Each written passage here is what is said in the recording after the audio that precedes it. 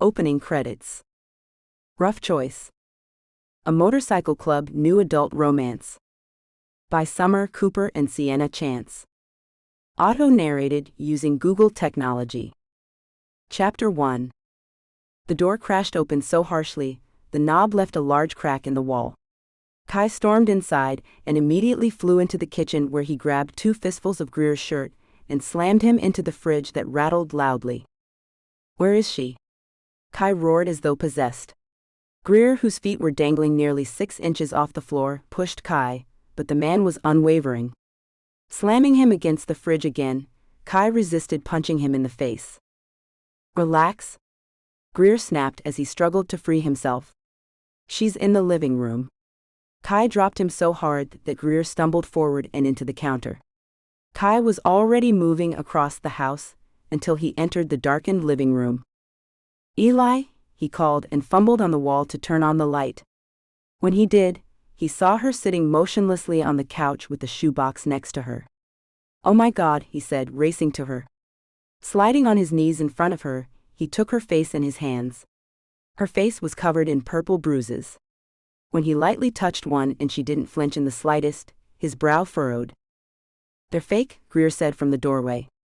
Kai glanced up from Eliana for the briefest moment to look at the blonde. "We had to make it look convincing," Greer elaborated. Looking back down at Eliana, he noticed she was trembling slightly. Her bottom lip was swollen. "This doesn't look fake," Kai said through gritted teeth as he glared up at Greer. "She did that herself," Greer said, waving a hand through the air. "I bit it," Eliana said quietly. "I was scared to die." "You're not going to die. I told you, I'm going to keep you safe," Kai said hurriedly. Eliana was already shaking her head. "No," she said, meeting his gaze with her watery eyes. "The gun? I shot the gun Greer gave me. I pulled the trigger. To shoot myself." "You shot yourself?" he shouted and began looking her over, frantically searching for a bullet wound. "Not exactly," Greer added as he leaned against the doorframe. "Someone had better start explaining really freaking fast," Kai raged as he stood to his feet. "I saw that photo." Eliana looked dead. "These bruises look pretty freaking real, and now you're saying she didn't exactly shoot herself?" "Greer said it was a test," Eliana began. Her voice was trembling more severely than her body. "Max was going to kill you if you didn't agree to his terms. We knew that. Greer had a plan, to send proof to Max that I was already dead so you didn't have to decide. He was either going to help me fake my death, or he was going to kill me." "You were going to kill her?" Kai asked vehemently, and Greer's only reply was a slight inclination of his chin. "I couldn't let Max kill you because of me. So, when Greer offered up a gun, I took it. If I was already dead, then you would be alive, and you could help stop all the destruction that Max is causing. I put the gun to my head, and I pulled the trigger." "It was empty," Greer explained before Kai could ask the question. "I needed to know that she loved you. That what we're doing for her because of her was worth it." "That wasn't your call to make," Kai snapped. "Yes, it was," Greer defended with raised eyebrows. "You're not the only one with a stake in the game. A lot of us have had our hopes riding on you for years. We weren't going to get this close to blow it on someone who wasn't loyal to you. Turns out she really does love you. Values your life above her own. She was ready to die for you, Kai. Just like the rest of us." "The rest of you?" Kai asked, as he sank onto the couch next to Eliana and wrapped an arm around her.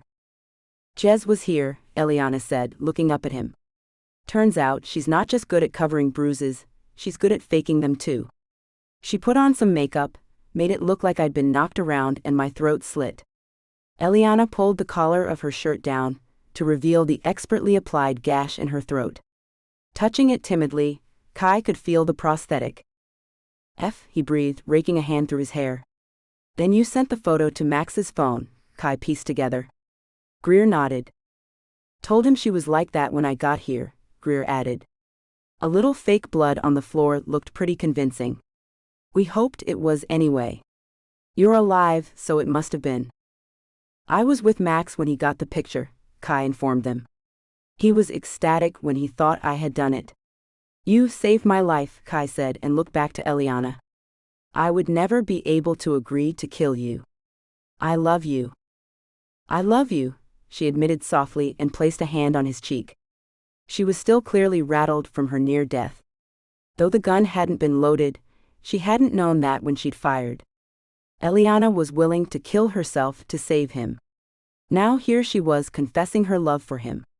Kai dipped his head to give her a chaste Censored. "Where's Jez now?" Kai asked when he noticed she wasn't anywhere to be found.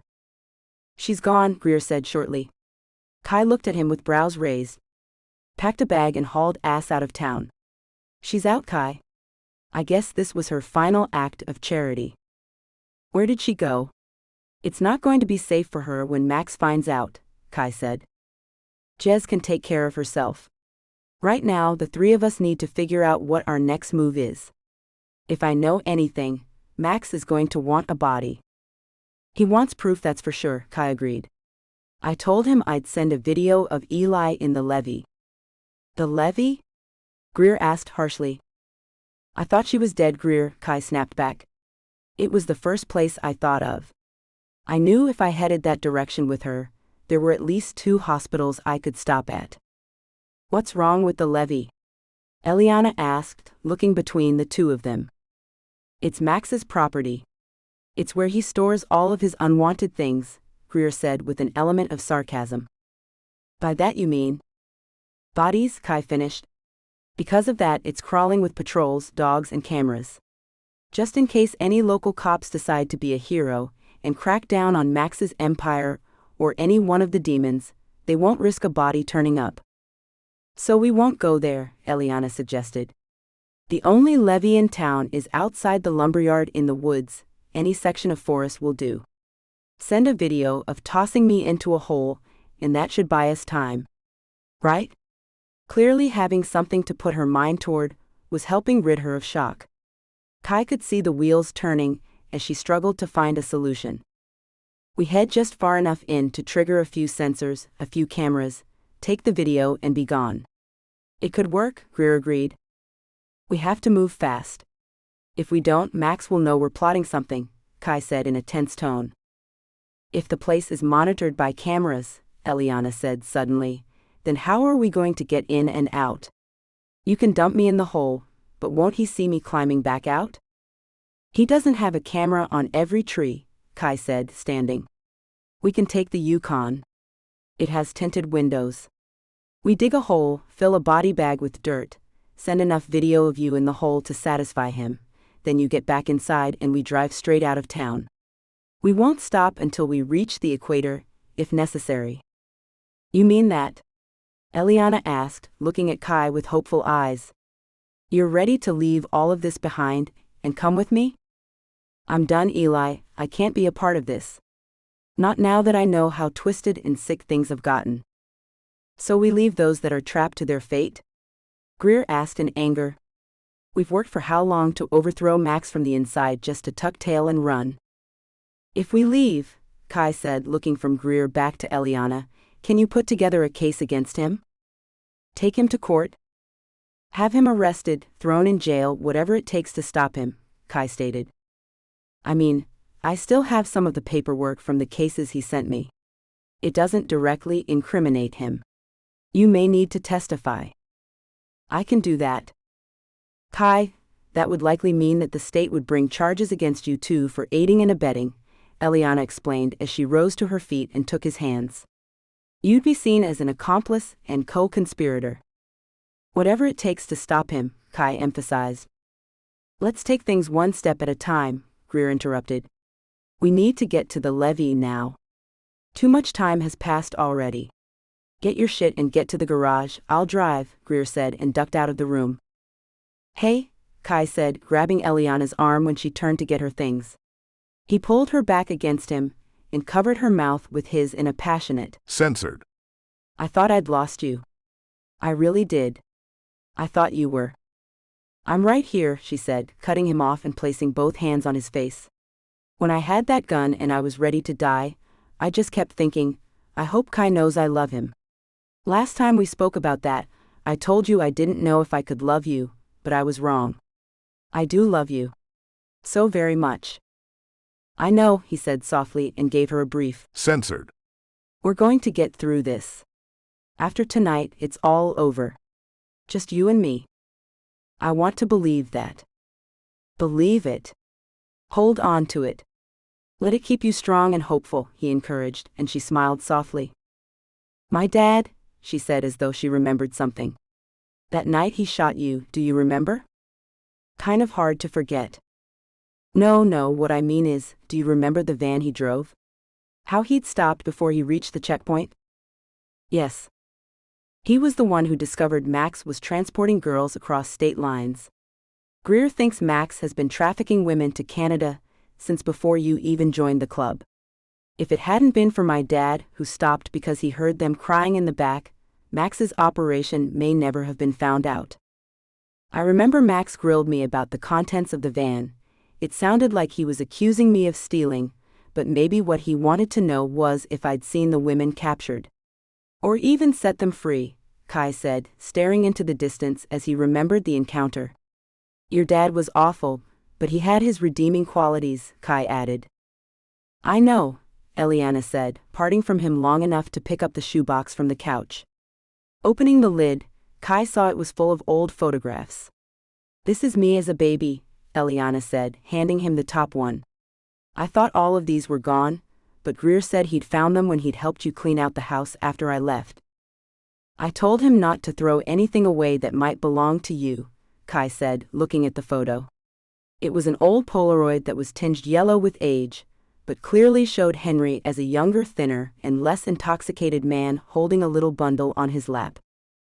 Do you see this? Eliana asked, pointing to where Henry's hand held her chubby baby one. Kai nodded. My dad has his thumb pressed to my palm. When he was dying in the hospital, he took my hand like this.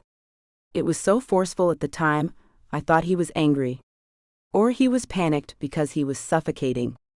But now, I wonder if he just wanted to do this one more time. Have me wrap my fingers around his thumb and hold onto him like when I was a baby. When he was my whole world. Eliana was crying, and Kai took her in his arms. It's okay to love your dad and still be angry at him, Kai said as he pressed his lips against her hair. Henry saved those girls who got away.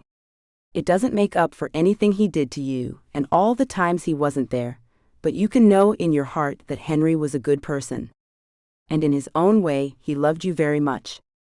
Eliana nodded and sniffled a few times before she was able to stop her tears. I know we don't have time for this, she said, stuffing the picture into her pocket. It's been a lot to take in today. We'll have all the time in the world to process these things and talk about them, Kai promised. Get your bag and get to the garage. I have to get one of the suit bags from the closet upstairs. I've got a couple of black ones we can use as body bags. That's a terrifying thought, Eliana said, shivering. Have you done that before? Used one to hide a body? Eli, he said cautiously, and she held a hand up. You're right, I don't want to know. I'll meet you in the car, she said, and left the room. Kai made his way upstairs and retrieved the suit bags from the closet in his room, and felt he might be sick. The last time he'd used one to conceal a body, he hadn't thought twice about it. Now he was going to be using one to conceal Eliana's body. Though she was very much alive, images of what he'd thought was her lifeless body in that photo would haunt him for years to come. He'd never forgive himself if that became a reality. While he was still plenty angry at Greer for lying to him and almost killing the love of his life, he had to hand it to him. Greer's loyalty was unmatched, and it had been his quick thinking that had saved his life. Before the night was over, he'd save his life again too, and Eliana's. Sighing one last time, Kai turned the lights off in the house that had once belonged to Eliana and that had become his home. He knew the minute he shut the door behind him and climbed into the passenger seat of the Yukon SUV, he'd never see her in that house again. Chapter 2. Eliana was shivering in the cold and in fright. She was watching helplessly as Kai and Greer dug her would-be grave. Their progress was illuminated by the headlights of the SUV, but was still obscured by the downpour. They'd managed their way onto the property, and just as the men had said, the forest was more of a compound. Once they'd passed through the chain-link fence, Eliana had searched the tree line frantically, looking through the tinted windows for cameras. It wasn't easy in the night with the rain through dark windows, but they'd managed to find a few. It was in the line of these cameras, they were digging their hole. Kai had been smart. He'd parked the SUV so the tailgate was slightly obscured, and only half of the grave was within sight of the camera. This would ensure she could get in and out of the hole without being seen. Hopefully. Eliana was pulled from her thoughts when Kai opened the door to the back. He was soaked from head to foot, and he had dirt smeared on his face. "Are you ready?" he asked. She climbed over the back of the seat to back where Kai tossed the shovel aside and unzipped the suit bag. "Let's just get this over with," she said, and lay down inside. Kai gave her an apologetic look before zipping it up. Before he fully encased her, he smeared a muddy hand over her face to help darken the bruises. Eliana took a steadying breath as he lifted her into his arms. Rain pattered the tarp-like material as soon as she was out of the back of the car. "I'm recording," Greer said, and Kai nodded as he saw the cell phone Greer was pointing at them. Kai looked from the camera to the hole, where he jumped inside and set the bag containing Eliana inside. Greer handed him the phone, and Kai had to wipe water from the lens to ensure it was visible when he unzipped the top to reveal Eliana's face. Playing the part as best she could, Eliana remained motionless knowing she was being filmed. The next part was the scariest. Kai had loaded a gun with blanks and while still filming, fired several rounds into the censored of the bag. The pellets were enough to tear holes and sting her skin, but not enough to puncture her. The loud shots echoed through the air loud enough to drown out the rolls of thunder in the distance. Kai hit send on the phone, and the video was off. He tossed it quickly to Greer and took hold of Eliana. "Come here," he said, drawing her out of the bag and into his arms. It's over," he said quickly into her ear as she clung to him. He released her only long enough to jump out of the grave and hoist her up. "Let's load up," Greer suggested and began filling the hole in. "Get into some dry clothes, we'll take care of this," Kai said, holding the back door open for her. Eliana was grateful as she slid into the warm car and stripped of her now wet clothes. She had just tugged on pants and a shirt when she saw headlights approaching from the opposite direction. Giving the horn a quick honk, Kai and Greer looked up from their task. She pointed, and they turned simultaneously. Kai gestured for her to get down, and she was quick to lock the doors as she ducked in the back seat. "Did Max send someone?" Kai asked, and Greer only shrugged. They watched as a tan Jeep pulled to a stop on the opposite side of the grave, and a single man exited. Wearing a green park ranger jacket, both Kai and Greer noted the handgun on his hip. "What are you boys up to?" the middle-aged man wearing a broad-brimmed hat asked, his voice muddled by the rain. "Digging a hole," Greer replied. The short, thin man circled, hands on hips, and spat into the hole as he neared them. "Pretty big hole, you got something to bury?" "Maybe we're looking for treasure." "You looking to get that smartass shot, son?" the ranger asked, his annoyance was clear. "We're not looking for trouble," Kai interjected, before Greer could mouth off and cause a bigger problem. "We're just here to—" "I know why you're here," he said sharply and removed the flashlight from his belt. "I have orders too, boys. My orders are to make sure you got the job done." He shined the light into the hole that was already half full of dirt. "She in there?" "Yes," Kai answered. "We sent the video to Max." "How'd you do it?" "With a cell phone." "You got a death wish, son?" "Greer, shut up," Kai demanded. "I slit her throat.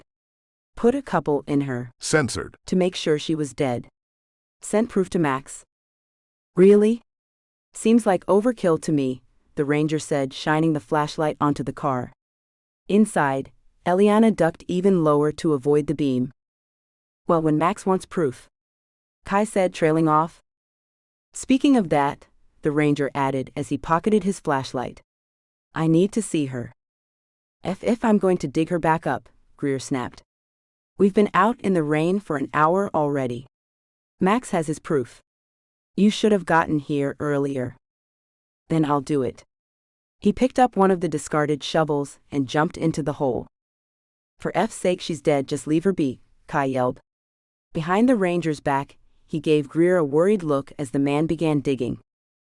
I've got orders to deliver a hand, he called from inside the hole as he continued to dig.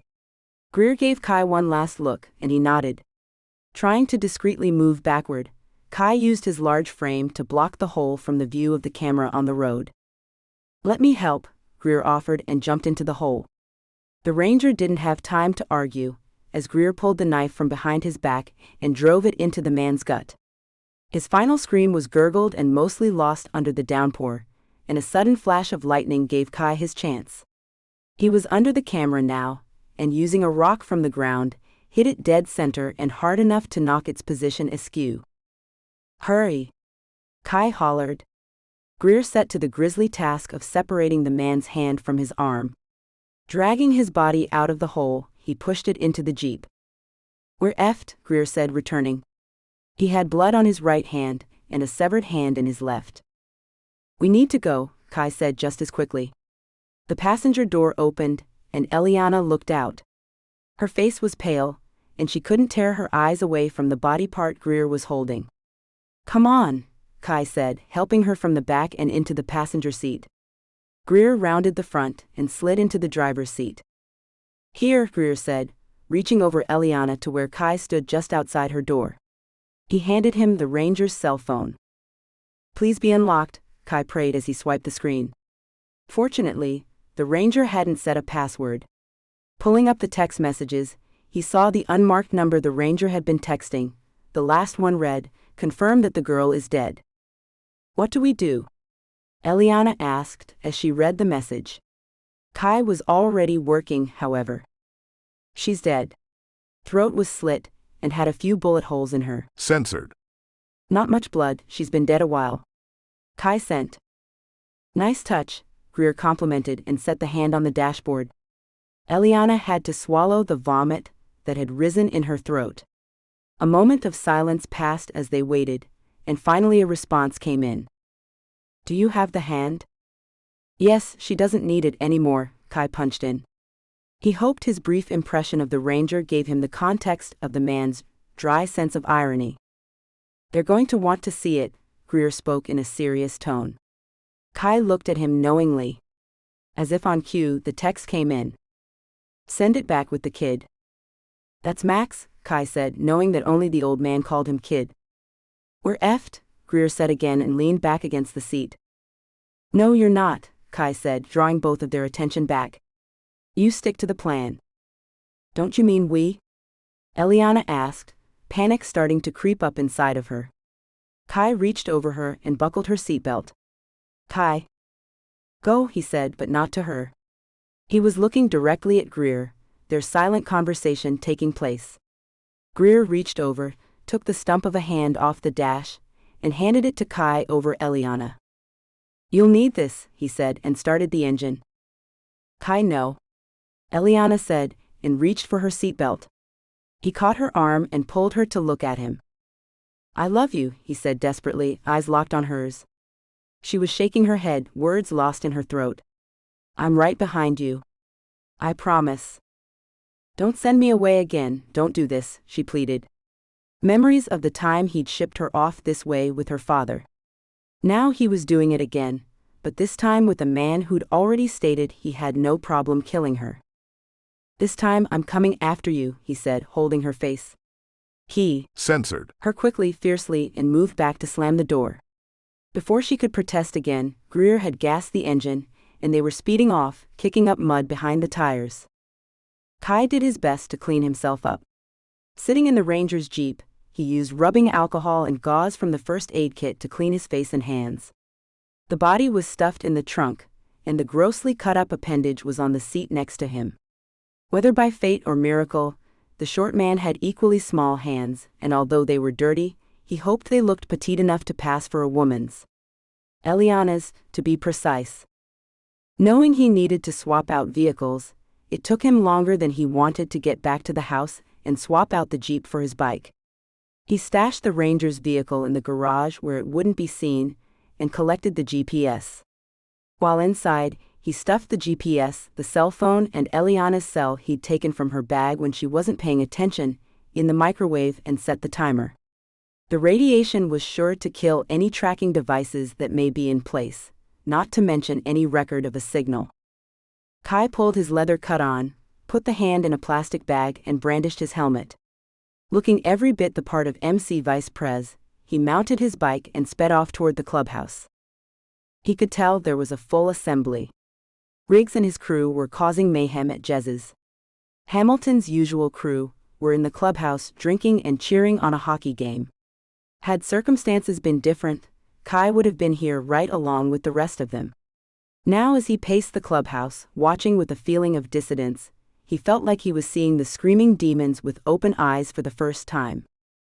While most of the men seemed harmless, he could see the villains among them. They carried themselves like kings, their hands waving and beckoning for drink, food, or censored. Kai could see the wall-cats standing, waiting, their eyes dim and hollow. He'd never spent much time looking at them, but now he saw them. Truly saw them. Some looked like teenagers who'd gotten lost at the mall.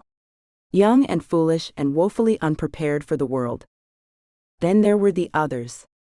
Thin. Bruised. Staring at the ground while demons monitored them. Hovered over them like pimps. In truth, that was likely what they were. How had he been so blind? How could he not have seen this? He'd been so singularly focused over the last 10 years. Working to gain position, and try in his own pathetic way to win Eliana over that he was completely ignorant of what was going on around him.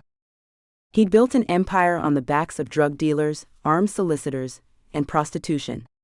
Kai felt his stomach churning in knots. He'd thought part of him would be sad to leave the club, but at the moment he couldn't stand to be around any of it. The whooping and hollering from the men, the moaning and groaning from the clubhouse rooms, the smell of beer, cigarettes, and gasoline was repugnant to him. He slammed the door to Max's office open without waiting for an invitation. To his shock, he saw Jez sitting on Max's lap on the couch. She cast him a fleeting look of feigned surprise, and Kai returned it. "Ever heard of knocking?" Max said coolly, and Jez subtly slipped off his lap and moved into the seat next to him. "Here," Kai said without waiting. He tossed the hand onto the table in front of Max and stood glaring.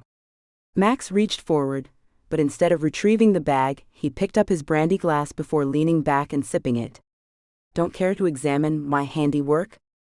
"Is that meant to be a joke?" Max asked with a coughing laugh. Kai remained placid. "I know you put her in the hole," Max said, crossing his legs. "Damned if the rain didn't obscure the video you sent, but you did a good job of doing it within sight of the cameras. Very well thought out." Kai couldn't tell if his tone was patronizing or complimentary. "Short of dragging her body in here, I didn't want to leave any room for doubt," Kai stated flatly. He wanted in and out, and to be done with all of this. His contempt for the man in front of him tasted like vinegar in his mouth. "You killed her?" Jez asked, playing her part well. Kai didn't know why she'd returned, but it was probably better that she did. Too many missing people, and Max was going to catch on. "That brunette lawyer you brought through the bar?" "Yes, he killed her," Max answered for him. "Strangled her, am I right?" "I slit her throat, Max, you know that," Kai said with gritted teeth. Even the idea of it made Kai's eyes sting with tears. "That's right," Max crooned. "How was that? Did she cry when she realized she'd been betrayed?" "Yes," Kai said quietly, remembering Eliana's face when he'd sent her off again. "She cried and gagged on her own blood, and she died. If you don't mind, I've given you enough information and proof, and you can go F yourself with it." "Ha!" Max bellowed, smile bright on his face. "That's my boy." Max struggled to stand. He crossed to him and placed a hand on Kai's shoulder. "Good job, kid. You did a damn good job." So he was convinced. Then why was there a gleam in his eye? Kai turned when he heard the door open. Dahl stood there with a grin on his face and a gun in his hand. Chapter 3. It was dawn before Eliana was allowed to sit up. Greer had ordered her to sit on the floor of the SUV all night as he drove. Knowing that, despite her reeling mind, she drifted in and out of sleep. Her restlessness had given way to haunting dreams of shallow graves, severed body parts, and seeing Kai's face in all of it. She had fleeting dreams of being chased by flocks of motorcycles and rattled in prison cells lined with paperwork. The droning nightmares ended when the car lurched, and she was jostled fully awake. "Sorry," Greer said, though his tone conveyed no remorse as she rubbed her head where she'd slammed it on the underside of the glove compartment. Eliana struggled to stretch from her position on the floor. Her back, censored. Her legs were asleep, and her arms felt heavy at her side. To say nothing of the lump forming on her head where she just hit it. "You can get up," Greer said in the same flat tone. "Thank God." She sighed as she slid into the passenger seat. The blood rushed to her legs, and they tingled like needle pricks all the way to her toes. "Where are we?" she asked, looking around her. The terrain was very different from the Atlantic Northeast where they'd come from. It was flatter, and though there was some greenery, it was hardly the deciduous terrain they'd left the night before. "I know we're going west," she observed when Greer didn't answer. "Are we?" he asked in feigned ignorance. Eliana was too tired to roll her eyes, so she sighed instead. "It's morning, the sun is rising behind us."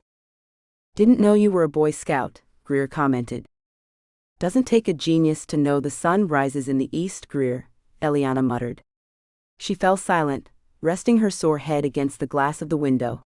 Signs flew past them on the road, but as they were on a rural highway, none of the exit signs were very informative as to their location. Wherever they were, it was hours away from Kai. As though remembering something, she turned in her seat and grabbed her backpack from the seat behind her. She was rummaging and fumbling through it, searching every pocket and crevice. Not finding what she was looking for, she upended it and scoured her belongings. "I can't find my phone," she said, looking over at Greer.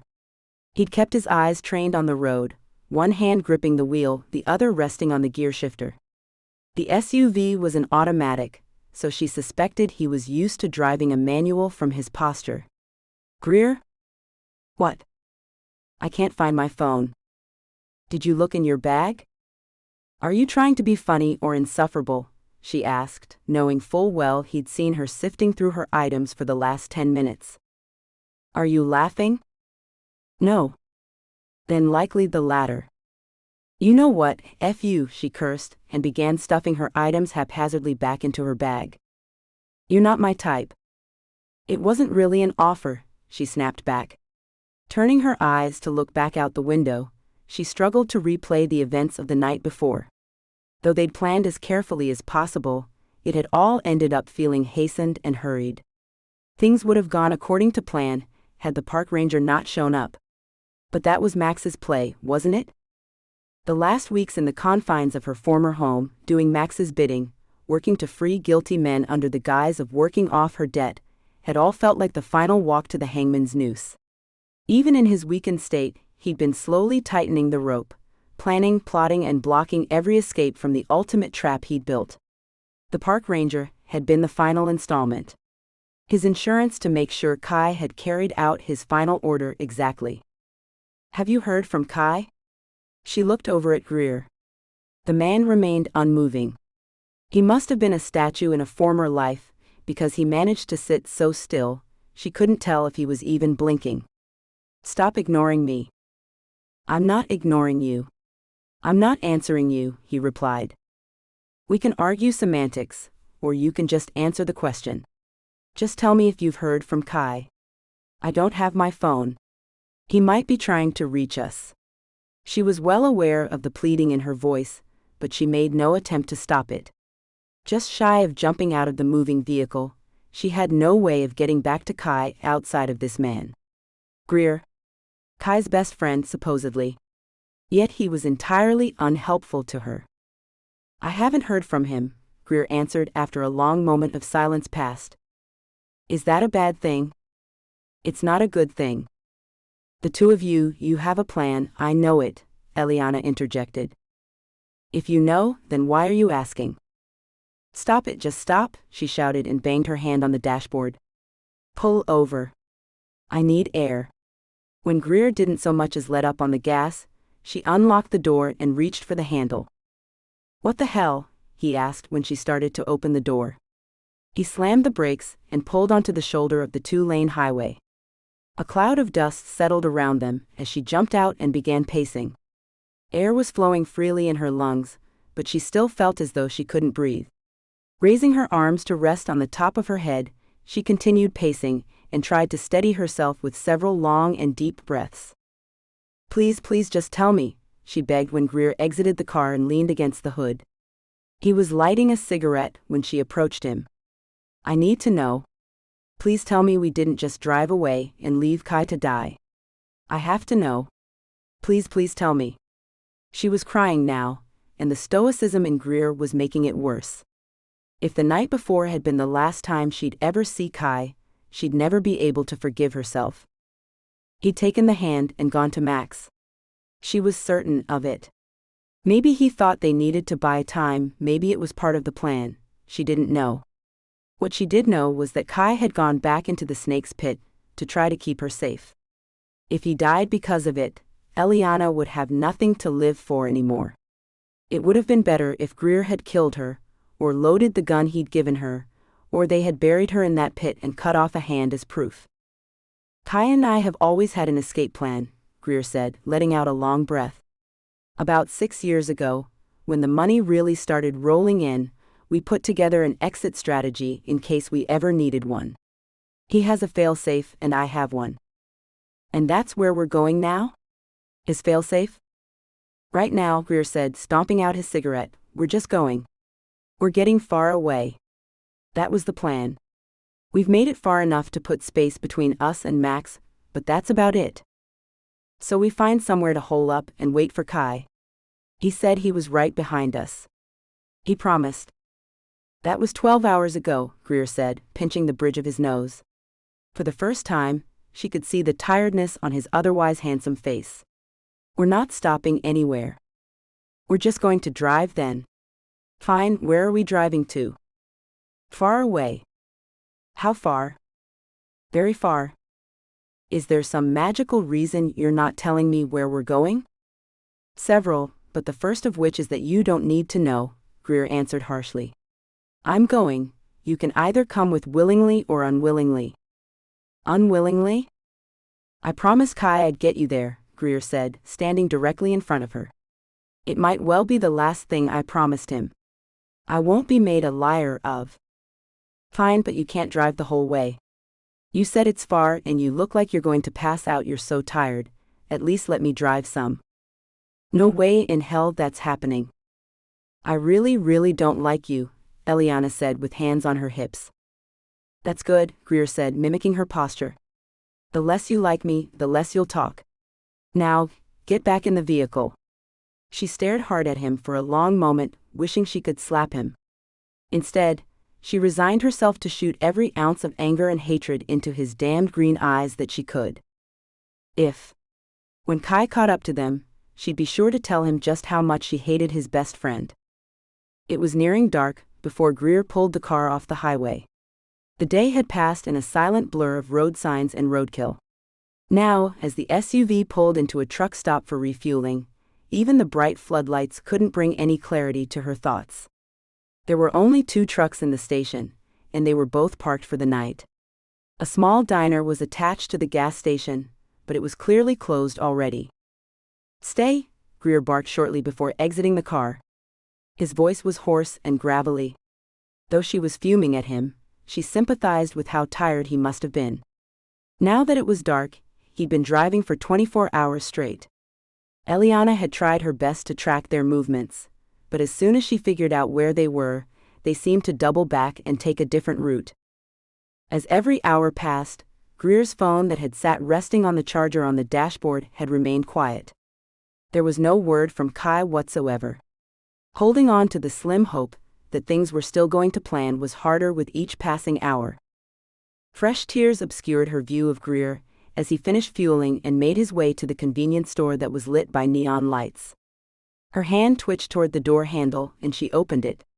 Stepping out into the night, her legs nearly buckled from lack of use.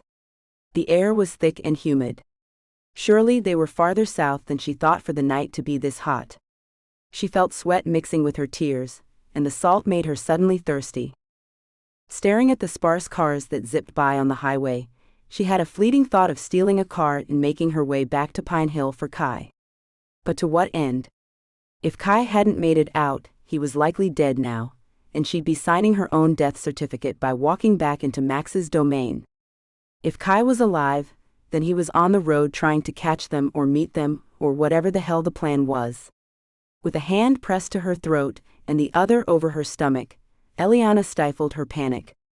She was so fed up with feeling trapped. Pacing like a caged lion, even her feet couldn't figure out where they wanted to go. First toward the convenience store, then back to the SUV, then in no particular direction. She was wandering the parking lot that smelled of gasoline and burning rubber. Squeezing her eyes shut, her mind conjured images of Kai. How desperate he'd looked when he buckled her into the vehicle. Sent her away. Again. Her enraged cry tore open the night, and she fell to her knees. Screaming a second time, anger seeped out of her like sweat. How could he do this her? The worst night of her life had been the first time he'd sent her away, and now he'd done it again. She felt like the body of a yo-yo, always being tugged and flung in whatever direction the wielder chose. Always dangling by a thread. Never having any say in where she went. Not this time. Hey, she called to a trucker sitting in his cab. He was reading a newspaper and drinking something out of a styrofoam cup. He looked up when she approached his vehicle. In his late 40s to early 50s, he had a full beard and a round belly he kept his hands propped on. "Can I get a ride?" "Where to?" he asked, sitting a little straighter. "Anywhere," she replied with wide eyes. "I'm headed to Wisconsin before the morning." "That's fine, drop me anywhere. I just need to get out of here," she said hurriedly. "You running from something?" he asked, turning to look at her more fully.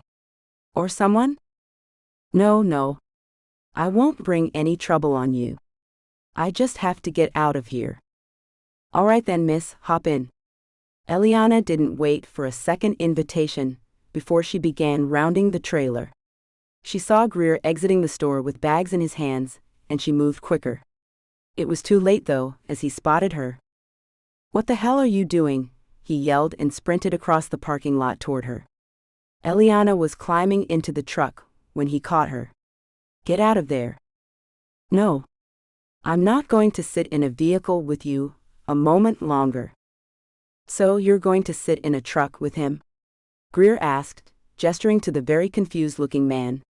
She remained silent but averted her eyes. "What about Kai?" What about him?" "He hasn't sent any word." "He's probably dead." "Yeah, he probably is." Greer yelled in an uncharacteristic level of emotion. She'd not suspected he was capable of this level of emotion, based on his usual monotone behavior toward her. "So you're going to tell me he died in vain? He sent himself to his grave, buying us time to escape so you can drive off with this freaking Santa Claus-looking mother effer?" "That's it, get out," the trucker yelled. When Eliana didn't move fast enough, he reached for the gun under his seat. She practically flung herself out of the cab. She shoved past Greer and began walking away from him in no particular direction. "Get back here," Greer said, grabbing her arm. She yanked it away from him, then reared back and slapped him hard across the face. The crack was sickening, but Greer didn't so much as flinch. "I hate you," she screamed. Still, Greer didn't make the slightest movement. She slapped his censored, and when he remained silent still, she began hitting him repeatedly. "I hate you and I hate him. I hate Kai. I hate him." Her body fell weak with sobs, and when she lost her strength to hit Greer anymore, one of his arms wrapped around her shoulders and pulled her against his warm. censored. "He left me again. He sent me away. I hate him. I hate him." She wept as her arms wove around his torso. "I know," Greer murmured, resting his chin on her head. "I hate him too." Chapter 4. Just before dawn the next morning, Greer pulled the SUV onto another highway exit. This was no truck stop, however, it was a small town. Resembling most small towns, Eliana ticked off the usual staples: a steepled church, a couple of motels, a bar, a consignment shop, and a cafe.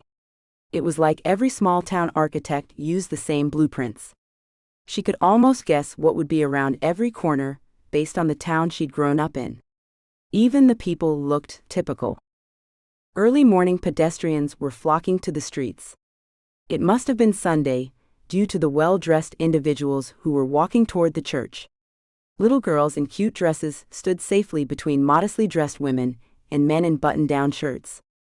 Eliana racked her brain. She felt so disoriented. Had it not been for the guide of the churchgoers, she wouldn't have been able to tell what day of the week it was had her life depended on it. All of her days rolled together like one long blur.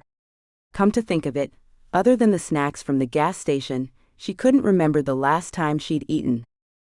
"What are we doing here?" she asked when Greer drove through town and pulled onto a dirt road. Since her meltdown at the truck stop, their relationship had hardly become more sociable, but there seemed to be a quiet understanding that passed between them. Greer was Kai's best friend. Eliana was Kai's true love. Their affection for the man united them, and at the present, their mutual hatred and anger at him bonded them. Eliana felt ashamed of herself for being so selfish. Since their departure, she'd only been thinking of her own suffering and misery without Kai. Not knowing if he was dead, alive, or something in between. She hadn't stopped to think that Greer was grieving too. Not knowing anything about the man, she hadn't realized he'd been expressing his pain through silence and determination. He'd torn through a third of the country in just under 2 days, trying to keep them safe, making sure there was no one tailing them. No one could follow them. In days of modern speed cameras and surveillance, especially anywhere within the proximity of state borders, he had to make sure he didn't trip any sensors. If he did, he was seen driving in and out repeatedly to throw anyone off the trail. It was meticulous work, and the more she observed his driving and spent less time brooding, she could appreciate his mastery. Especially running on Snickers bars and energy drinks for the last 36 hours. Greer was a warrior from the top of his head to the tip of his toes. Even now, as she stared at his profile, she felt a new appreciation for him. Though he still scared her, unnerved her, and Lord knows annoyed the hell out of her with his silence, he'd rescued her. They were free from Max's reach. At least for the time being. "It's an old storehouse," Greer answered when they reached the end of the dirt road. An abandoned house sat at the end of the long driveway. Based on the peeling shingles, broken windows, and hinged doors, the house hadn't been used in years. Before she had the chance to ask how on earth this rundown foreclosure could serve any purpose, Greer turned sharply and drove to the back of the house and across a short field toward a barn. The red paint was now tinged orange from age, but it looked otherwise unfazed with time. There was only a single round window toward the top of the structure, and there was a chain bolt on the door. Greer pulled the SUV to a stop next to the barn and killed the engine. "What did you store here?" she asked, and followed him as he exited the SUV. "Ghosts?" she asked sarcastically, and when she stepped on the remnants of a broken fence, she kicked a plank that housed several rusty nails. "Tetanus. And scurvy," Greer chided. He used a set of deadbolt cutters that had been hidden in the bushes to break the lock on the door. The chain rattled to the ground, and he tossed the cutters aside before he flung the doors to the barn wide open. The only light in the barn was a single bare bulb that Greer turned on via the small switch chain that hung beside it. Not that it did much good. However, the open barn doors were more than adequate to illuminate the fortress inside. Eliana gaped as she saw the inside of the building. It was meticulously organized, save for the wooden planked floors underfoot. The walls to her right were lined with gun racks that held everything from handguns to assault weapons, and what she was pretty sure was a bazooka. All hung perfectly on pegs. She wouldn't have been surprised if they were alphabetized. The tool, censored, on the far wall held containers of ammunition and medical supplies. Greer moved about the room, as though he'd been here several times before. He was soon out of her sight, as the center of the room was occupied by a large structure she assumed was a concealed vehicle under a gray tarp based on the shape of it. Having no censored to see the guns any more closely, she moved instead to the left side where the wall to her left was lined with a long map of the U.S. It looked as though someone had charted several routes and circled a few key locations, Pine Hill being one of them. What she saw seemed more of a battle strategy than a road trip map. On the right side was a list of locations, cities, the names of roads, or possibly even hotels or buildings. Between the colored pegs were strings of matching colors that possibly guided the reader. Her eyes moved over it quickly, her mind eager to have any bit of information to devour. 2 days with nothing to do but stare out the window and a veritable mannequin to talk to, she was starved for stimulation. "So," she said, trailing off as she surveyed the map that was lined with colored pins. Her eyes darted back and forth as though reading it like a textbook. "We're in Kentucky." "What makes you think that?" Greer asked, as he put an empty duffel bag on the table and began filling it with items he'd gathered from around the room. "This pin is red," she said, pointing to the one pinned on the state of Kentucky. "The ones in the north are green, and the ones in the south are yellow. So, this is the only red one. As in, you are standing here kind of red," she stated as she explained her line of reasoning. "We're in Kentucky." "If you say so," Greer muttered as he continued in his task without looking at her. "Why won't you tell me where we are? Is it so difficult to tell me? I don't see the harm in it.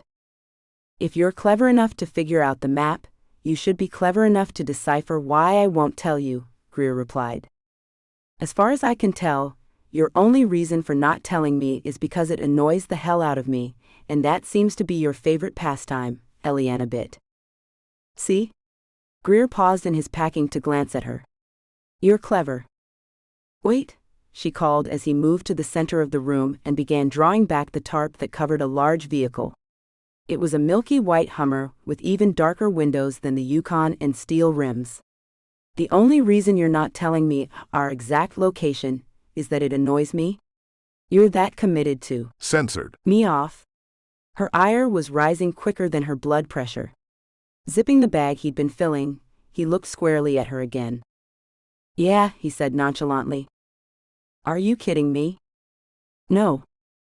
"What the hell is your problem?" Eliana snapped, placing her hands firmly on her hips. "This obviously isn't easy on either of us, so why do you seem set on punishing me? You're deliberately making things harder on me." "Yeah, I am," Greer admitted with a shrug. "Why?" "Why?" "Yes, why?" "Because you've been a massive pain in the ass ever since you arrived," he hollered.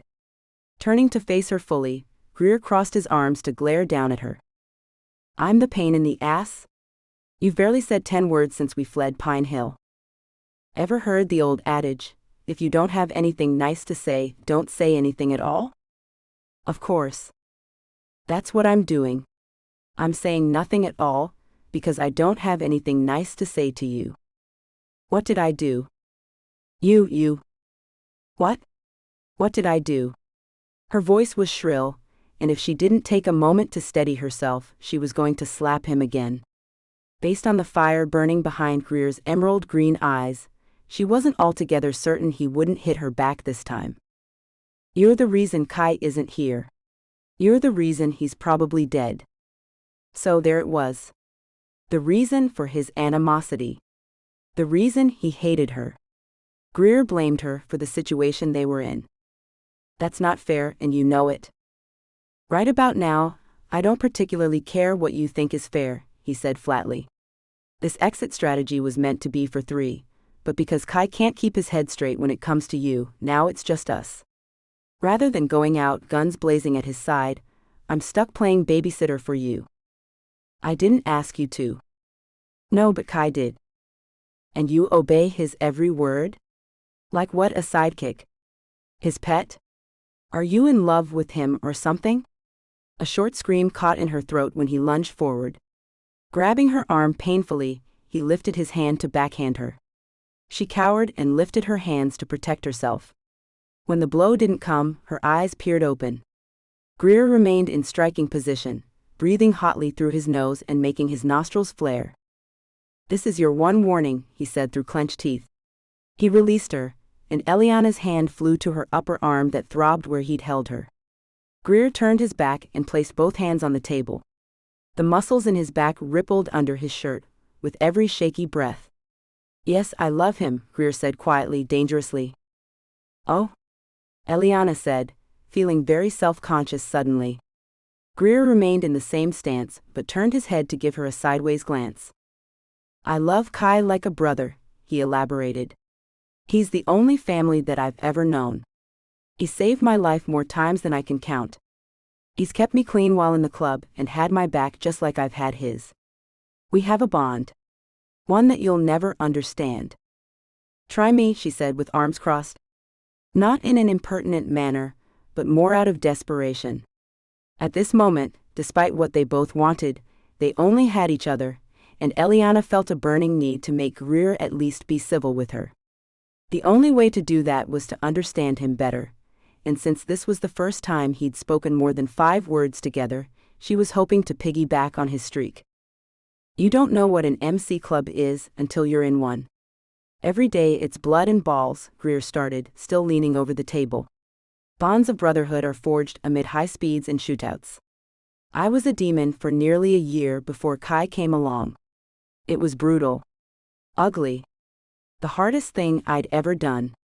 I didn't have the luxury of a family that cared for me, and until Kai came along, I didn't have anyone watching my back in the club the way he has. You were initiated, they accepted you. Surely someone. I was good at what I did. I can drive. I can shoot.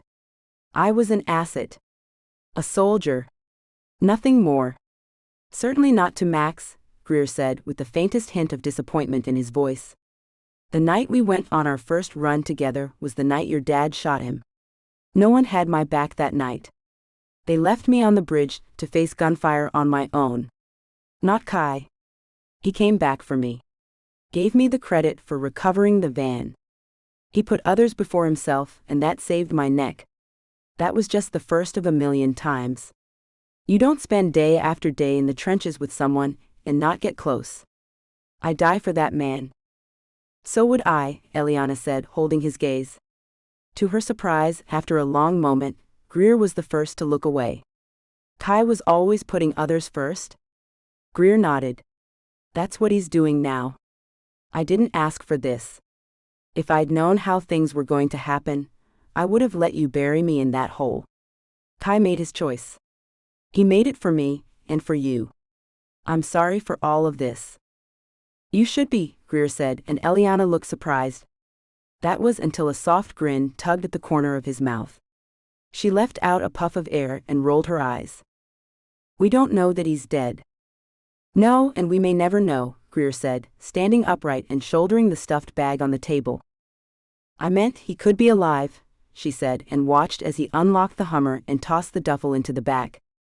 "Yes," Greer agreed. "He could be. Which means we have to get on the road. Kai and I both had our routes planned if we ever needed an escape.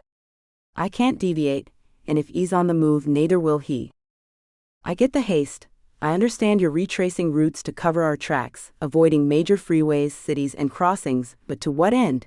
she asked when she saw him open the back and toss in a couple of sleeping bags. When Greer didn't answer, she huffed. He sighed as well and rested his arm on the open door. They needed to come to a better arrangement than arguing every time the car stopped. Mostly because Greer was too tired to continue this maddening soap opera with her. "Belize," he said in a tone of finality. "We're going to Belize." Chapter 5. Kai was startled awake by the sharp smack across his face. He hated his reaction, but the gasp and moan couldn't be helped. His hands were tied together and drawn upward over his head, where they were secured to the exposed sewer pipe. The room he'd been in for the last day, or possibly 2, was barely a storage room. The cement-enclosed room was in the basement of the clubhouse. He'd been able to discern that much at least. Dahl, who was currently wailing on him with his fists, was all pomp and show. He acted so high and mighty, but at the core he was a bully and a thug with a crusty exterior and a soft underbelly. Having hooded him and pistol-whipped him on the floor of Max's office, Kai had feigned unconsciousness long enough to decipher where he was being taken. He'd need to know where he was, so when he inevitably escaped his bonds, he could get the hell out of the clubhouse as fast as possible. "You ready to talk?" Dahl asked, as he wiped the blood from his knuckles with the bottom of Kai's shirt. "Max wants to know where your little girlfriend is. He knows she isn't dead." "She's not?" "That's news to me," Kai croaked out with a dry throat. He hadn't had so much as a drop of water since he was taken below. He couldn't be sure how much time had passed as there were no windows. There was no rhyme or reason when the door would open or close. Kai was no stranger to torture. He'd done it many times himself to others, so he was sure to keep his mind occupied during the downtime and dissociated during the beatings. Based on the wild look on Dahl's face, he was due for another one. "It was a cute ploy, but Max isn't stupid. None of us believed you had the balls to kill her. You're a freaking waste of space and a poor excuse for a man. Since she's not anywhere to be found in town, we need to know where she's going, which direction she went, and who might be helping her. Besides your censored buddy Greer, that is. So I ask again. Are you ready to talk?" He cracked his knuckles pretentiously. "Please," Dahl continued before Kai could answer, "please don't be. I am getting so much satisfaction out of beating the shit out of you." "I can tell," Kai said, spitting blood on the floor. "What are you going to do next? Joke off while you make me moan your name?" Another hard punch to the gut made Kai dry heave. He wouldn't admit it, but his censored was on fire, and he couldn't feel his arms anymore. "You're pathetic," Dahl crooned in his gravelly voice as he took a seat in the single chair that sat opposite where Kai dangled. "I bet you think yourself a hero, but you're not. You're pathetic. All this," he said, gesturing with his hands, "for some woman. Not even a very pretty one." "Pretty enough," Kai said, trying to get his feet under him. When he hung from his arms with his full weight, he found it was almost impossible to breathe. "To F? I suppose," Dahl agreed, crossing one leg over the other, "but pretty enough to be tortured? Lose status and rank within the club? Not hardly. If I was you, had things handed to me the way they were handed to you, I'd never lose my presidency for some dried out censored." "Then it's a good thing you're not me," Kai stated. "Although you spend an awfully long time trying to be." Dahl's eyes narrowed. "Sure, you conned and schemed your way into the club, took your oath, and garnered favor to be put on Max's private security, thinking it was giving you a position of authority, but no one gives two shits about you, Dahl." "Shut up, I earned my patches same as everybody else." "Did you?" Kai asked with a cough he disguised as a laugh. "You act so badass." "You know, I shouldn't admit this," he said, looking at Dahl with amusement. "I looked you up 3 years ago when you joined." A muscle in Dahl's jaw twitched. "Yeah, you came in here spitting stories about your days in the military, how tough and badass you are, how brave and fierce and noble you were defending our country." The chair fell over when Dahl stood abruptly. "How amusing it was to find you never saw active duty. What was the record? Mentally unstable for combat?" "That was one report, and it didn't stop me from joining a clandestine unit after I was discharged. I've seen warfare." "Dishonorable discharge," Kai continued. He was smirking, and it made his dry lips crack and bleed. "For fighting with the self-righteous officer, tried to tell me how to do my job, so it came to fists." "Yeah, I'm sure she put up a good fight."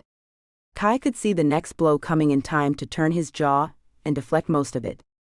When Dahl raised his hand again, Kai burst out laughing, and it made him stop. "Look at you. So tough and badass, beating women and men who are tied up. Let's all quake in fear of the great Dahl, who earned his participants patches like a freaking Girl Scout selling cookies. F you. Not tonight, honey, I have a headache." Despite his attempts to keep a jovial mood, when Dahl went at him again with his fists, Kai couldn't keep a thought inside outside of the pain. His already bruised ribs were cracking, his head was bleeding, and the lack of food and water was taking its toll. He couldn't stop himself from losing consciousness. Their next night on the road, Greer had finally succumbed to exhaustion. Now, while it was dark, he pulled to the back of another truck stop somewhere in Tennessee. When the back seats were down, they unrolled sleeping bags, and before Greer even climbed into his, he was passed out. Knowing she only had a small window of opportunity, Eliana grabbed her bag and quietly exited the vehicle. Abutting the gas station was the standard convenience store, but this one also housed a 24-hour diner. It was nearly vacant when she stepped inside, and the bell above the door rang delicately. The waft of diner-quality food smelled especially fragrant, considering her last several meals had come out of a fast food bag. When she was seated and had ordered a coffee and dessert, she pulled her laptop out of her bag and plugged it in. Firing it to life, Eliana quickly pulled up her social media accounts and checked her emails, hoping to find any contact from Kai. There was nothing. Pulling up the application that tracked her phone's location, she was met with a message that read, "No signal found." Although frustrated, she wasn't exactly surprised. She'd long suspected that Kai or Greer had taken her phone and smashed it, burned it, or tossed it in the bathtub. Whatever it took to kill the signal. Even Greer was using a burner phone that he kept charging in the SUV. Though she didn't know why. She never saw him using it or even checking it. So many times she'd wanted to reach over and try to find Kai's number and call him. He must have read her thoughts at some point, because out of the blue that afternoon, he'd informed her that there were no numbers stored in the phone, and she wouldn't be able to call anyone. When the coffee came, Eliana was grateful for something to sip on. Hell, she was grateful to be out of the car. She was almost sure she was going to have sores on her ass from sitting so long, and she desperately needed a shower and a full meal. Without being able to resist, she pulled up the old records from Pine Hill. Having used this work computer to help her build defenses for criminals Max wanted free, there were still some documents available for her reading. Most of it was useless jargon. Judicial loopholes she'd been able to exploit in her favor, but some of it was useful. While not directly incriminating, she wondered if any of it could be salvaged to trace back to Max or the MC. With nothing else to occupy her mind, she began reading and rereading everything she had stored. While she'd spent her youth loving everything about the courtroom, laws, and the art form of its interpretation, she now held a disdain for it. She'd seen firsthand how a murderer could walk free simply because an arresting officer didn't say the exact right thing. It was sick. Vowing at that moment, if she lived and they managed to get across the border to freedom, she swore to find a better way to work in the law. When she'd first decided to become a defense attorney, she thought it would be to defend those who couldn't or were unable to defend themselves. Now she realized the position was too fragile. You couldn't always tell the bad guys from the good guys, and even if you could, it didn't mean justice was served. Look at her present situation. Max was a bad guy. His cronies were bad men. The criminals he'd sent her case files on were certainly bad men. And all of them were walking free. They didn't have to worry about being held prisoner, or spend their days looking over their shoulders. They could go anywhere they pleased. Do anything they wanted.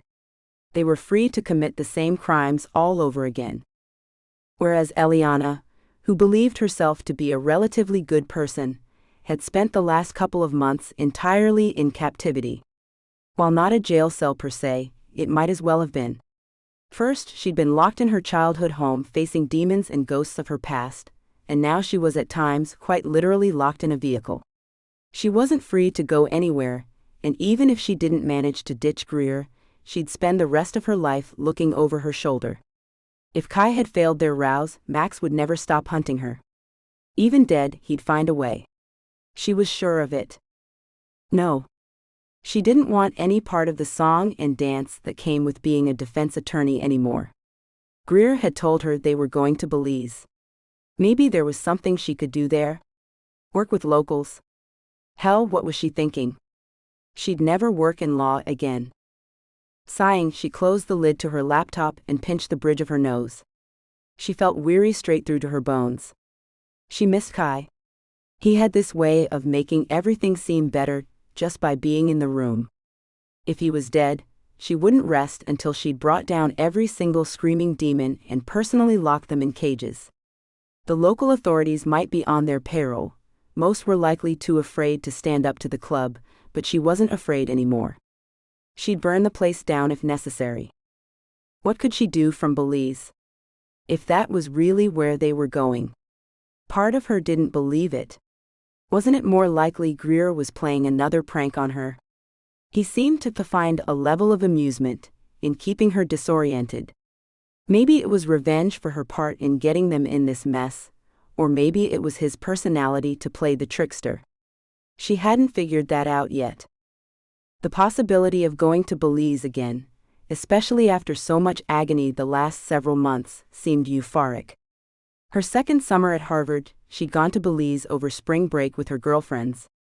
Lindsay's uncle was an international pilot, and he'd hooked them up with his timeshare. It was a beautiful cabana, nestled right along a public section of beach.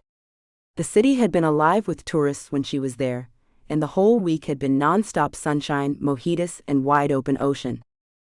Eliana found herself smiling at the memory. She could hardly remember what it was like to be so carefree, but it seemed just a little bit closer at the moment. It had taken some convincing from her friends to get her to go out dancing their second night there, but Eliana remembered the red dress she'd worn and how she'd danced until her flip-flop broke. She could still hear the laughter and the samba music that had resounded from the four-man band. They'd stayed at a bonfire all night until the sun came up and had to sleep until noon. Eliana's eyes snapped open. She remembered something. When she'd been at the beach club where there was music and dancing, she'd seen something. Although admittedly slightly inebriated at the time, she'd still been triggered into a memory. When she and Lindsay had gone to the bathroom together, they'd had to use a portable restroom outside and walked past a long line of parked Vespas and mopeds. Among them had been a Harley-Davidson with chopper handles. Even at the time, Eliana had thought it unusual. She doubted any of the patrons in Belize could afford the expensive motorcycle, let alone leave it parked in the open. As she'd stared at it, Eliana's mind had wandered back to Kai and his stupid motorcycle club. The sight of it, and the memory of her former boyfriend, had put her into a slightly depressed mood she'd then buried under 2 more alcoholic beverages. Never having confided in Lindsay who Kai was, not for a few more years anyway, she hadn't said anything. Now looking back, Eliana wondered, had it been Kai there in Belize? He'd admitted to keeping tabs on her. Even Max had said Kai made regular trips down to Cambridge over the years to check up on her. Had Kai known she was going on that trip? Had he followed her to Belize? The idea of it made her head swim. Her spring vacation there had been, and still was, one of the happiest times of her life. Now it seemed more than ironic they were headed back that direction. She wouldn't put it past Kai to orchestrate this entire thing. That was the way he was. Always in the rafters, always behind the scenes pulling strings and guiding her life like some puppet master or guardian angel. In her heart, she'd wanted to return to the beautiful, warm location. Was there going there now a final act of kindness from Kai? Had he done his best to secure her happiness by sending her here? More importantly, how could she ever be happy in beautiful Belize without Kai? Chapter 6. Eliana's hair was tinged with gold, as she lay sprawled on her stomach in the sunshine.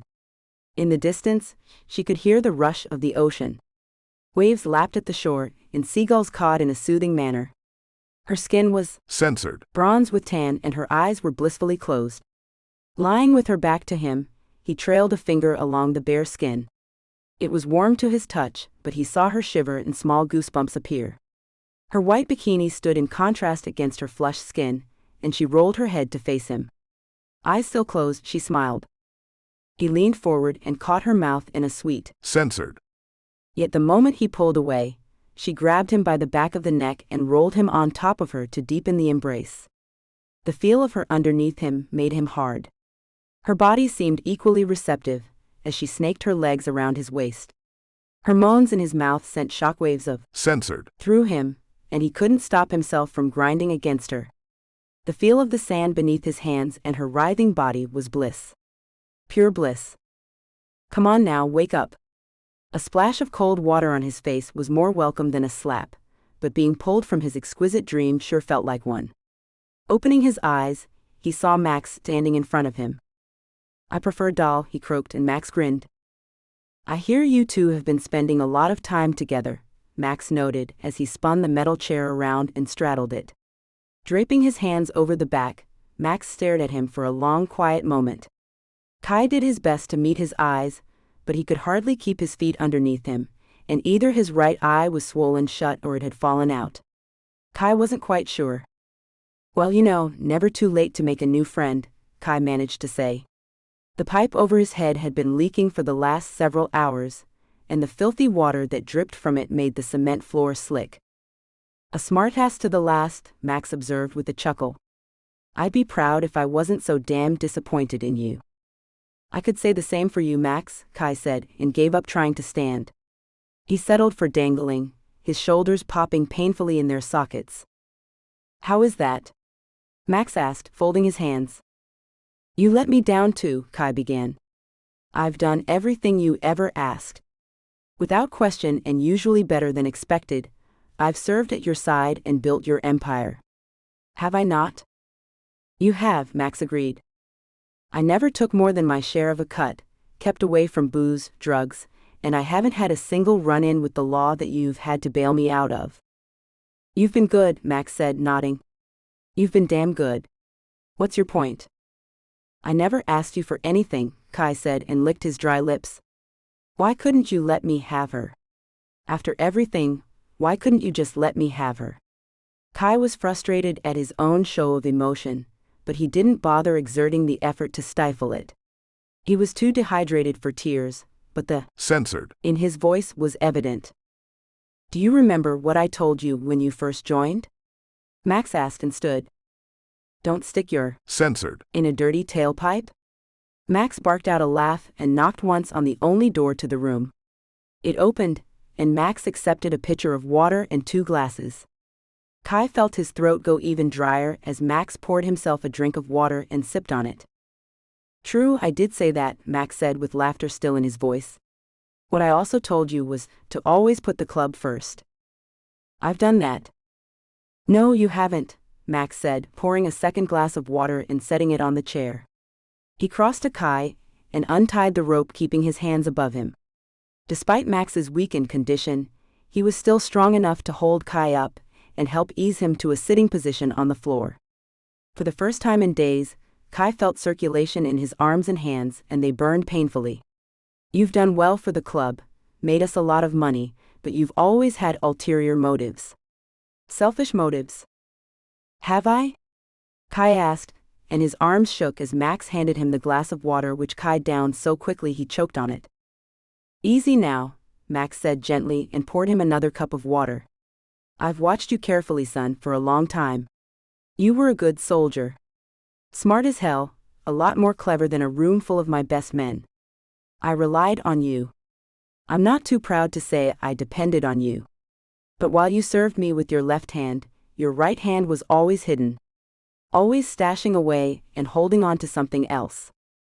"Eliana," Kai admitted, and Max nodded. "Your loyalty has always been divided.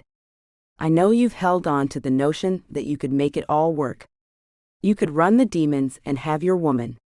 I don't know why you never made the move. Maybe you were waiting for me to kick the bucket, but part of you felt you needed to be MC president before you'd earned her." "Maybe it was my penance," Kai said as he sipped the water more slowly. The cool water soothed his burning throat, and the glass edge rattled between his teeth. "Maybe," Max said, squatting in front of him. "Maybe I just didn't die fast enough for you." Kai grinned. "Whatever the reason, I've known all along that this decision was going to make or break you. I had hoped that enough demon blood ran through your veins that you'd see there was more value in what we'd built here than in some girl, but I was wrong. You chose her over your brothers. You chose her over me." "I tried to choose both," Kai said, meeting Max's eyes. "You can't have both." "Now I have neither," Kai said, and Max gave him a soft smile. "Now you have neither," he agreed. "Where is she, Kai?" Max asked directly. "I know she's not dead. We dug up the grave and found an empty bag. The park ranger on my payroll is rotting in your garage and is conveniently missing a hand." "What a coincidence," Kai breathed on an exhale. Max set his jaw firmly and stood. He moved back to the chair and withdrew a large Bowie knife from his belt. Though the dank room was dark, the glint of metal still caught his eyes. You're tough and you've got balls the size of globes, no one is going to deny you that, but if you don't tell me where she is, then I am going to kill you today, Max said firmly. His voice returned to its usual cold, gravelly bray. His eyes looked like two steel orbs in the dim lighting, and the rigidity of his posture left no room for doubt. Max was going to kill him. I don't know where she is, Max, Kai admitted and set his glass on the ground next to him. I put her in a car and sent her away. Her cell phone and the GPS in the vehicle are fried. I made sure there was no way to know where she is. I figured if it came to torture, it was best I not know. That's noble, Max complimented, but his tone conveyed his annoyance. You may not know where she is, but you know where she's going. You haven't been in love with her all these years, to lose her now. Tell me where she's going. Max? Kai said, looking up at the man. Look at where we are. You say I've had divided loyalty. Does it look like I'm divided now? Max turned his back as he picked up his glass of water. No, son, Max said with the beginning of tears in his eyes. He drank the last of his water before setting the glass down and brandishing his knife. You've made your decision finally. I hate that it's come to this. Me too, Kai said softly. A fleeting silence passed where both men allowed themselves to feel the grief of the loss they were experiencing. Though opposite sides, they were still the same coin. Kai pressed his back against the wall and slowly stood. Let's be done with this, Max whispered to himself. He turned much quicker than his age and infirmity would give the impression. The blade of the knife sliced through the air, but rather than meeting Kai's flesh, it hit the stone wall. Kai, not nearly as debilitated as he'd allowed Max to think, had ducked the blow, and while Max was off balance, Kai tackled him straight into the chair. They clattered noisily to the floor, and Max grunted from the blow. He lifted the knife, and it nicked Kai's. Censored. But before it could pierce him fully, Kai grabbed Max's wrist and wrenched it so hard that the bones cracked together, and he dropped the blade. No. Max groaned as Kai punched him. He crawled toward the knife, almost cutting his hands on the broken glass from the cup that had shattered. Max took his opening and struck Kai in the kidney with his fist. White-hot pain seared through his side, and the breath left his body. I'll freaking kill you, Max growled and scrambled after the knife. Not today, Kai snapped. Grabbing the shard of glass from the floor, he stabbed at the only part of Max he could reach. The glass sliced through Max's cheek, and when the old man screamed in pain, Kai drove the sharp end into his eye. Blood splattered on Kai's hands and forearms, and the sickening squish of flesh being mutilated mixed with Max's horrified shouts. Kai kicked Max in the Censored and flew to his feet. Retrieving the knife, the door banged open behind him. Kai turned to see a startled Doll in the doorway. Doll looked from Max's motionless body on the floor to Kai. He grinned, realizing he was now free to kill him. You should have drawn sooner, Kai said when Doll reached for his gun. Kai launched himself forward and drove the knife straight into Doll's. Censored. Beneath the force of the blow, Kai felt Doll's ribs crack. His eyes went wild, and blood filled his mouth as he gaped at Kai, his mind unable to comprehend the trauma and pain. When Kai yanked the knife free from his sternum, Doll collapsed to the floor. Without waiting, Kai grabbed the handgun from Doll's hip and, despite his hatred of the man, he fired 2 shots into his head to end his suffering. Kai was breathing hard, and he felt nausea overwhelm him as he looked from the brains splattered on the floor to where Max lay. His once intimidating and massive form was crumpled on the floor in a pile of blood, the jagged glass still sticking out of his eye socket. Goodbye, old man, Kai said, swallowing the bile in his mouth. He turned from the room and closed the door behind him. When the lock clicked into place, Kai felt momentary relief. He was free from that room at least. The cell he'd been in was at the end of the basement. Kai was quick to exit the hallway, and wasn't entirely sure what to expect when he made his way upstairs. There was only one exit to the clubhouse, and that was through the main room upstairs. Judging by the light streaming through the windows, it was nearing midday. Kai made it 3 steps into the room when the first club member noticed him. The shocked gasp was the proverbial record scratch that drew the rest of the room's attention. Kai must have been a sight. Bruised, beaten, and covered in 2 men's blood, Kai had Max's knife in one hand and Doll's pistol in the other. What do we do? A prospect whispered as Kai slowly made his way through the room. The onlookers watched him as he moved with the singular focus of leaving. There was a mixture of awe and shock on their faces. Their titan and once leader turned abdicator had survived Max's torture room. Kai stopped when he saw Riggs and Hamilton, along with two other men walking toward him. Lifting the pistol, Kai didn't hesitate to shoot Riggs straight between the eyes.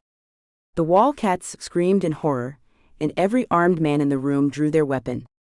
Hamilton had his gun aimed at Kai, who lifted his hands in surrender. "I was brought into this club by blood," Kai called loud enough to the room as he held his hands in the air, his shoulders still burning from captivity. "I've paid the blood price to leave." Silence overtook the room once more. Some members seemed torn between aiming their guns to shoot Kai or to defend him. "You're leaving?" Hamilton asked as he stepped over Riggs' dead body, as though it was no more than a doormat. Kai nodded. "Either in a body bag or on my feet, I'm not staying," Kai said matter-of-factly. Hamilton considered him for a moment, and glanced around the room. "Kai Driscoll," he called loudly, "you've seen fit to withdraw your position in the Screaming Demons. As you came into this club by blood, I hereby accept your resignation and payment in blood. Brothers, let him leave." The collective sound of guns uncocking was the only sound that could be heard. Kai's boots clicked loudly on the ground as he moved the rest of the way, pausing only briefly at Hamilton's side to surrender Max's knife. Handing it to him hilt first, Kai met his eyes and clapped a hand on his shoulder. "Do better," he bid, and Hamilton nodded with the slight glare at Riggs' dead body. The sun felt warm on Kai's face, and the breath of fresh air was a godsend.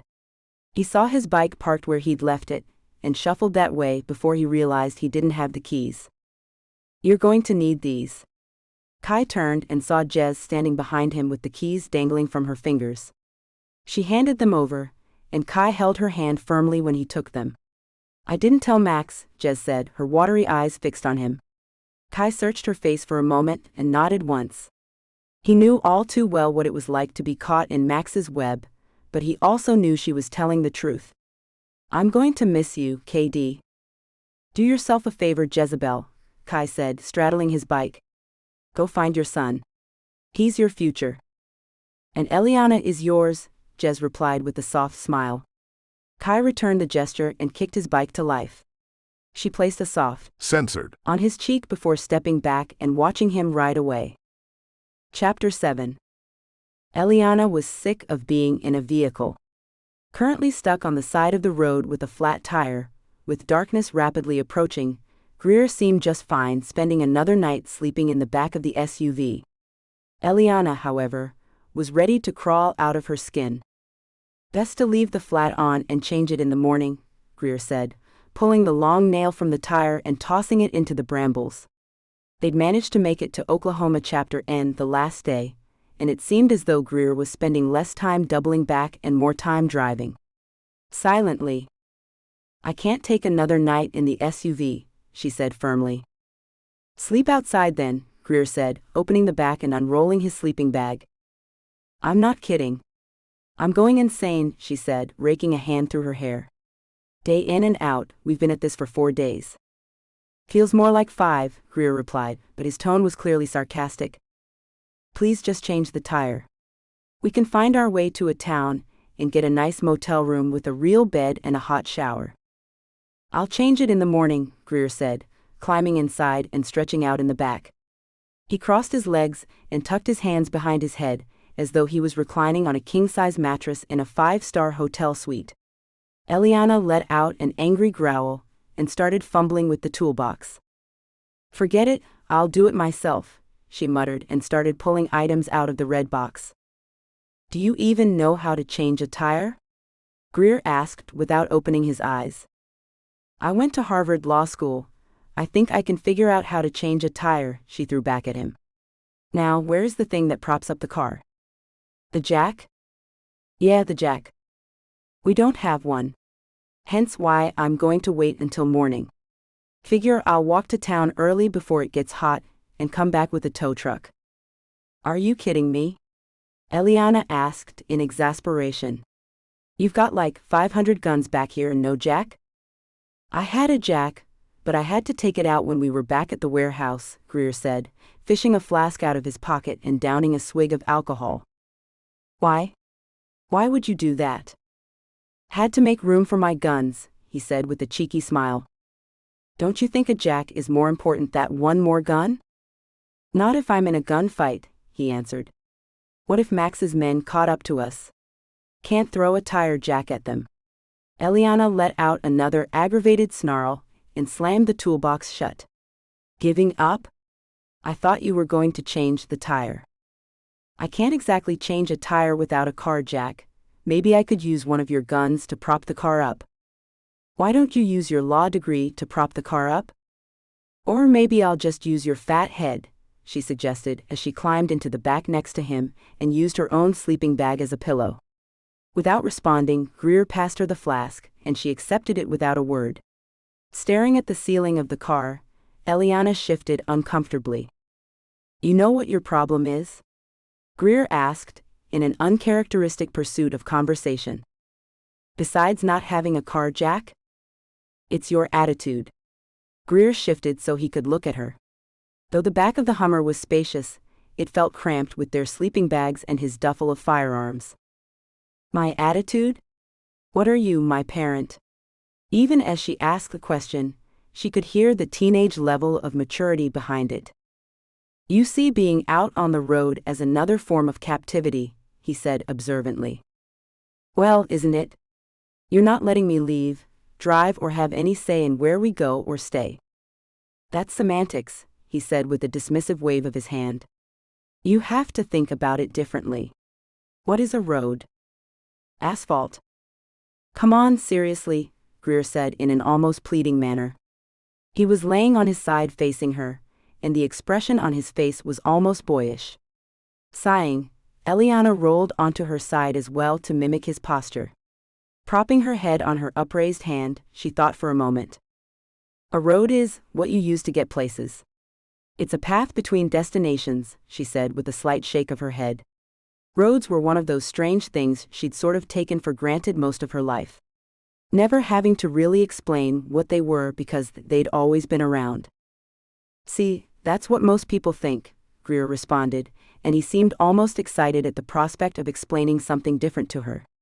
But that's what a member of the Screaming Demons, or really almost any motorcycle club, has figured out.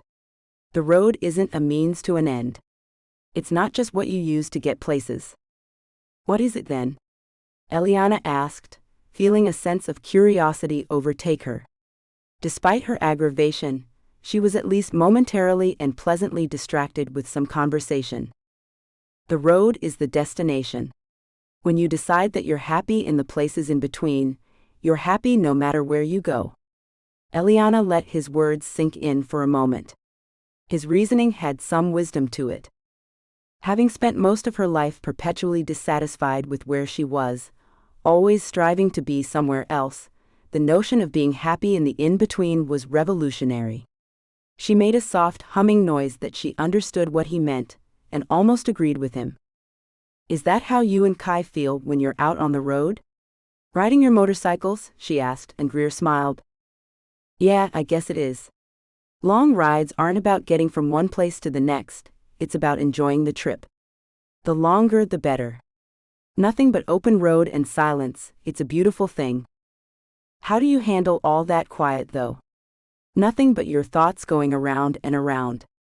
I feel like I'm going insane, she admitted. That's part of your problem too, Greer said, still grinning. She hated the way he seemed to have her all figured out, even though they'd barely shared any information with each other. You're the intellectual type. That's a bad thing? She asked with her brows drawn together in confusion. Here she thought being smart was a good thing.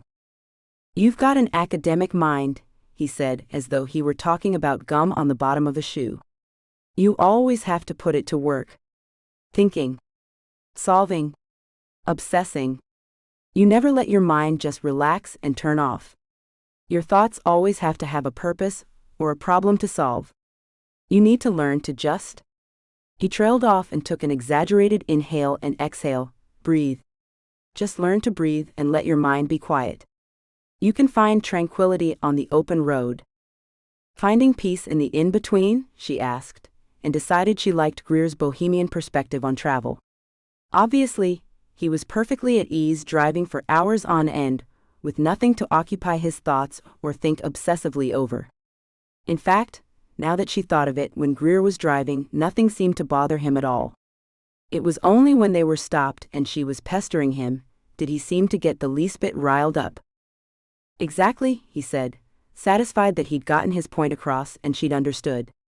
He lay fully on his back and tucked his arms behind his head once again.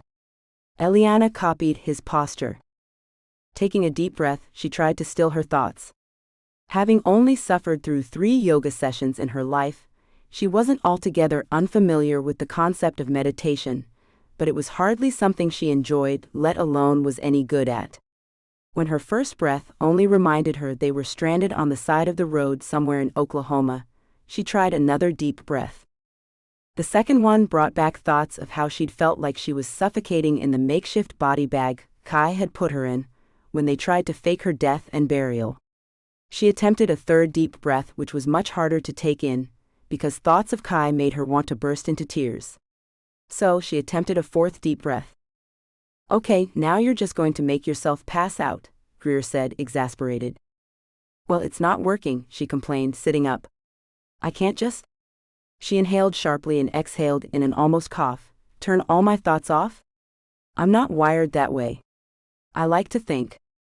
No, you've convinced yourself you need to think, there's a difference, he said, and Eliana rolled her eyes. Greer turned his back to her and rummaged through the side compartment of the door for a moment. Here, he said, handing her what he'd retrieved. What is this? She asked, looking at the book he'd handed her. Greer was already laying back with his eyes closed again. This time his arm was draped over his eyes. Bought you a book at the last gas station, he replied curtly.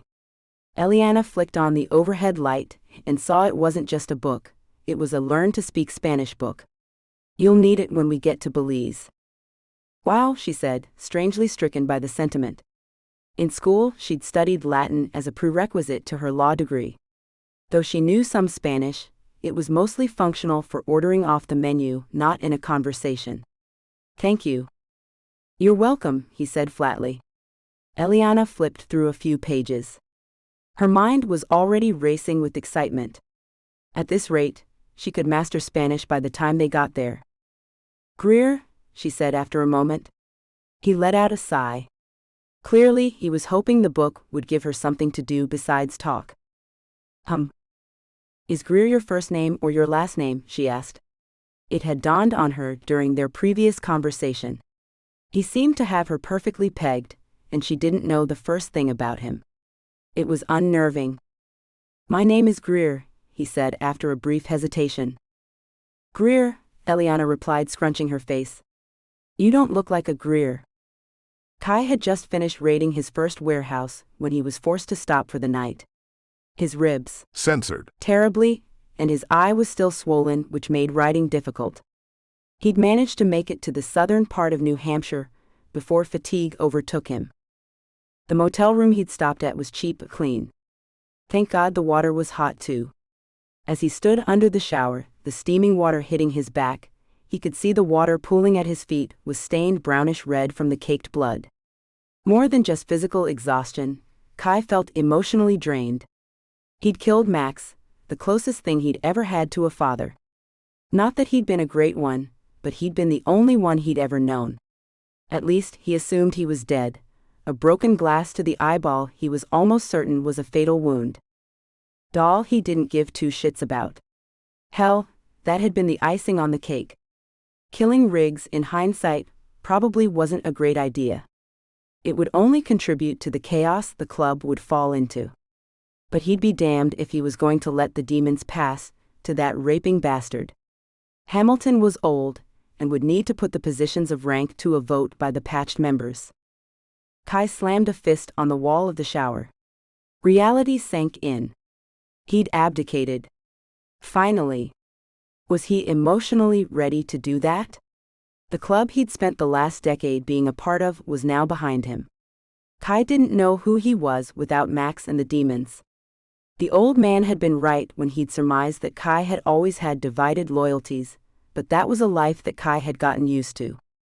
Spending so many years working towards something, now it was here, but he didn't feel ready for it. Logistically, sure. All his offshore accounts and warehouses were primed and ready.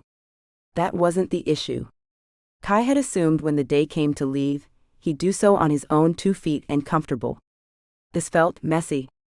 Ugly. But that was the way of things. He'd been brought into the club by blood. Max had thrown the first punch the day he'd been beaten, as initiation as prospect. Poetically, Max had dealt the final blow that had freed him too. In his own way, Kai had freed Max too. There was little chance he'd survive the wound to his face, especially given his condition. So it was Kai's blow that would free Max from this life. The water from the shower ran over his face and diluted the salty tears that streamed down his cheeks. Kai stayed that way until the hot water ran cold, and he stepped out of the shower shivering but much more relaxed. Surveying his reflection in the mirror, he saw why it had been so hard to see out of his right eye. One of the punches had broken open the skin just beneath his eyebrow, and it was full of fluid. Using a sterile needle from his first aid kit, he punctured the blistered cut and let it drain before applying a topical ointment and bandage. His ribs were bruised badly, but binding them would make it impossible to ride the next day. Despite his exhaustion tempting him to spend the next week in bed, he was only giving himself this one night to hydrate, eat, and rest in a bed. After stopping at his warehouse, he saw that he was 4 days behind Greer and Eliana. He tried calling one of Greer's burner phones, but it went straight to voicemail. Not that it would do any good.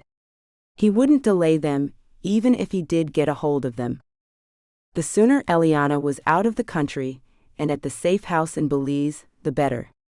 Greer was reliably covering their tracks, taking the long way to get there.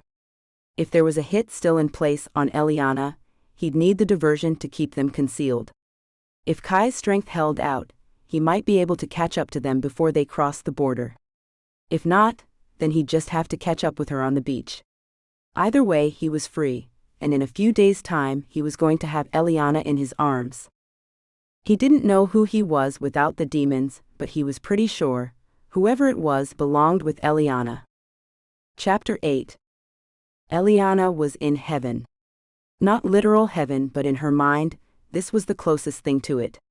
Which, at the moment, was a single-occupant bathtub in the motel bathroom. After their last night on the side of the road, she had accompanied Greer on his walk into town. Though they'd risen early, the Oklahoma heat in summer was humid and dry. Not to mention the fact that the nearest town to where they'd been stranded was almost 10 miles from the car. At first, she'd been excited at the prospect of walking instead of driving, but by the 4th mile, she was longing for air conditioning. When the sun had crested the horizon, it brought with it sweltering heat that turned the pavement into a proverbial baking sheet in the oven.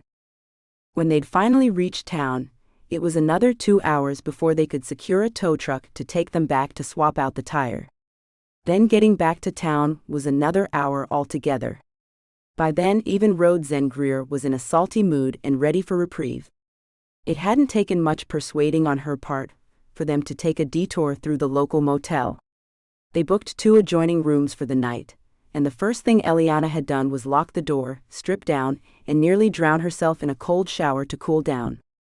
Using the entire novelty-size bottle of motel shampoo she'd been provided, she scrubbed the 5-day-old grease out of her hair, and had used the entire bar of soap to wash her body and shave. She hadn't realized how gross she felt until she'd scraped off the layer of grime she'd been sporting. The motel offered an on-site laundromat for the long-term tenants, but they accepted quarters. She tossed in a load of laundry, even feeling generous enough to wash a few of Greer's things, in exchange for him going to town and buying them a real meal. If it's served in a paper sack with little packets of ketchup, I'm going to murder you, she'd yelled at Greer as he left. He'd waved a hand back at her and driven off, though not without several warnings that if she left the motel room for any reason other than to switch the laundry, he was going to intentionally drag out their trip another week. She didn't want to risk that threat.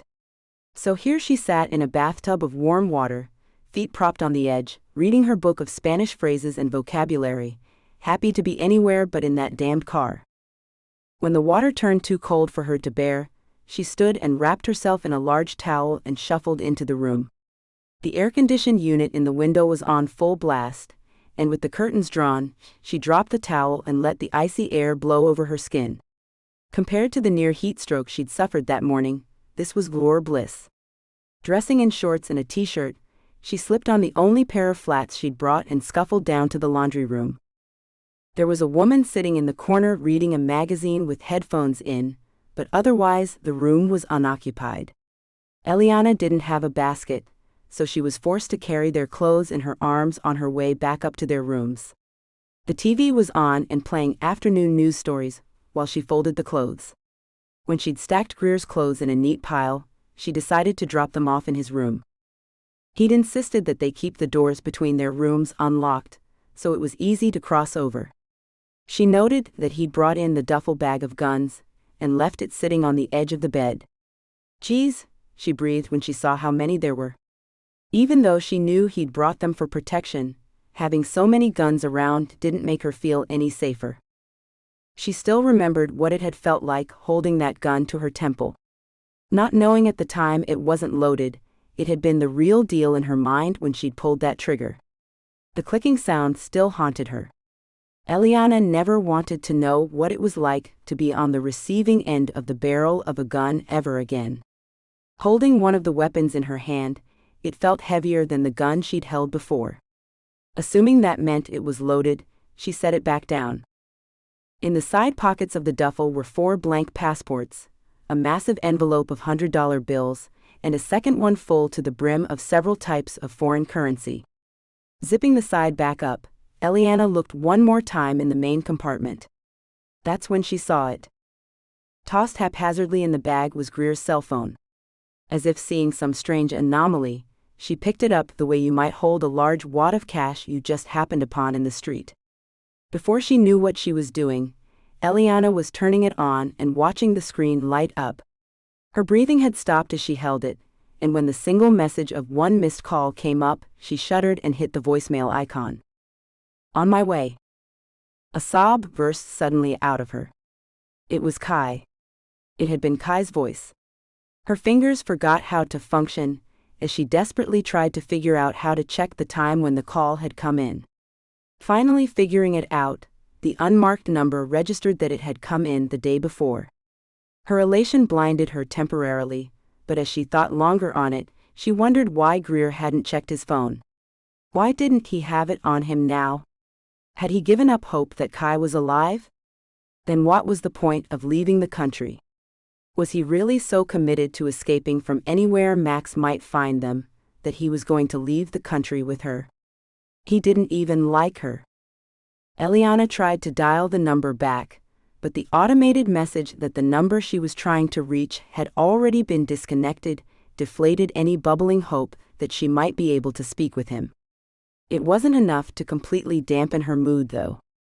Kai was alive, and he was coming to meet them.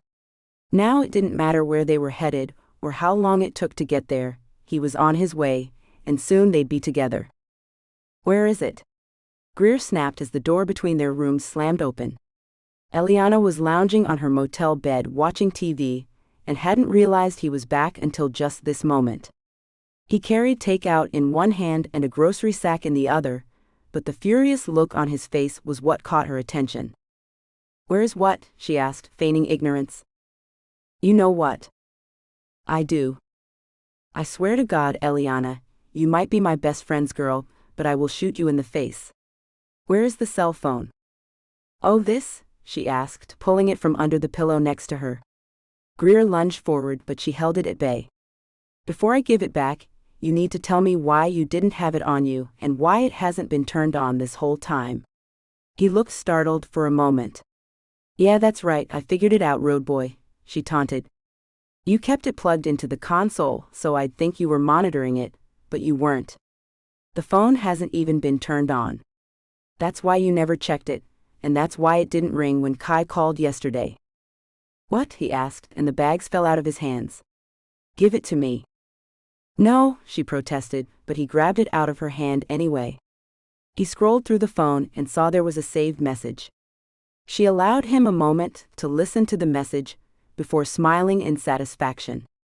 See? An intellectual mind isn't always a bad thing. It's not always a good thing, you idiot, he said, pocketing the device. You know why I didn't turn it on? Because we're not at the meeting spot yet. Huh? God, he breathed and pinched the bridge of his nose. Kai and I use synced burner phones. When I turn mine on, it pings to his, letting him know I've turned it on. So, I'm not supposed to turn it on until we're at the luxury motel in El Paso. I rent room 44 and turn the phone on. He knows that I'm in the motel, waiting for him with clean passports and ready to cross the border. He was supposed to arrive the next day, with you might I add, and the three of us would cross together. Obviously, things got a little reversed, but now he's going to think that we're there instead of here. What's the big deal? We just get in the car and drive to El Paso. We can be there in what? 15 hours? That's cake compared to how long we've been driving. Eliana defended, and swung her legs over the side of the bed to stand. You'd think it would be that easy, Greer said, stooping to pick up the fallen containers of takeout food and setting them on the small, round table across the room. Why isn't it? Because this damned heat wave we're experiencing burnt out the radiator in the Hummer, he practically shouted. I managed to get it back to the auto shop we got the tow truck from, but it's going to be at least a 2-day repair. We're stuck here. Can't we get another car? You want to put a rental car on your credit card and have Max meet us there? He asked sarcastically. Okay, what if we buy one? Nothing fancy, just an old beat-up clunker. I saw that stash of money in your room. We can buy something for a couple of grand. Sweetheart, he said in a patronizing way that irked her, if my brand new Hummer couldn't survive driving in this heat wave across town to pick up your stupid organic groceries, then how in the hell are we going to get a clunker across the state and part of Texas?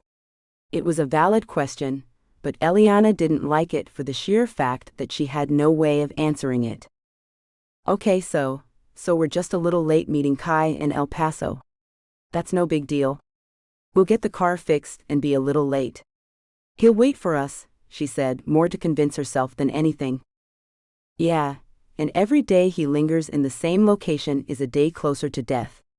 If Kai got out, then that can mean only one thing: he's being chased, and by a lot of men. No way in hell would Max let him go without sending everyone after him. All of this could have been avoided if you just told me from the start what the plan was, Eliana barked, feeling suddenly defensive. Oh, because you have a history of sticking to plans once you've been informed of the details. She didn't know what she hated more, his sarcasm, his condescension, or his eye roll. Here, he said, dumping the grocery bag on her bed. Eat your freaking kale. Kai pulled his bike to a standstill at the gas station pump off the main freeway. He felt good about how many miles he'd made it, and counted his blessing that so far he'd managed to hit the open road. When the nozzle of the hose was resting in the open cap, and gas flowed freely, he pulled the phone from his pocket. There were no text messages or missed calls, and though he was hoping for one, he didn't expect it. Greer was much more disciplined in following protocol than he was. Had the roles been reversed, he wouldn't have been able to keep himself from contacting Eli. Every muscle in his body censored for her, even more than it censored from the bruises he brandished. Every delay felt like agony, knowing he was playing catch-up in all of this. He wanted to make sure he met them before they crossed the border. If Greer had already secured them passports, it would take longer for Kai to meet them. He didn't have the supplies he needed, nor did he have Greer's expedited efficiency. Even though his break from the club was supposed to be clean, having paid the exit price, he still didn't trust it. The memories of torture, beatings, and murder attempts were still too fresh.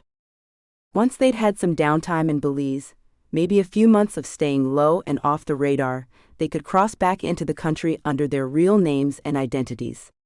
This would eventually allow them to work, if that's what they decided.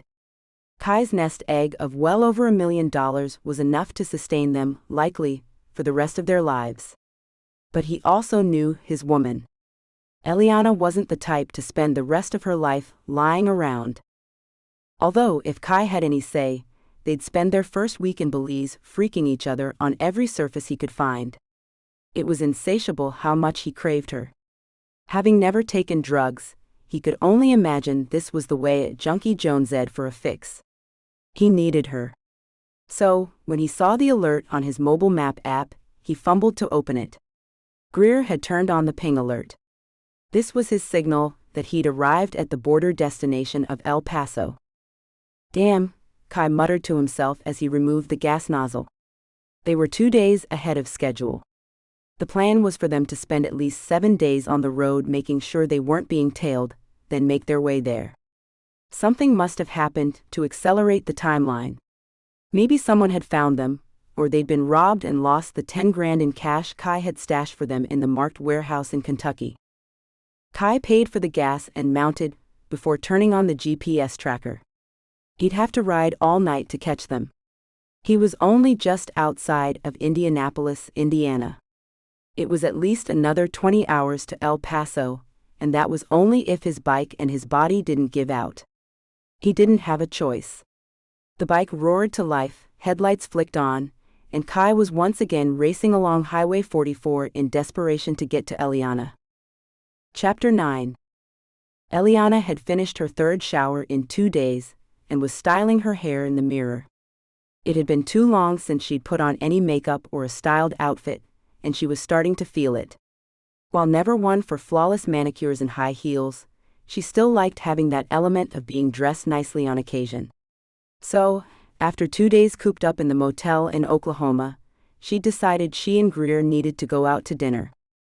Why? He asked as he sat watching a racing show on the TV in his room. He was eating stale French fries out of the bag and staring mindlessly as the racing bikes made dangerous and high-speed turns. Because if you don't, I'm going to pick up this phone, she began, and held up the phone on the nightstand by his bed, and tell the police you kidnapped me. I'll tell them you're armed, dangerous, and they should shoot to kill. I'd rather you didn't, he said, still not looking at her. Greer, she pleaded. You haven't let me out of the motel room since our first night. This is almost worse than the car. Please, can we just go into town and have dinner at a real restaurant, grab a beer, and then we can come right back? The car will be ready in the morning. We'll have dinner in El Paso with Kai, he said flippantly. Eliana gritted her teeth and picked the phone up again. Hello, she said into the receiver. Is this the front desk? Greer glanced at her out of the corner of his eye. Yes, can you connect me with the local police department? Her words were cut off as Greer leaped across the room, over the bed, and tackled her. Greer, she screamed as he straddled her and slammed the phone down. Get off me, she groaned and wiggled underneath him. Don't do that, he said with a warning finger in her face. He stood, and didn't so much as extend a hand to help her up. Fine, we'll go to dinner, he consented.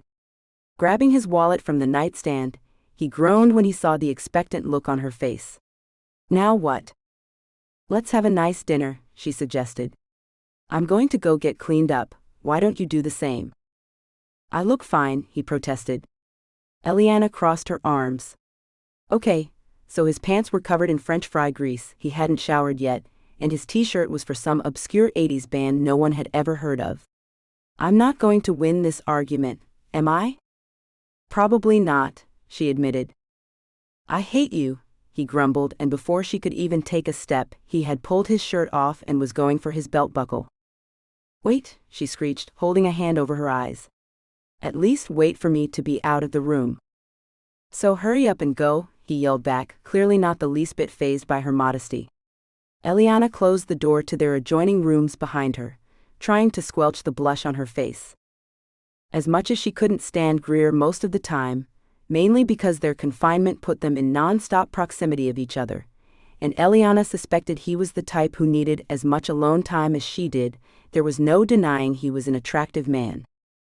He was tall, almost painfully by the way she usually needed to crane her neck to see him, and definitely taller than Kai. His skin was permanently tan just based on his complexion, and his shorter curly hair was always slicked back into nice waves. Although she'd spent more time on the wrong end of a glare than she appreciated, she had to admit, he had the most incredible green eyes. There were times when they were dark like the ocean, and then others, most often when he was driving and staring off into the horizon, that they were a pale and ethereal green. So when he entered her room via the adjoining door dressed in a white V-neck, dark denim jeans and boots, she felt the blush creep over her face. Though she tried to cover her eyes quickly, she'd still gotten an excellent view of his toned, censored, and torso when he'd ripped his dirty shirt off. "You look nice," she complimented and went back to applying her makeup. "Thanks," he replied and flopped on her bed, legs crossed in that easy manner while he waited for her. A minute later, Eliana stepped out of the bathroom in a pink maxi dress and flip-flops. Her hair was curled and she wore her nicest necklace. "Great, let's go," he said, standing. "Wait," she beckoned. "Aren't you going to tell me I look nice too?" She firmly planted her hands on hips. His eyes shifted as though she'd asked some ridiculous question like, "How many licks does it take to get to the center of the moon?" "Hadn't planned on it, no," he replied sincerely. "What a gentleman," she said sarcastically and grabbed her purse. Greer made an exaggerated display of opening the door, and bowed low as he gestured for her to leave first. "My lady," he said in a drooling voice. Eliana rolled her eyes this time and stepped outside. She waited for him to lock their doors before they made their way into town. Though it was still blisteringly hot considering it was nearly dark, there was a nice steakhouse not too far from the motel that they decided to dine at. The decor was dated, but the food was amazing. Greer opted for the porterhouse, and Eliana got the New York strip, and they each had a glass of wine and a side of baked potatoes. "See?" Eliana asked when they'd settled the bill and were heading back outside. "That wasn't so bad, was it?" Her knowing look made Greer chuckle. "No, it wasn't," he replied and turned to head back to the motel. "Ah," she said, grabbing his arm. "You paid for dinner, I'm buying drinks," she said, dragging him the opposite direction. "That wasn't part of the deal," he complained as she forced him to fall in step with her. "Come on, there is a bar and pool hall just down the road. I can hear the music from the patio. Let me kick your ass in pool a couple of times and I'll pay for your drinks," she offered. Though he looked displeased at first, at the mention of drinks, he seemed to brighten. "You're crazy if you think you're going to beat me in pool," he goaded, and Eliana smiled as she linked her arm through his. "Since I'm going to get you fairly soused tonight, I think it's possible," she responded with a laugh. "I don't think you brought enough cash with you to get me drunk," he stated, as they finally reached the bar. Sure enough, a loud but not very talented band was playing watered-down karaoke music on the patio, and just inside there were 4 pool tables, 3 of which were not currently being used. Greer went to get quarters, while Eliana bought a pitcher of beer and brought over 2 glasses. "You have to break," she said, pouring the amber liquid into their cups and starting in on hers. "What are we betting?" he asked as he racked the balls. "Cash is too boring," she said, playing along with his game. "How about a fact for every ball? You sink one, I'll answer a question. I sink one, you have to answer a question." "What if I don't want to ask you any questions?" he said dryly, and Eliana dropped her chin and narrowed her eyes. "Fine. How about every ball is 10 minutes? I have to be quiet on the road tomorrow," she offered. "Done, and you have to take a drink," he said, pointing. "Deal," she agreed. It had been many years since she drank to the point of getting drunk, but she wasn't going to waste the night of Greer's good mood on being prudish. Greer lifted the triangle and brandished his pool cue. With a hard crack he broke, and immediately 2 striped balls dropped into pockets. "Drink," he ordered, and Eliana sighed. Taking 2 large swigs, she eyed the half-empty pitcher. "My turn," she said, hopping up. Always being a geometry whiz, pool wasn't too hard to master, and on her first try, she sank a solid in the side pocket. Greer muttered. "Okay," she said, turning to him. "You seem like a relatively decent guy. How come you don't have a girl of your own?" "Easy," he said after downing a mouthful of his own drink. "Don't want one." Eliana wasn't satisfied with the answer, but she accepted it. Her second shot missed, and when Greer was up, he sank another ball. Sighing, she swigged the last of her beer and had to pour another one. The pitcher was already almost empty. They were going to need more beer. "Shish," Eliana giggled as they stumbled back to the hotel. Damned him for booking rooms on the second floor. Greer's arm was dangling over her shoulders, and they both struggled up the steps and into the hallway. "Shush," she said harshly again. About 10 minutes before closing time, Greer had decided he could sing better than the guy in the band, and hadn't stopped singing the entire way back. "Give me the key," she said, holding out her hand. "I got it," he slurred and dug around in his pocket before fishing it out. He went to put the key in the lock, but missed and ended up punching the wall instead. "Give it here," Eliana said, laughing. She moved Greer so he was leaning against the wall instead of her, and unlocked the door. Stepping inside first, Greer was right behind her. He draped himself over her back, and she nearly collapsed under his weight. "The room is spinning," he groaned with his cheek pressed to her shoulder. Eliana grunted, as she turned and pushed him onto the bed. "That's better," he sighed, closing his eyes. "You're so drunk," Eliana laughed as she helped him out of his boots. "God, you've got massive feet," she noted, and tossed his size 13 boot into the corner. "You know what they say about big feet," he chided with a grin. "Yeah," she said, looking down at him, "they smell." Greer chuckled and grabbed her arm and yanked her down on the bed beside him. "What are you doing?" she asked, feeling flushed when he rested his head on her. "Censored." "You're soft," he murmured and nuzzled against her. "You remember what I said before?" he asked vaguely. "About not wanting a girl?" "Yeah," she replied, suddenly very worried he'd gotten the wrong impression about their evening and was expecting more from her. "It's true. Never wanted a girl following me around everywhere, at least not girls like the ones at the club," he said and yawned. "But if I found a girl who was more like you, I could be okay with that." Eliana felt sincerely touched by his words. Greer wasn't the type to bestow a compliment on anyone, especially if he didn't like them. The answer to her question if he was expecting more was answered when he rolled away from her, resting his head on his pillow instead, and in moments he was snoring. She chuckled. They weren't all that different. She'd needed to get out of the hotel, put on a dress and some makeup to feel human again, and maybe Greer had needed just a brief moment of human contact to feel the same. She stood on unsteady legs, the room spinning for her as well, and made toward her room. Knowing she'd need water, she left Greer's room into the hall and filled a bucket of ice before walking back to her room. Even in her inebriated state, she thought it was off that her motel room door was unlocked. She distinctly remembered Greer locking it before they left. Not daring to go into the room by herself, she slid back into Greer's room and began shaking his shoulder. Greer, wake up. "My door is unlocked and I think someone is inside," she whispered harshly. He was dead to the world, however. Didn't as much as flinch when she shook him as hard as she dared. She cursed and set the ice bucket down. His duffel bag was still on the floor, so she decided it was better to arm herself with a gun than a motel ice bucket.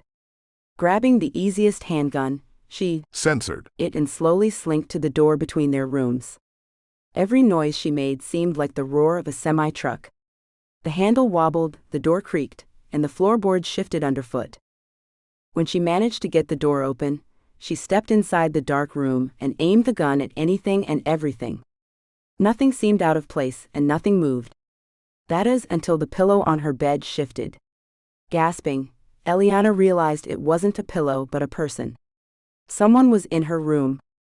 Debating whether she should shoot, run, or call the police, she stood there for much longer than reason would have dictated was safe considering there was an intruder. Needing to make any decision, she stepped forward and reached for the bedside lamp. Her hands were trembling as she fumbled with the switch until the light turned on. "Too bright," the figure on her bed muttered. Eliana gasped, much louder this time, and aimed the gun directly at the person and fired. The empty gun clicked. "What the F?" She barely had time to register the yell when the gun in her hand was sent flying across the room. Staring up at her in panic was the most perfect set of blue eyes. "Kai," she breathed. His face was brandishing a few bruises, and there was a bandaged cut under his left eyebrow, but it was definitely him. Flinging herself onto him, she buried her face in his neck and wept. "Kai, you're here, oh my God." "Yeah, I'm here," he said in a tight voice. Holding her at arm's length, she could see pain run across his face. "If you're so happy to see me, why did you try and shoot me?" Chapter 10. There were only a few times Greer had been able to admit he'd had too much to drink. This was one of them. Maybe it was the handful of long days on the road, poor hydration, lack of sleep and stress, but the beers from the night before had gotten to him. He could feel his headache before he was fully awake. The throbbing pain pulsed behind his eyes, and he was desperate for water. Rolling out of bed, groaning in pain as every joint in his body hurt, he made his way to the bathroom for a glass of water. The lukewarm tap water from the bathroom tasted gross, but it helped quell his headache. The throbbing in his ears subsided enough that he could hear more than the pounding of his own heartbeat. Too much. The paper-thin walls did nothing to spare him the moaning from the room next door. That was exactly what he didn't need. By the sounds of it, they were really going at it. He didn't know whether it annoyed him that two people were having censored at 9 in the morning while he had a hangover, or the fact that he wasn't having censored at 9 in the morning when he had a hangover. Stepping back into the bedroom, he moved toward the wall opposite the adjoining door, but the moaning grew quieter. His eyes narrowed at the door. The censored noises couldn't possibly be coming from Eliana's room. Could they? Crossing the room in 2 long strides, the increase in volume confirmed his suspicions. Greer paled. There could only be 3 options as to what was happening, and they all required the gun he was pulling from his duffel bag.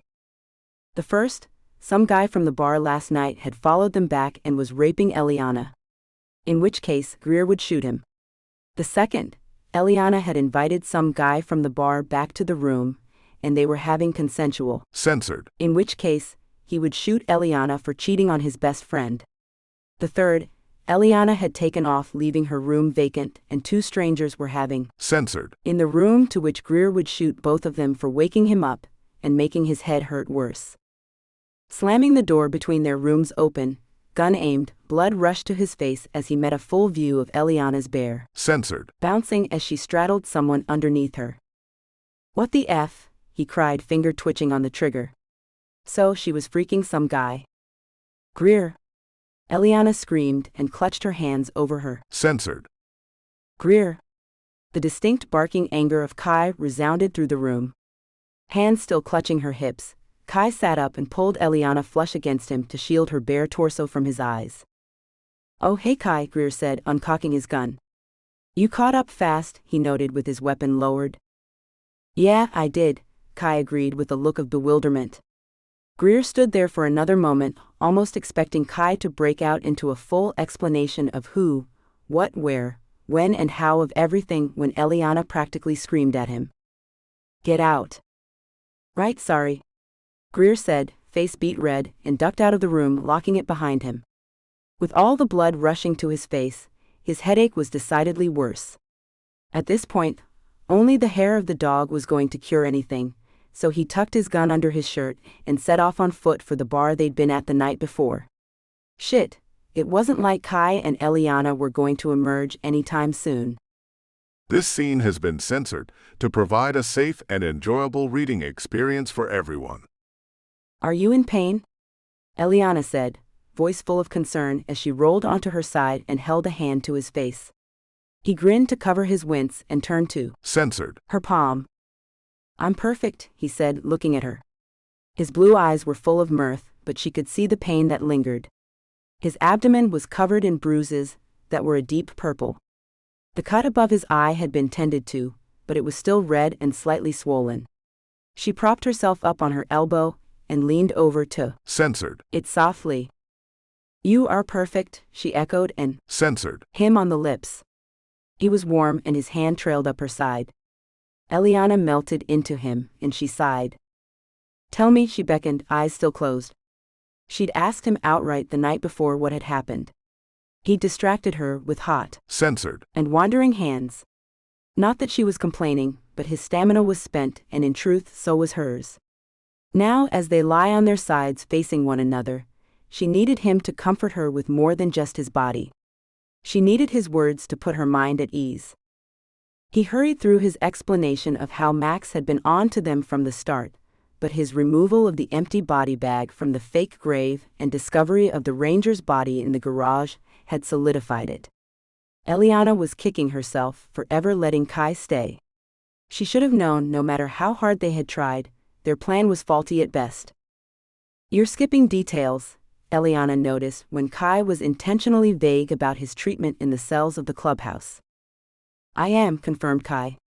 He was still lying on his side and lightly running a hand down Eliana's spine as she lay on her stomach, her bare back warm to the touch.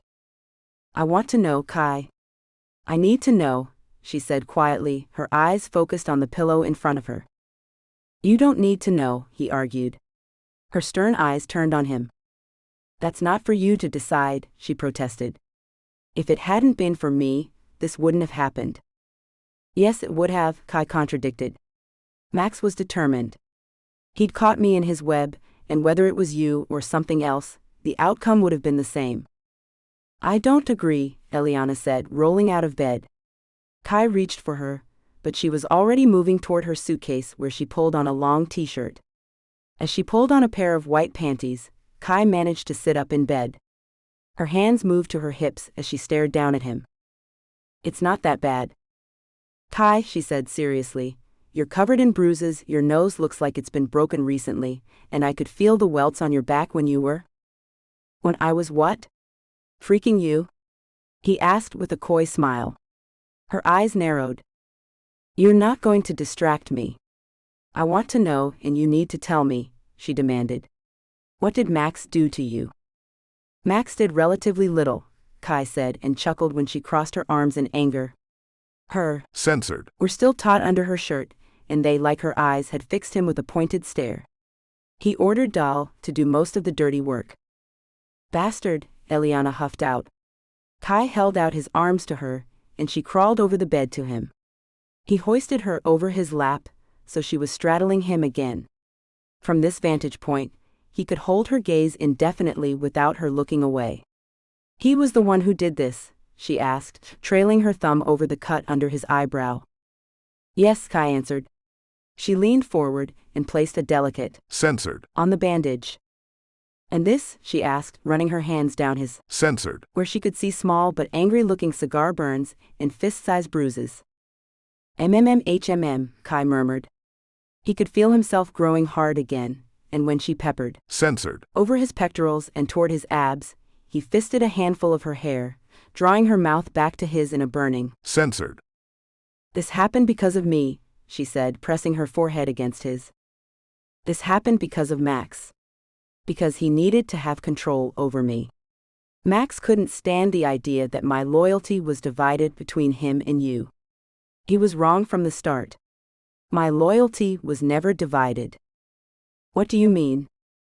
"It was you. It's always been you, Eli," he said sincerely, cupping her face with both hands. "I got lost for a while, trying to have everything. In the end, everything was for you. I want this life together.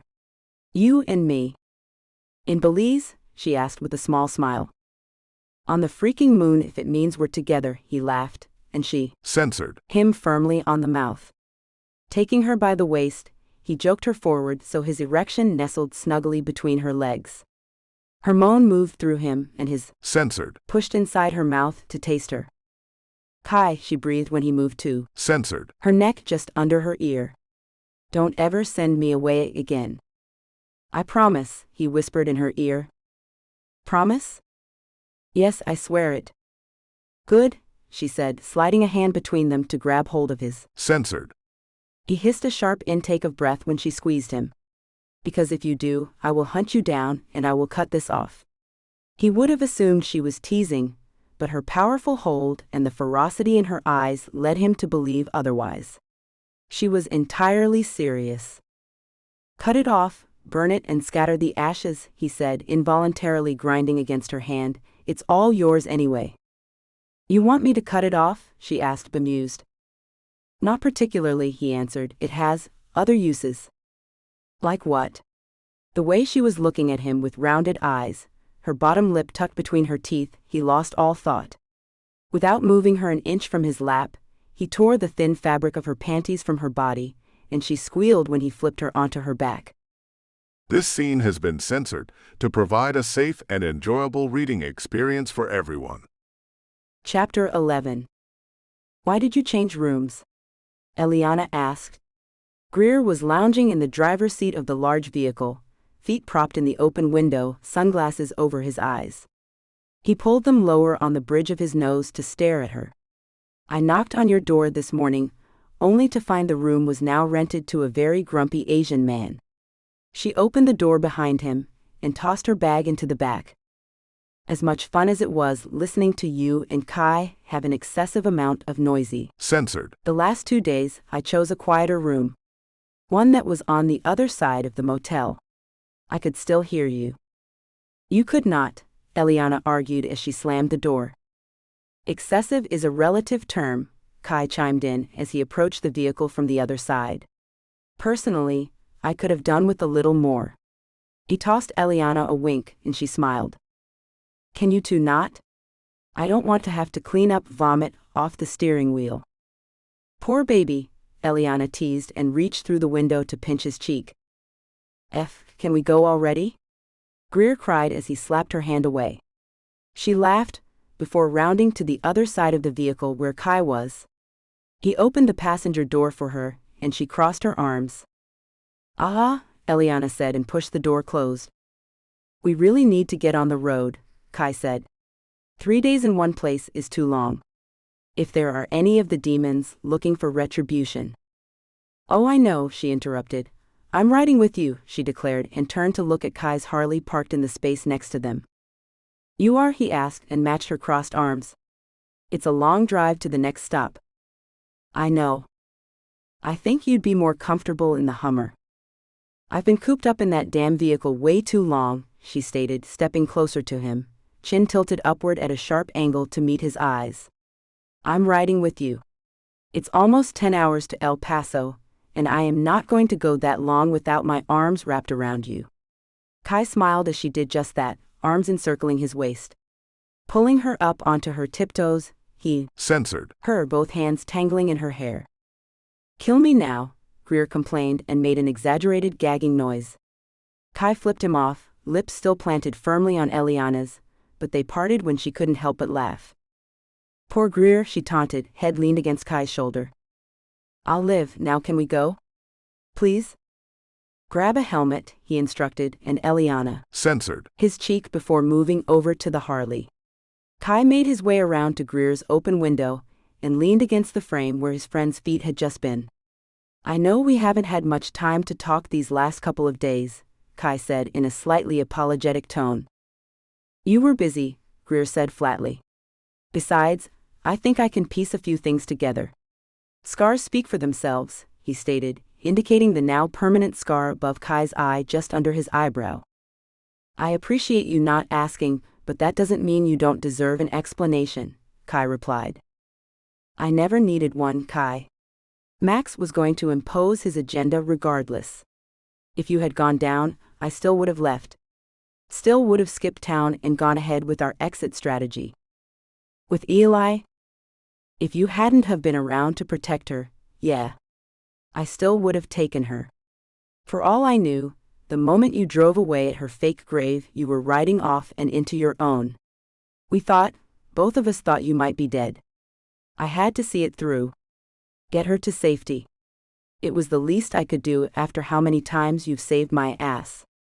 I'll never be able to repay you for this, Kai said, glancing at Eliana as she strapped on the helmet and mounted the back of his bike. I'm here now, though. I can finish this last leg of the trip. When we hit the border, I don't want you to feel obligated to me anymore. Any debt between us is clear. You don't owe me anything. Shit, Kai, Greer said, removing his sunglasses entirely. You think I'm doing all of this because I have some sense of obligation? The two men stared hard at one another, and Kai nodded, feeling a lump in his throat. You've got your freedom now too, you can go wherever you like. Anyone looking for retribution or revenge will be on my ass, not yours. I'm not your president or your horseman anymore. No, but you're my friend, my brother, I'll see this through. They clasped hands and Kai smiled.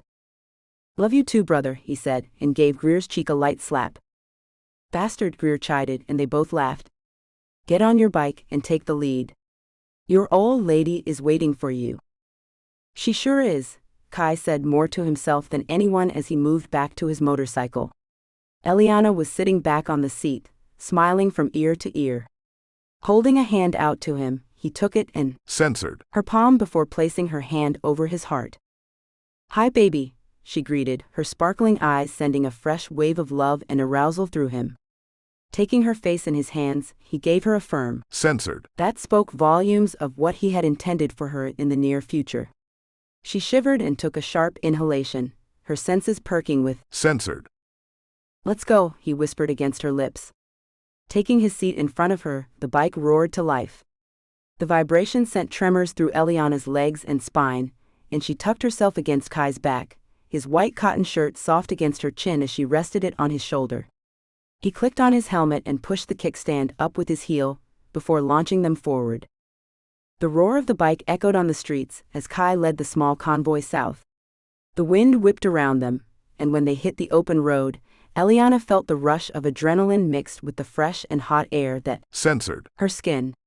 She closed her eyes and smelled Kai's cologne, clean cotton shirt, sweat, and the heat from the pavement. Her body came alive, and with her arms stretched in the air, she felt bliss overtake her.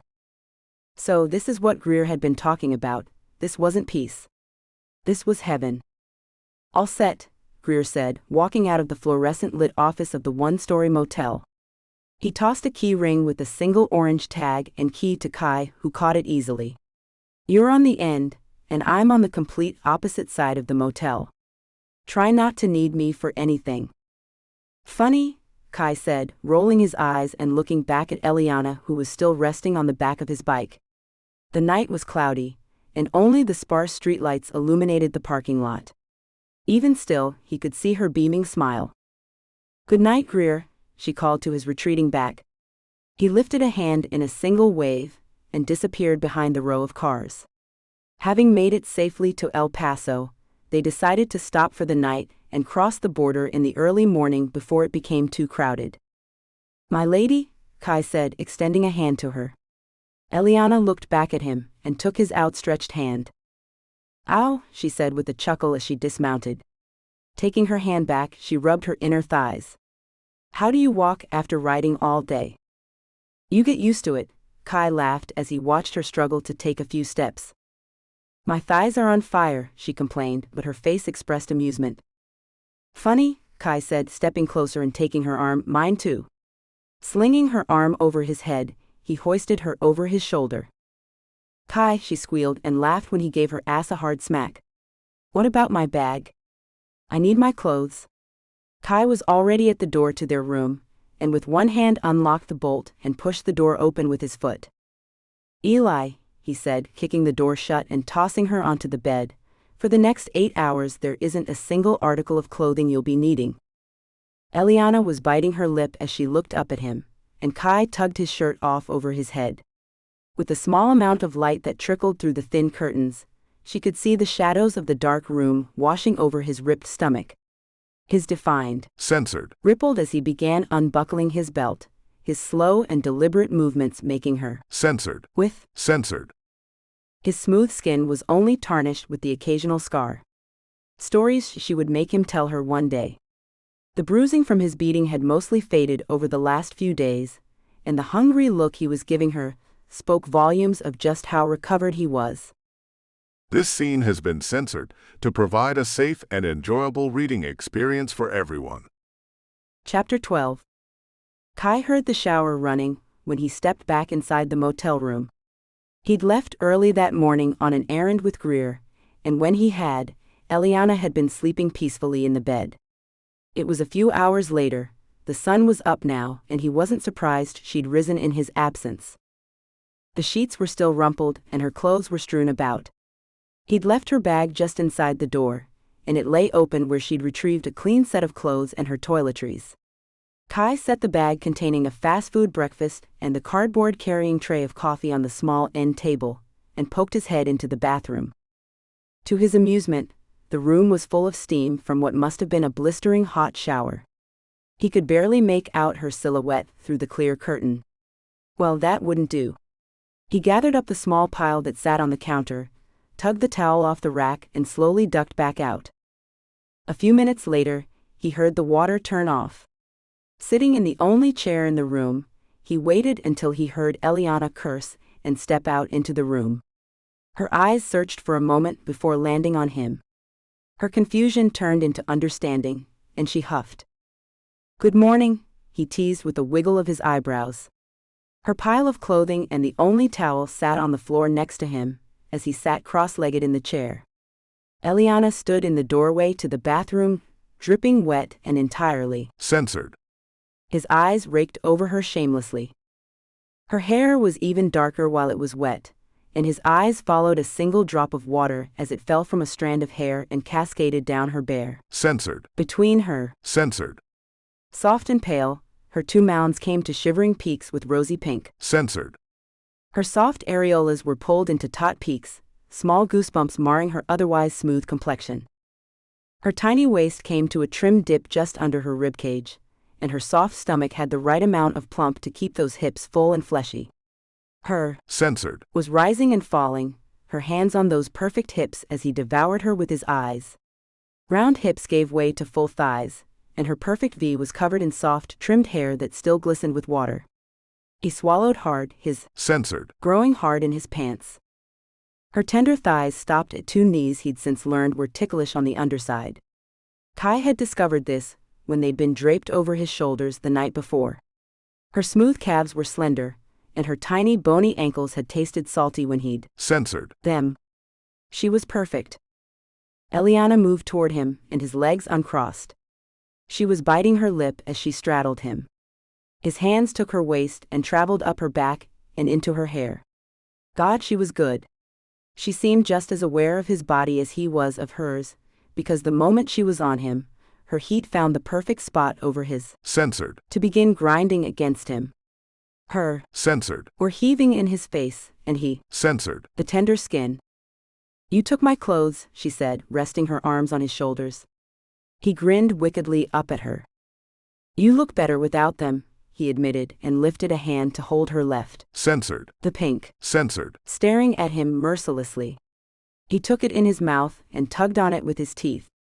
She smelled fresh and soapy, and she tasted sweet. He was rewarded with a moan, and she wove a hand into his long hair. The bristles of his beard scratched at her tender skin. Is that coffee?" she asked teasingly as she leaned over to grab the styrofoam cup. Kai growled as she took a long drink, her throat long and exposed as she tipped her head back. His hand wound around it, and he gripped her. She looked down at him with a raised eyebrow, and he took the coffee from her, setting it back down. This scene has been censored to provide a safe and enjoyable reading experience for everyone. Eliana finished off the last of her coffee that had long since gone cold from that morning. A faint smile still lingered on her face at the memory of their steamy morning. Now, Kai and Greer were settling matters with an overseer at the transportation depot just outside of the city near the border. Kai's Harley and the Hummer were inspected and loaded onto a train that was due to leave within the hour. The haze and smoke that clouded the air from the coal train wafted in great billows.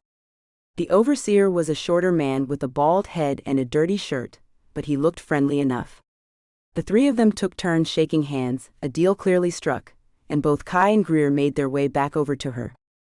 "So," she asked, looking up at the two taller men. "The train stops in Mexico City. Leon will see that the vehicles are on the exchange to get them into the country," Kai answered, and wrapped an arm around her shoulders. "We're catching the next bus out of town. We'll be out of the country in the next 2 hours," Greer said, unzipping the outer pocket of his backpack and removing 3 passports. He handed Kai and Eliana one, and she flipped hers open. "Nancy Drew?" Eliana asked with narrowed eyes. The corner of Greer's mouth twitched upward ever so slightly. "Yeah, you're both nosy and always getting into trouble," he said in a matter-of-fact tone. "What's yours?" she asked, peeking at Kai's. He held it out to her, and she read the name. "Kyle Rayner? That's not very original." "It's Green Lantern," Kai defended, and pulled his fake passport back. Eliana rolled her eyes. "I suppose you're Clark Kent," she asked Greer, who was pulling his sunglasses on, and shook his head. Thor. Knowing Nancy Dre, or Eliana, wasn't going to relent, he handed his passport over. Who's Censored. Grayson? Nightwing, Kai and Greer said simultaneously. Who's that? Seriously? Greer asked, as though deeply offended. Kai, your girlfriend needs a few valuable life lessons in comic book trivia. You know, come to think of it, Censored. is an excellent name for you, Greer, Eliana said flatly, and Kai laughed. He pulled her against his side, as they set off for the other side of the transportation depot where the buses docked. Come on, baby, he said. Censored. Her temple. By the time we get to Mexico, I'll have you all caught up on your comic book trivia. If Max is dead, and you've paid the blood price to leave the screaming demons, why all the protocol? Why do we need to cross under assumed identities? Eliana asked. She was grateful when they stepped into the air-conditioned station.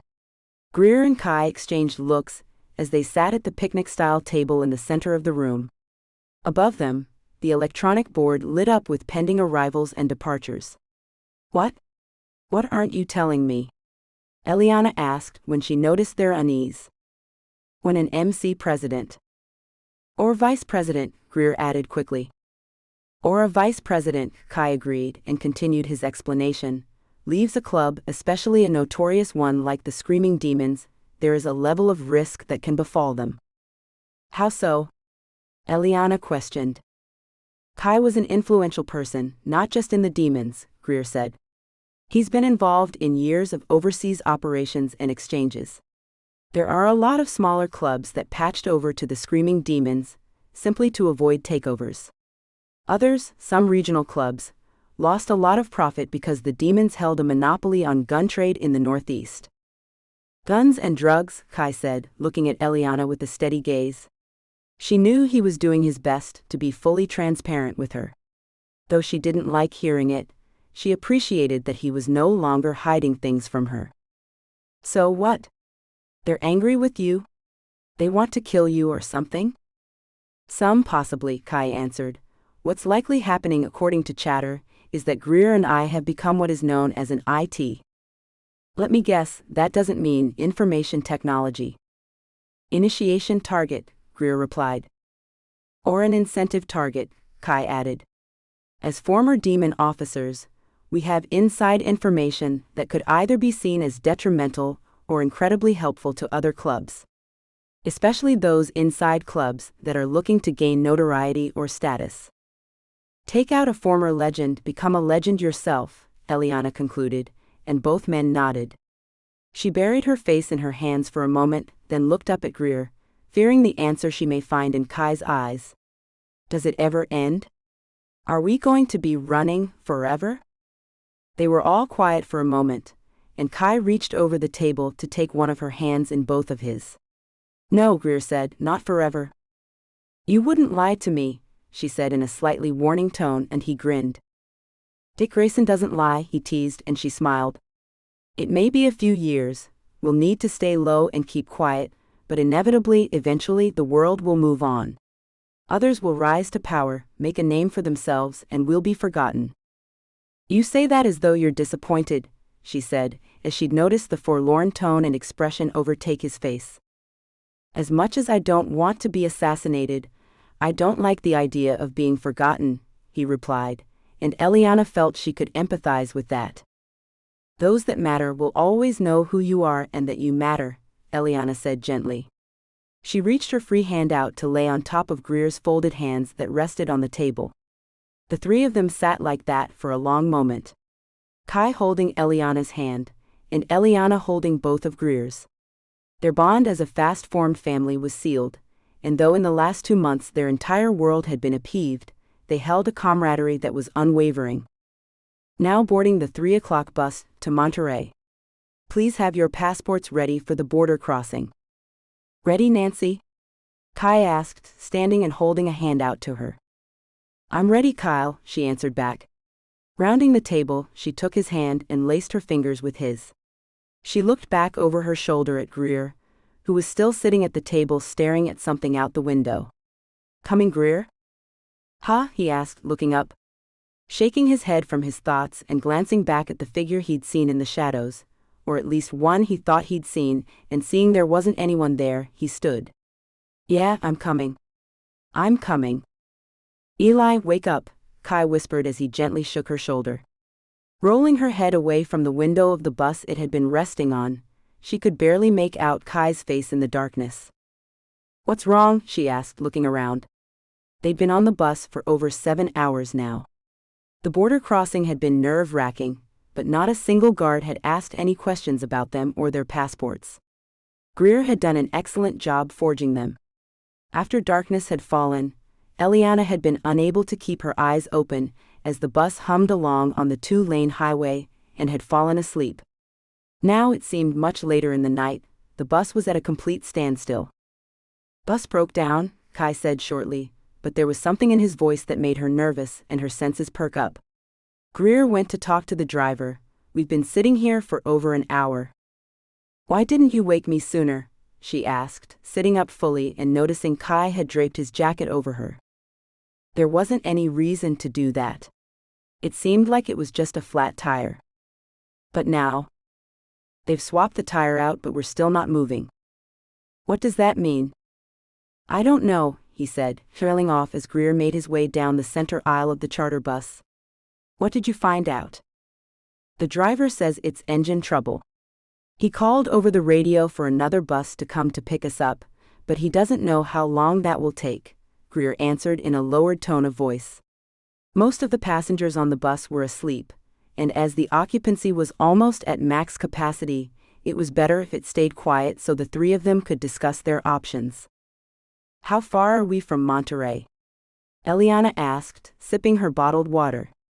With the bus turned off, there was no air conditioning, and she quickly noticed how stuffy it was. "He doesn't know. We're outside Santa Catarina, that's for sure, but construction put us on a side highway." "I don't like this," Kai said lowly as he watched the driver. The older man had shifty eyes, and he kept checking his phone and glancing back at them. "Can we walk?" Eliana suggested, and they both looked at her. Kai and Greer had been thinking it, but were unsure if she would be up for it. "It's our best shot, but I don't want the driver knowing we've left until we're long gone. If he's helping someone track us, they'll be waiting in Monterey at the bus station," Kai replied. "Grab your stuff," Greer stated. He moved quickly down the aisle to the back of the bus and pushed on the bar to the emergency exit. An alarm blared loudly and all the lights shot up. "¿Qué está pasando?" Someone yelled, and passengers began standing. Their panic was palpable, and as they flooded the aisle, the driver began yelling instructions for them to remain seated. "Come on," Kai said, taking her hand. They were ducked low, and crawled out the side exit and ran across the road to the darkened side away from the lights of the bus. Greer caught up with them as they headed west, and before long the bus was out of sight entirely. "Are we sure that was a good idea?" he asked, and though he tried to keep it discreet, Eliana was positive she saw Greer hand Kai a pistol which he tucked in his belt under his shirt. Decision was made. "Let's just get to Monterey. We'll have to find another way into Belize off of buses," Kai stated. "Can't drive, can't ride the bus, we're running out of modes of transportation," Greer said, shouldering his backpack. "If anyone can figure it out, it's you, Dick Grayson." Chapter 13. They'd been walking for close to 3 hours. According to Kai's watch, it would be dawn soon, and he'd hoped they'd reach a city before then. It would be easier to stay concealed at night, but luck wasn't on their side. Fortunately, the side roads they'd stuck to were mostly paved and easy to follow, especially with Eliana using the flashlight on her phone to lead the way. He couldn't help but feel impressed with her. The Eliana who trekked 5 steps in front of them was not the fragile and vulnerable girl he'd met in high school, and was definitely not the angry and frightened woman he'd kidnapped from her father's funeral all those weeks ago. Though still sparkling with that aura of beauty and radiance, she now had a fierceness she'd earned after weeks of surviving, seeing men die, and living on the run. It was hot, even for being night. Temperatures were likely nearing the mid-90s, and it would only get hotter when the sun rose, but she hadn't uttered a single complaint. The Eliana he'd known had always had a slight hesitation, when it came to life and truly living. Though she'd never admitted it even to herself, she found comfort and safety in logic and in books. Maybe that was why she'd been drawn to the law. It was black and white and could easily be navigated to her. What she'd been living, since he'd come back in her life, could hardly fit that category. Eliana had to learn about gray. There were crimes that were justified, like illegally crossing the border, and acts of virtue that had to be withheld, like turning criminals over to the police. Good guys didn't always do the right thing, and bad guys didn't always do the wrong. You couldn't always take life on its own terms. Sometimes you had to live outside of the normal parameters to survive and to find yourself. These were all things Kai had discovered in his years with the MC, and he knew those lessons didn't come easily. He'd been afraid that as Eliana learned them, she'd lose herself. Yet here she was, leading them on their expedition on the deserted roads of Mexico toward freedom. Not only that, he could see the slight bounce in her step, and the way she eagerly navigated them using the old fold-out map she'd taken from the bus depot before they left. She wasn't just participating in their adventure, she was enjoying herself. "She's different," Kai said, feeling Greer walking next to him. In the dark they couldn't make much out, but the two men stood close together for security. "That's putting it mildly," Greer replied, and Kai could hear the smile in his voice. "She did well when you were gone. A royal pain in the ass half the time, never shutting up, but she did good. Followed instructions for the most part, and had a good instinct about her. She'd have made a good old lady had things turned out differently." "Yeah, she would have," Kai agreed. "Would you have stuck around the demons had they not been trafficking girls?" he asked, seemingly out of nowhere. "If you'd been in charge, you bet your ass I would have. Most of those guys, they were good, and the ride was a rush. I'm going to miss it, but I can tell you this, I won't miss Max or the politics. Things were getting scary during the last few years. People going missing. More wildcats showing up with bruises and brands. When I first joined, the club was about freedom. You could make something of yourself by doing your job and keeping your head down. Success was rewarded, and you could learn from the best. These last few years, though." "Go on," Kai encouraged. "Things were different, man." Greer raked a hand through his hair. "It became less about the club, and more about Max and his need for control. There was always this constant threat and fear riding under the surface. You never knew if you went out on a run, if the guy at your side was going to be the one to put a knife in your back. It wasn't that way when we rode together. I always trusted you to have my back," Kai said. "I always did have your back and I knew you had mine. That's the club I was loyal to. That's what I'm going to miss. The rest of it can F off and die in my opinion." The two chuckled, and Eliana glanced over her shoulder at them. Kai tossed her a wink, and she was grateful it was dark enough he didn't see her blush. How the man could simply look at her and her knees went weak was completely unfair. "I have a bad feeling about Monterey," Kai said quietly, and walked just a little slower to put some more room between them and Eliana. "Yeah." "Yeah," Kai repeated. "I thought we were making the safe choice, skipping Mexico City and sending the vehicles on a separate route, but maybe it drew more attention to us. If there are bounty hunters after us, it won't matter what route we take. They're going to eventually find us. You weren't exactly low on the totem pole when it came to high mark hits. I know for a fact the Red Riders have had it out for you, since you effed over their opioid trade in Virginia. That's one of many, but I think they'll be top of the list. We need to keep an eye out for the Ace Jackets too. Peter and his old man tried to patch over in the summer, and I was instrumental in making sure that didn't happen," Kai admitted. "Why did you do that?" Greer asked. The Ace Jackets were a mercenary club in Ohio that was notorious for the facial scars they left their enemies with. They had an in with Riggs. The last thing I wanted was him having more supporters, if there was going to be any question who Max willed the club to when he died. Kai couldn't see him, but Greer nodded. "Speaking of Max." Greer trailed off, but Kai knew what he was asking. "I'm still kicking myself for not checking for a pulse," Kai said, sighing. "I've replayed the fight 1,000,000 times in my mind, and I just can't come to an understanding.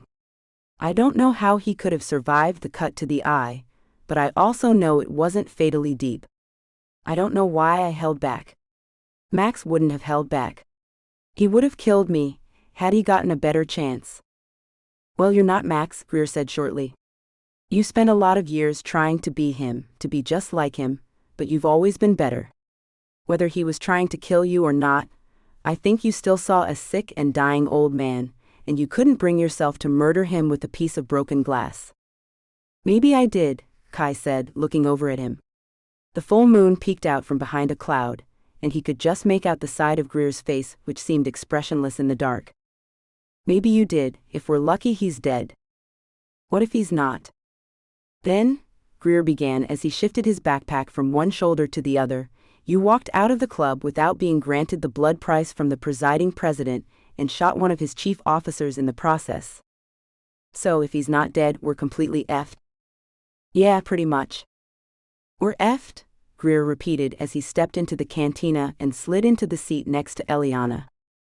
What, you can't find us a car? She asked, knowing he'd just spent the last 2 hours trying to track one down for them. Oh no, he said, grabbing Kai's margarita and downing the rest of it. Found plenty of cars, just no car services that will take us into Belize. It's too far. I'd like to say I'm surprised, but I'm not, Kai said, crossing his arms. We've got almost 30 hours of road between us and there. So maybe we don't go to Belize, Eliana suggested. Kai and Greer both glared at her. Just a suggestion. Not a bad one, he said, taking her hand and censored the back of it as a form of apology for his stern look. But everything we need is there. It's one of the only safe houses I put a big stock of money into. The next closest one is just outside Belfast. That won't be an option then, she said, sighing. We could fly, she offered. Or take a boat.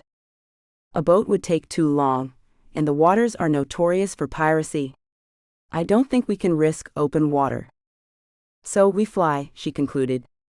International airlines aren't an option, Greer said, exchanging the now empty margarita for Eliana's almost full one and sipping on it. The moment we get into TSA territory, we are looking at facial recognition technology. Kai and I have managed to stay off of the FBI radar, but any entry-level hacker looking for us would be able to get access.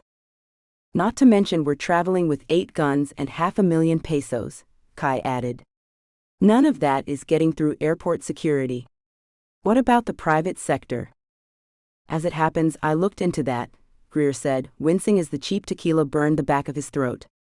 One of the drivers I spoke to suggested using his cousin's charter plane. You don't sound too confident, Eliana noted. I'm not, Greer confessed as he looked around for a waitress he could order another drink from. I don't know shit about the guy, and have no way to look into his credentials before we'd have to leave. What do you mean? Kai asked, confused. The pilot Alberto is flying in from Coahuila today. He's stopping to refuel in town, and then right back out to Ciudad del Carmen. The driver suggested we pay an extra $10,000 per person, and he might take us on to San Pedro. That would put us only 2 hours outside Belize City, Eliana said, checking the map over. Kai's jaw clicked as it tensed. That's convenient, he said tersely. It seemed a little too convenient, Greer agreed. I think we should try it, Eliana said, folding the map up. We can't be sure that this guy has bad intentions, and it seems the likely option he and his cousin just want to make some quick money. We pose as tourists looking to find a quick ride, they'll think nothing else. Bounty hunters can't have spies in every hangar in the world. She's got a point, Kai stated. Yeah, but we didn't survive this long taking unnecessary risks. We've always checked into our drivers and transports. We've never gone blind like this. We've never been forced to do any different, Kai countered. We've had the luxury of time, but we don't have that now. I called the bus depot when you were out, and the bus we were stranded on never arrived. They sent the policia out looking for them. It's only been a few hours, let's not freak out just yet, Eliana advised, but even she had to admit she was feeling nervous. Once they were at Kai's safe house in Belize, maybe she could breathe a little easier, but for now her nerves were a half step away from frayed. "Tell me about the plane," Kai said, rubbing his tired eyes. They'd been avoiding looking for a motel just yet, hoping they could catch a car out of town immediately, but it was looking more and more like they were going to be in town for several more hours. A little sleep wouldn't hurt. He said it was a turboprop aircraft, and freshly fueled it can take us to San Pedro with only one stopover. He said his cousin mainly uses it to deliver commodities, but it seats up to 12 passengers. Commodities? Eliana asked and already knew the answer. Drugs. Does he have any passengers lined up? I don't want to be sharing the aircraft with anyone, Kai said, and Eliana had a feeling their plan was reluctantly coming into motion. He didn't say, just gave a price. 50,000 per seat. Pesos or American? Pesos. How did you swing that? Kai asked incredulously. They see an American and everything is in US dollars. I happen to speak flawless Spanish. As long as we keep our mouths shut, maybe we won't reek of American wealth, Greer stated. Right, let's not risk it. Tell him we'll pay 75,000 up front and 100,000 upon arrival in Ciudad del Carmen. If he takes us on to San Pedro, we'll pay 50,000 for all three of us, Kai offered. These guys, they're going to want to see the money and credentials. No, Kai said firmly. Tell him you're representing a client who has special interests in some Honduran property and wants to keep a low profile so he's not bought out. If he doesn't accept that offer, an extra 1,000 pesos for his cooperation. If we throw too much money at them, they're going to milk us for more, Eliana added. I have no doubt, but if the worst should happen and they don't accept the offer, then we're right back where we started. We'll charter a car to take us to Belize in increments if needed, Kai said, and Greer nodded. All right, he said, standing. I'll take half the cash and pay up front, you keep the rest. If they kill me, at least you two should have the funds. He was only half joking, and all three of them felt slightly nervous as they had to divvy the money into two smaller bags in the public location. Hoping they weren't seen, they agreed to meet back at this cantina in 2 hours. Where are we going? Eliana asked as she fell in step with Kai as they left through the front door, while Greer slipped out the back. There's a public market just down the road, he said, intertwining his fingers with hers.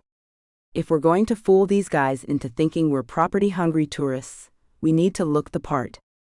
Sunglasses and floppy hats, she teased, and he gave her a tired smile.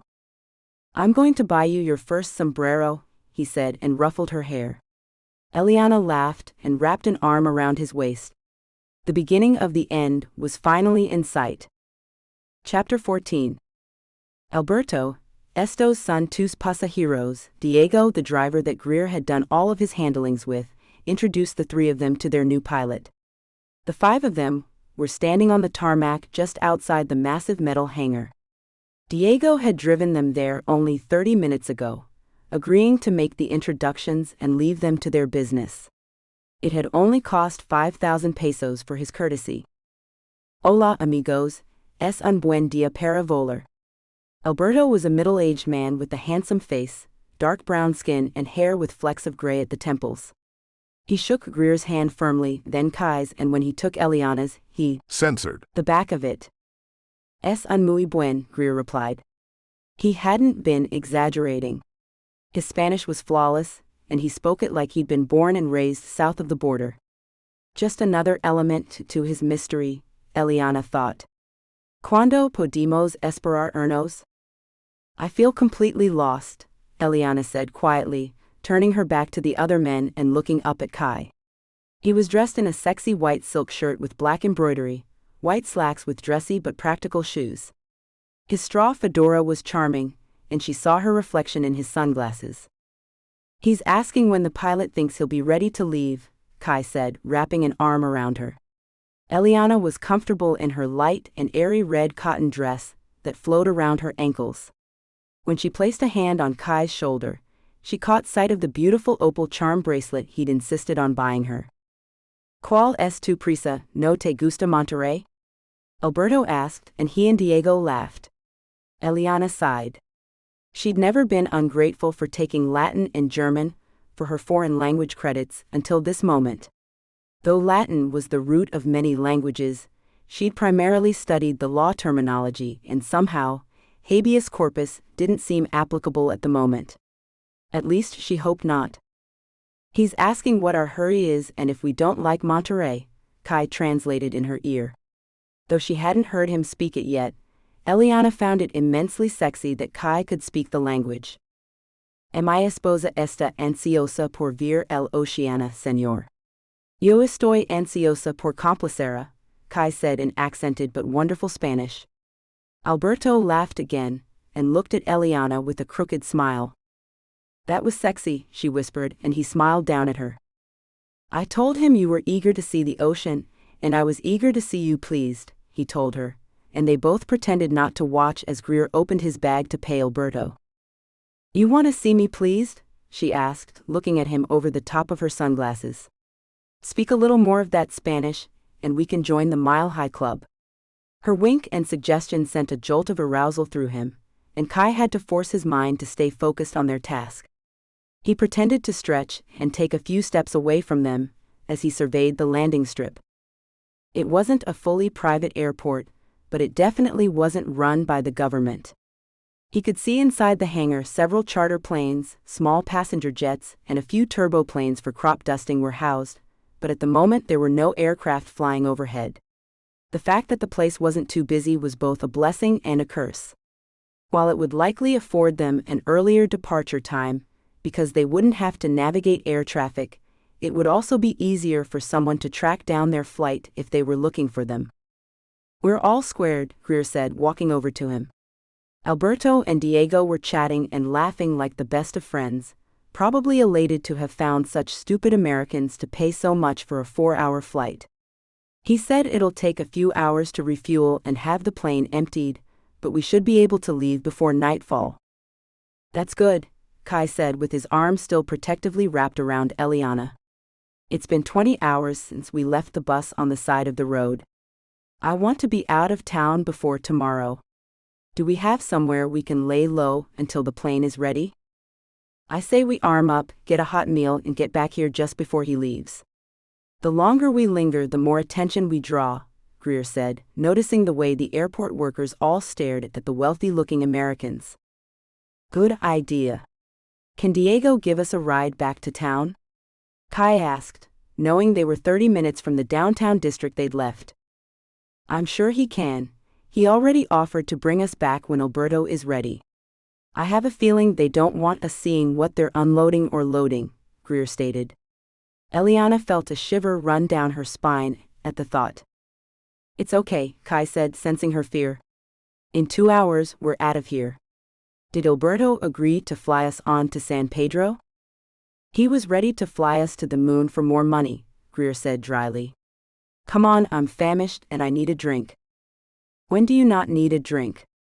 Eliana asked sarcastically. "When I have a full one in my hand," he retorted, and she snorted out a laugh. "This is taking too long," Eliana said nervously as she wrung her hands in her lap. They were sitting in the back of Diego's town car, and though they'd been promised a departure before sunset, the burning orb was low on the horizon, and they hadn't heard anything from the pilot since that afternoon. "I'm going to check," Greer said from the front seat and stepped out of the car. Diego had picked them up at the restaurant they'd eaten at, and though all three of them were secretly armed, Eliana didn't feel safe in that moment. The airport had been buzzing with activity earlier in the day. Workers running to and fro with fueling hoses, cleaning equipment, carts of luggage and crates, and even a few guys with those light-up sticks that help direct traffic. Now the whole place was dead. Only the plane they knew belonged to Alberto was sitting in wait for liftoff, and the only lights they could see were the blue runway lights, a red flickering one from the tower in the distance, and the flood of light from inside the hangar that was nearly 50 yards away. "There they are," Kai said, pointing. Greer was only a few steps outside the vehicle when Diego and Alberto were seen walking toward them from the hangar. As they drew closer, Kai stepped out of the car first and signaled for Eliana to wait. The four men exchanged handshakes quickly. "My apologies," Alberto said in hurried Spanish. He seemed flustered, and that immediately sent Kai and Greer into hyper-awareness. It took longer to refuel than expected. The engine is warming up, and we will leave soon. My cousin can show you onto the plane. Thank you, Kai said and turned to wave for Eliana to join then, but Alberto stopped him. Before we go, I must ask that you allow me to search your belongings. Kai froze. Why? He asked in a stern voice. Please, I am responsible for whatever items come onto my plane. If you have any weapons or contraband, I need to know about it, Alberto defended. His forehead was sweaty, and neither Kai nor Greer figured it was because of the sweltering heat. Only our guard is armed, Kai said. Gesturing to Greer, he patted a hand on the gun he openly wore on his hip. I don't carry, and my wife hates guns. Women, Diego said in a joking manner, trying to lighten the mood.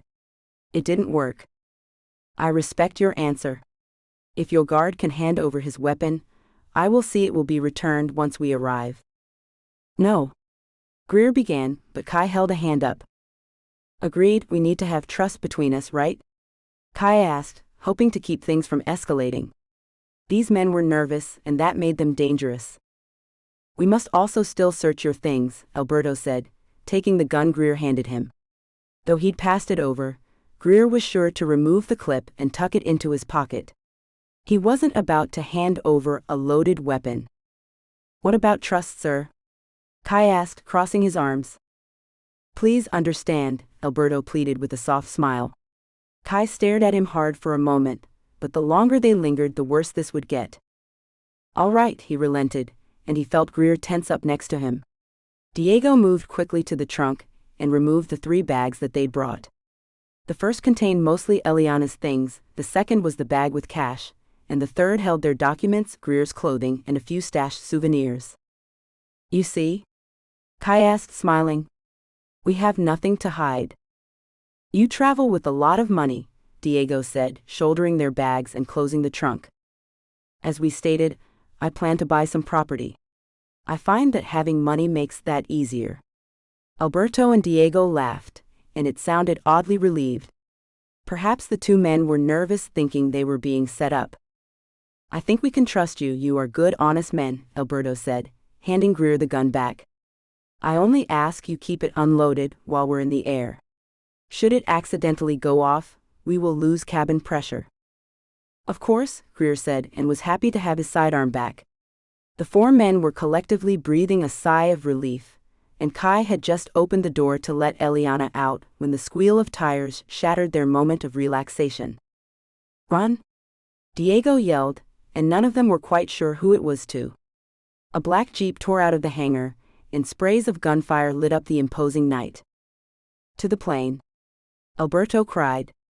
Kai grabbed Eliana by the arm and half-dragged her toward the aircraft. Greer was laying down cover fire, but the machine gun mounted on top of the roofless jeep was firing much faster. The 3 of them were forced to duck behind the town car that was peppered with bullets.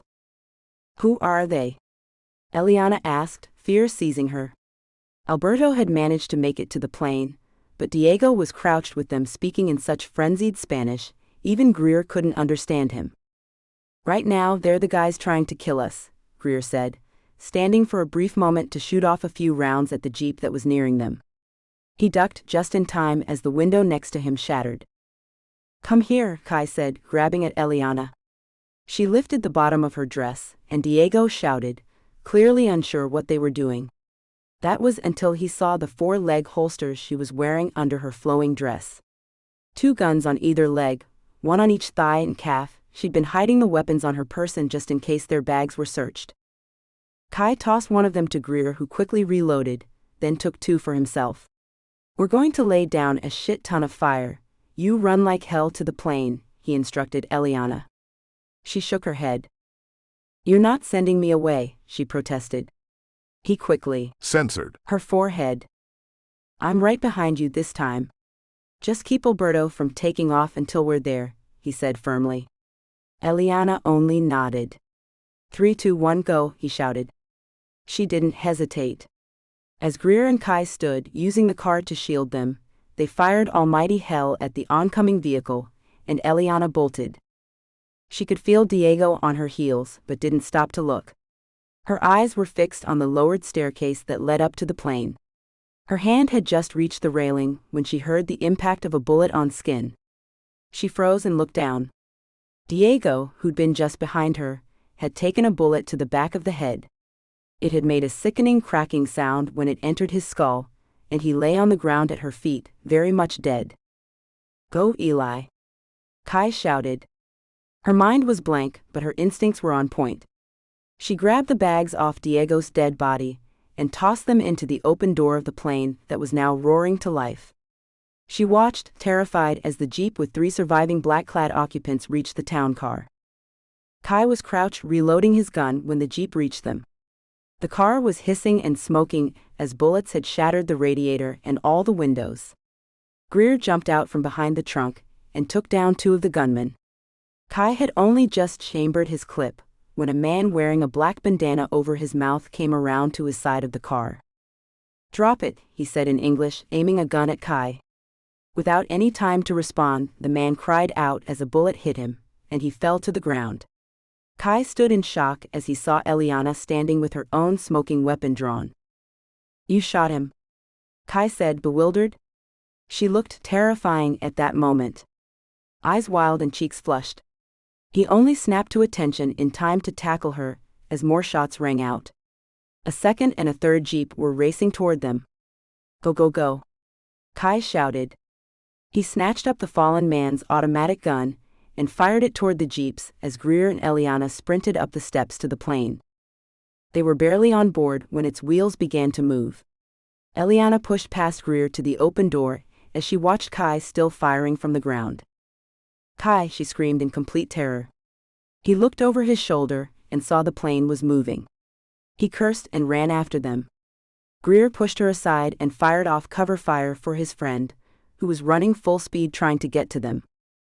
Eliana was screaming at Alberto to wait, but he either wasn't listening or didn't understand. She could still hear gunfire, but couldn't see anything as Greer's body took up the whole doorway. "Please, please," she cried, hot tears pouring out of her eyes. "Don't leave him." When the plane jolted upward, its wheels now off the ground, Eliana collapsed in a heap on the floor and screamed in rage and adrenaline. It's okay. Help me," Greer called in a strangled voice. She looked up and saw him half in the doorway and half inside. With one arm he was clinging to the seat closest to him, and with the other he was tugging on something. Eliana scrambled to her feet, and when she reached him, she saw he was holding onto Kai's arm as he clung to the staircase railing. Together they hoisted him inside, and he collapsed onto Eliana. Greer quickly used the rope to pull the door shut and seal it before the plane got too high. "Are you okay?" Kai asked, looking down at her. They were both shaking, and she had her eyes closed tightly. I thought. "Shish," he soothed and sat back to pull her into his arms. "I'm here. We're okay. We made it. We're safe." Though he spoke the words, his eyes looked up at Greer, and they both silently asked one another the same questions. Were they safe? Who were those men? Chapter 15. Alberto had straight up refused to take them on to San Pedro, so it was another 6 hours of travel after they landed. Though still reeling from their shootout, Eliana was grateful to be on the ground. She felt helpless up in the air. Should the worst come to it, there wouldn't be anywhere to run when you were a few thousand feet off the ground. At least driving they had options for places to run.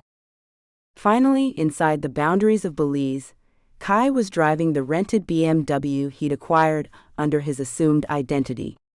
Still too jittery to sleep, the 3 of them alternated between pensive silence and restless discussion. They'd all hoped once they were in Mexico, whoever might be trailing them would back off, but clearly vehicles full of armed masked men spoke otherwise.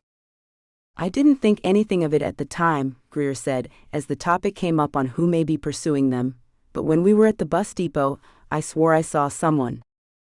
"Who?" Eliana asked from the back seat. She was fairly certain she'd been dozing for the last hour, but was wide awake now. "I don't know. I mean, there were a lot of people in and out. As I said, I didn't think much of it, but they were a rider." All black riding leathers and helmet. It didn't look like he was watching us, but... Shit, after what we just survived, I can't get it out of my mind, Greer said, raking his hands through his hair. He sounded more tired than ever before. Could be related, but there's nothing we can do about it now, Kai said, turning off the main road to a slower two-lane street. The area they were entering was residential, but they were well inside the Sibin Forest Reserve, and the scenery was quickly fading from populated to tropical scenery.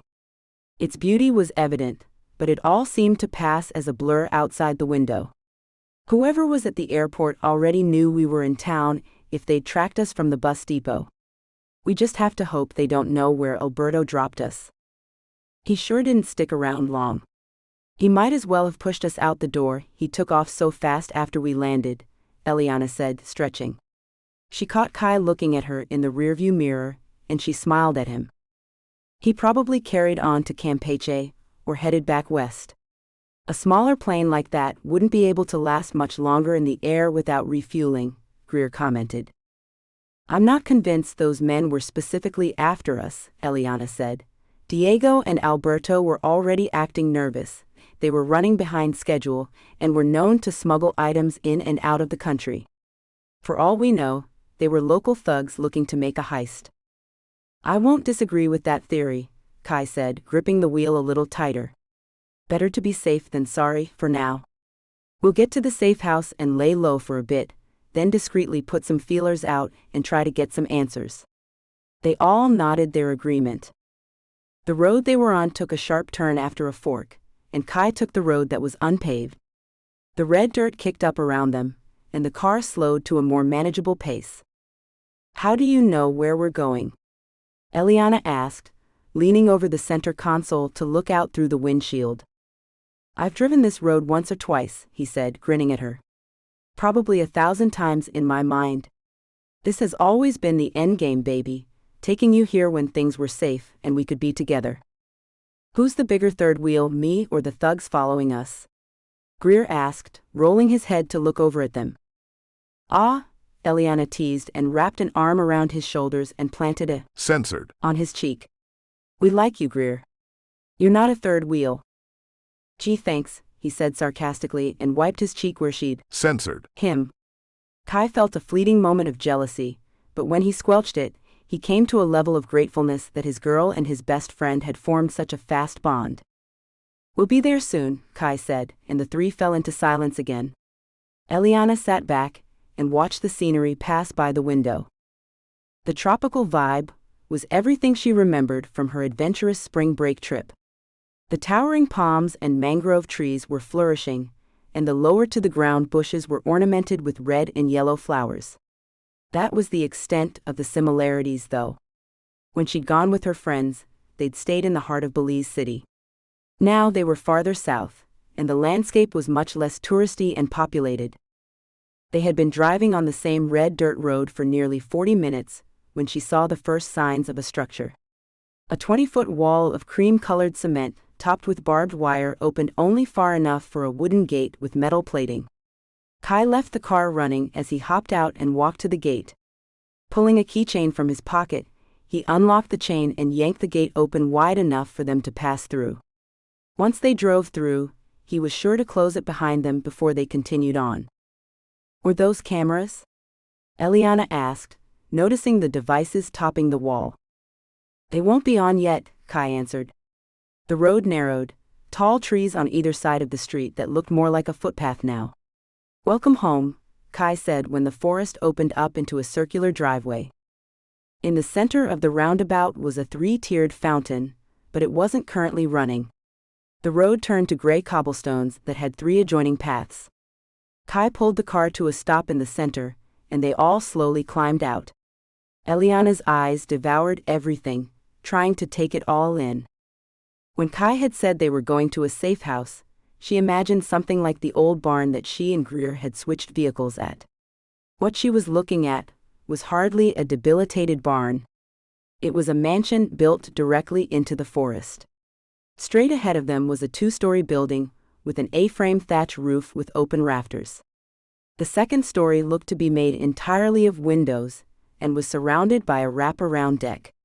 The main floor had open archways for doors, and the building seemed to glow a vibrant yellow in the afternoon sun. Kai and Greer were taking the path toward the main house, and she followed slowly behind them. The path to her left seemed to disappear in a downhill direction that she couldn't see beyond, but the path to her far right led to a long one-story building that looked like a former stable. Kai and Greer had already entered the house, and Eliana jogged to catch up. It was hot outside, probably mid-80s, but inside seemed cooler with the open windows granting a constant breeze. The front foyer was small but open to both a living room and casual dining room, and the far end was a kitchen partially walled off by an island and a bar. The hardwood floors were smooth and had a slightly red tinge to the wood. The walls and portions of ceiling that weren't open to the rafters above were trimmed in white, and yellow paper lanterns hung like ornaments. Greer was making his way upstairs, the steps lined with a branch-like railing, and Kai was yanking the tarp sheets off of the furniture. Though she couldn't imagine it was the type of house that got dusty, when she saw the wood furniture that was covered in brightly colored cushions, she assumed they were to protect from sun damage. There's a bathroom down that hall, or there are two upstairs. One off the main hallway or one through the master bedroom, Kai said as he tossed the sheets over the back of an armchair. He crossed the room and wrapped his arms around her, hoisting her off her feet. "How do you like it?" "This place is amazing," she said, stroking his hair and smiling down at him as he held her tightly against his. Censored. "Think it is somewhere you could be happy?" His blue eyes, though tired, were full of optimism and a kind of hope she hadn't seen in him since high school. "If I'm with you, I'm happy," she said softly, resting her hand against his cheek. Kai smiled and slowly lowered her, catching her lips as he did. There Censored. was powerful and searing. He cupped the back of her head with both hands, and she melted against him. All the fear of the last few days faded as they embraced each other. "The hot water should be working," he said, pressing his forehead against hers. "I'm going to run into town, pick up a few things. Why don't you get cleaned up and rest?" She said with a pouting lip. "I don't want you to go." Kai chuckled and Censored. her forehead.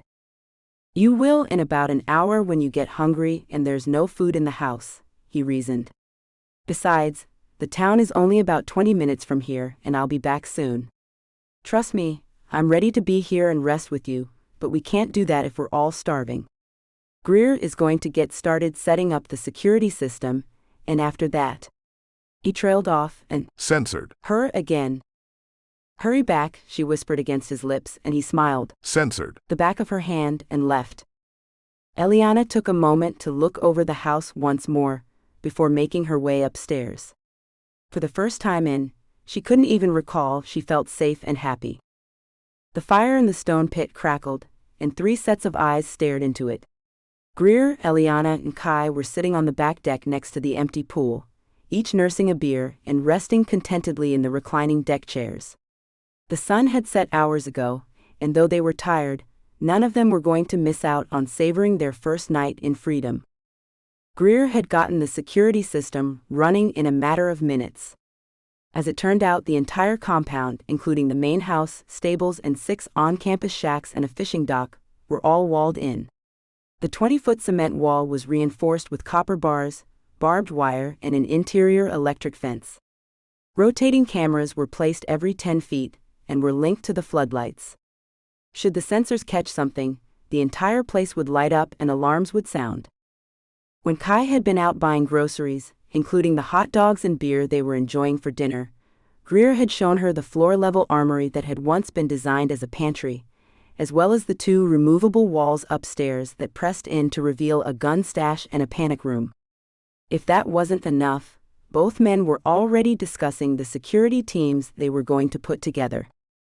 "I say we reach out to the Houston Bells," Greer suggested as he passed Kai another beer. "They've got a whole chapter of former military contractors that could be looking for work." "Former military? Like Dahl?"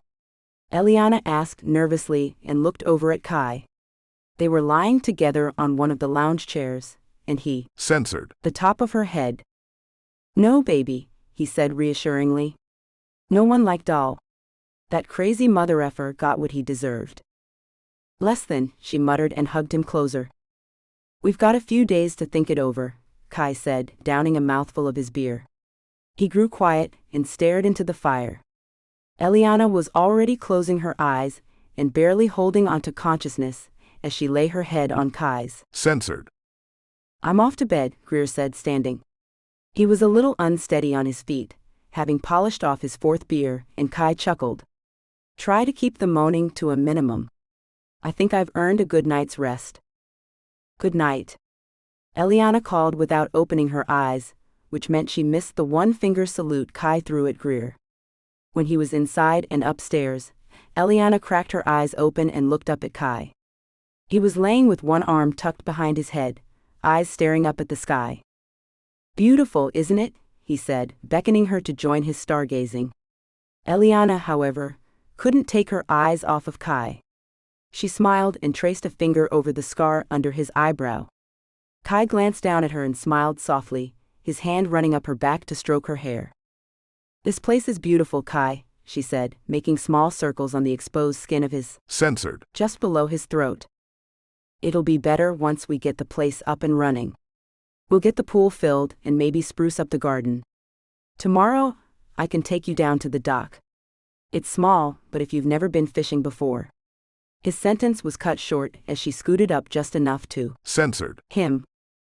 Her Censored. was firm but tender, and she held his face with both hands, her Censored. drawing lazily over his bottom lip.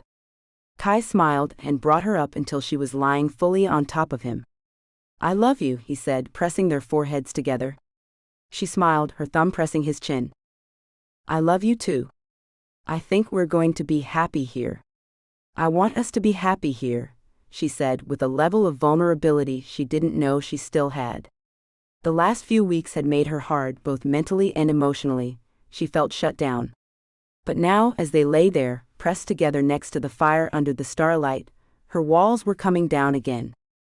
We will be happy here, I promise, Kai said gently. I'll make you happy. For the rest of my life, I'll do everything I can to make you happy. We can put all this chaos and fear and violence behind us. I promise the same thing, she said, shifting on top of him so she could look into his eyes better. I think we both deserve a little happiness after everything. Agreed, Kai said, chuckling. His hands were rubbing her back, and the gesture made her relax into him. With her head on his Censored. Again, they both, for the first time in ages, simply held each other while they slept in perfect blissful peace. Chapter 16. This scene has been censored to provide a safe and enjoyable reading experience for everyone. Good morning, he said, still slightly out of breath. Eliana giggled and moved to massage his broad shoulders. Morning, she greeted in blissful and relaxed contentment. Are you hungry? She asked after she felt his breathing return to normal. Famished, he admitted. All their cardio was working up quite the appetite. Keela is coming over today. I promised her we'd talk over her situation. Kai made a noise of understanding before he rolled over so she could look in his eyes. Her husband didn't sign the papers, did he? Kai asked, and couldn't help but play with the 2 mounds of flesh that were resting in his face. Eliana squirmed under the pressure of his thumbs on her. Censored. No, he's being difficult. He doesn't want to pay child support, so he's trying to draw things out until she runs out of money, Eliana said, sighing in frustration. Keela, one of the local shop owners, had become a good friend of hers in the last few months, and Eliana had since learned that Hella's husband was divorcing her and, as she was fairly poor, didn't have the money for a lawyer. Eliana had agreed to do it for free.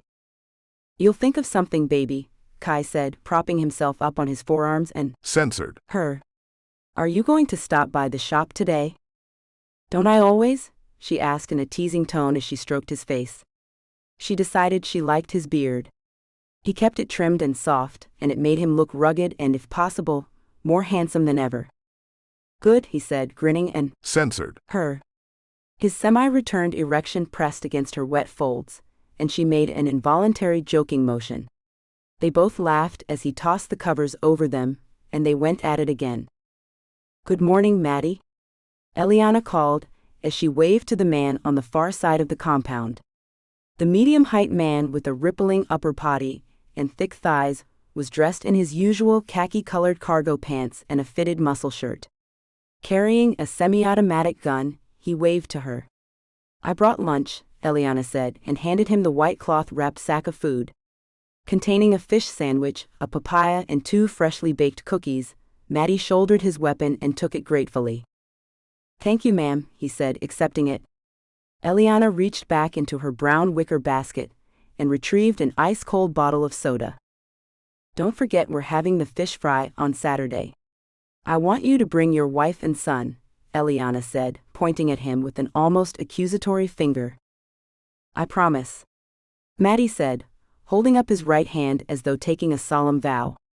Eliana smiled and waved as she continued along the path that encircled the compound. It had been nearly 6 months to the day since they'd arrived in Belize. Eliana felt immense satisfaction in the routines she'd built for herself. It was easier to find things to do now that there were more people living on the compound with them. True to their plan, Greer and Kai had recruited some Patch brothers from clubs in the South, primarily Texas, to come and work for them. Among them were Matty, the security sergeant who lived off-site with his pregnant wife and 3-year-old son, and 4 others. Luca was a quiet man with ashy blonde hair and tattoos on his arms who'd served 4 tours overseas with both the Army and the Air Force at one point. He worked primarily in the control room, monitoring the cameras. He lived off-site too, and was rumored to be dating a local woman. Then there were the brothers, Douglas and Russell, both former Marines who patrolled their beachfront and dock, lived in the shacks down the way from the main house. They'd fix them up like cabanas, and liked to shoot the shit with Greer. It had taken much convincing for Greer to stay on. Not that they hadn't asked him a million times their first few weeks, Greer seemed reluctant to agree. Maybe he thought he was imposing on their happily ever after, or whatever, but it had come down to both Kai and Eliana sitting him down and telling him how much safer they both felt with him around. When they agreed to let him pick his own crew and open up a bar off-site, he'd finally unpacked his bag. Eliana was ecstatic he'd decided to remain in the main house with them, but insisted he needed to renovate the downstairs office into a bedroom with a private entrance. Mainly because it was as far away from Kai and Eliana's master suite as possible. In desperate need of some estrogen, Eliana had formed several friendships with the women in the nearby village. Her Spanish was still rusty, but she was learning quickly. Gila owned a salon and boutique off the main road. Though it was small, Gila designed and made most of the clothes she sold, and was actually very talented at cutting and styling hair. Eliana made it a habit to get her hair treated every 2 weeks. Not that she was going to complain about that. Her previously short locks were now wistfully flowing down the middle of her back. Gila was also helping Eliana practice her Spanish. The woman in her mid-30s was dark-skinned with shimmering brown hair and eyes the color of honey. How her bastard of a husband could justify cheating and divorcing such a sweet, beautiful, intelligent, and funny woman was beyond anything Eliana could understand. Even when Eliana wasn't getting her hair done, the two would often sit out front of her shop drinking coffee and laughing at the children who played in the streets. Belize life was very different than American. There was no sense of urgency or panic. No one was in a hurry, and no one ever seemed angry, except maybe a few of the men who frequented Greer's bar for soccer games. Their rowdy chants and aggressive boos when their team was losing could be heard for miles. It was easy for Eliana to slip into a comfortable life. She would spend her mornings in bed with Kai, then she'd clean and maintain the house while he went off to work the mechanic shop he'd opened in the old stables on the compound premises. She'd cook lunch for all the guys, and take a nice long walk to deliver the food and cold drinks before eating lunch with Kai every day. Twice a week Eliana would work with Russell and Douglas to practice shooting or kickboxing. In the evening, those who lived on-site would gather at the main house or off the dock for beers and a bonfire. A few times a week they'd go out to Greer's bar, and every Sunday Eliana and Kai would spend the whole day riding up and down the coast on his Harley that had arrived in Belize shortly after they had. Things were perfect. For the most part. "Hi baby," Kai greeted. He was working on an old farming truck a local had brought in. He was, bare-censored. and his work overalls hung low on his hips, torso stretched and muscles rippling as he reached overhead to loosen something just under the front axle. "Hey there, sexy man," she greeted and stood on her tiptoes to Censored. his cheek from behind and gave his earlobe a flirtatious bite. "Oh," Kai said, leaning into it. The small gesture made his Censored. twitch. "Are you sure we can't lift that ban on?" Censored. "In the shop?" he asked, setting his socket wrench down and turning to look at her. Eliana was dressed in a turquoise blue dress with a bright yellow necklace. Her bare arms crossed over her. Censored. "Since the last time when Luca walked in on us thinking someone was beating me, no dear, we cannot lift the ban," she said in a much more serious tone than she actually felt. Kai sighed dramatically, and Censored. her. "I'll settle for lunch then," he said, and went to wash his hands as she laid out the food on the small table next to his workbench. Soft but lively music was playing over the radio, and when Kai returned from the bathroom, he'd pulled a white shirt on. "This looks good," he complimented as he surveyed the sandwiches, fruit, and drinks. "Thank you," she said proudly, and they both began to eat. "How's work?" she asked, glancing at the truck that was dripping blue fluid. Kai said, shrugging, "Mostly road damage, shouldn't take long. Told the farmer I'd cut him a deal if he agreed to send us a shipment of the potatoes he's growing." "Quite the entrepreneur," she teased, and Kai shrugged again. "It's not like we need the money," he said, taking another bite and speaking with a full mouth. "I just work to keep busy."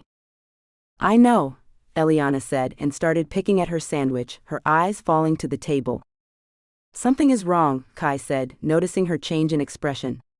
"Everything okay with Gila?" "No worse than before," Eliana set her food down. "It's just that, I went into town earlier." "Did you see something?" Kai asked with a sudden hint of paranoia. While they were comfortable in their slice of heaven, none of them ever forgot they could still be in danger. No, nothing like that," Eliana said, but still didn't meet his eyes.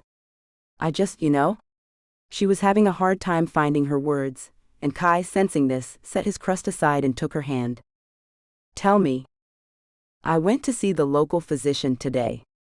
Nothing serious, just a checkup. Women's stuff and all that." "Did the doctor find something? Are you sick?" She gave him an annoyed look.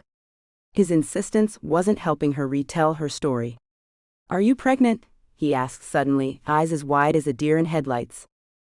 "God no, Kai, I'm not pregnant." "Thank God," he said, sitting back in his chair and clutching a hand to his heart. Eliana was more annoyed than ever. "Well, she did ask if I needed a refill of birth control. I told her I needed to think about it, but I guess that answers the question," she snapped and stood. Before she made it 2 steps, Kai caught her arm. "Hey, wait," he said, pulling her back. "I didn't mean it like that. I don't want to accidentally bring kids in the world. When we decide to have children, I want it to be because we both agree, not because we weren't being careful."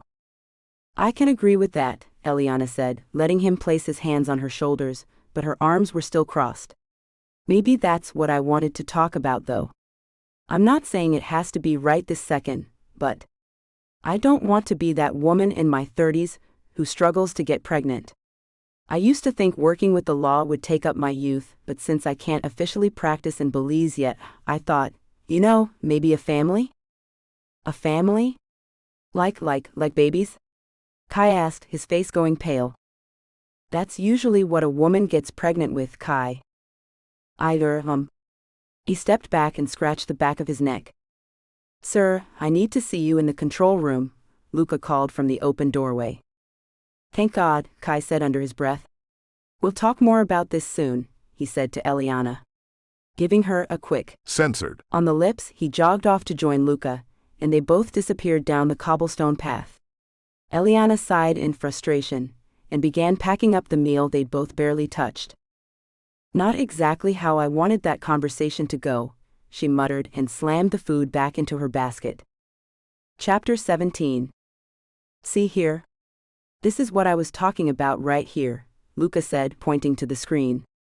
Kai was leaning over the back of Luca's wheeled chair in the basement control room, staring at the screen. I was looking at the tapes from last night. Something small was triggering the sensors. I figured it was just an animal. Obviously, it wasn't anything big enough to set off the alarms, but then I saw this. The computer room housed over 25 monitors that were all synced to their own camera, and 5 of them alternated angles for more sensitive spots like the front gate and the 2 side entrances for their beach property. The main desk in the room, Luca's command station, had all the bells and whistles anyone could need, including a remote operation for the 2 drone guns at the main gate, and the master security alarm that would alert everyone on base as well as local authorities. On the computer screen in front of them, Kai saw the heat-generated an infrared image. Though it was off behind the tree line, it was clearly in the shape of a person. He could make out arms and legs, even though it was huddled at the base of a tree in a crouched position. Is this the only angle? Kai asked, keeping his eyes firmly fixed on the image. Only one, sir, Luca confirmed. I checked all the other cameras at the same timestamp, and there's nothing. Barely a bird flew by. Where is this one? On the eastern side just before the gates of the beach, Luca replied. He pulled out a map of the compound that had all the cameras and their radiuses in red. Whoever he was must have come from the road here, Luca said, indicating the gray line that represented a street. It's 2 miles of woods in every direction, but here where the road bends, it's barely half a mile to the wall. That would be my guess. Do we have eyes up there? Can we tell what vehicle they're driving? Kai asked, taking the map and looking it over. No, sir, Luca said, pinching the bridge of his nose. We've done our best to keep the compound secure, but we can't have eyes everywhere. The more we run cameras, the more attention we draw to ourselves. All right, Kai said, standing. It's only one person. Let's hope it's a local who got a little too curious. For now, let's keep the floodlights off at night and have the night patrol equipped with night vision. Can you put in some overtime this week? I'd like you to oversee a couple of drone patrols. You can hook up the infrared camera to it, right? Yeah, of course, Luca agreed, spinning around in his chair to watch Kai make for the door. Is all this necessary for one little blip? Probably not, Kai said, grinning, but I'd be the biggest jackass alive if I had all of this security and didn't use it. Luca shrugged as he turned around in his chair and set to work equipping the drone helicopter. Man, I need to talk to you, Kai said, bursting into the building. Greer was sitting at the end of the bar, looking over his ledgers. The bar he had set up was a glorified food truck with a cantina-style roof, some tiki torches, and a few picnic tables. The walls were mostly old tin siding slabs he'd drilled into the concrete floor. Who's trying to kill us now? Greer asked without looking up from the paperwork. Kai snuck around the back side of the bar and poured himself a glass of whiskey. You gotta pay for that, man. Yeah, put it on my tab, Kai snapped and downed the glass with one long gulp. I'm serious, I'm a dead man. Greer sighed and set aside his paperwork to look up at his friend. Though he'd sounded overdramatic, the panic on Kai's face was evident. He was scared shitless. Kai settled down. It was one infrared blip.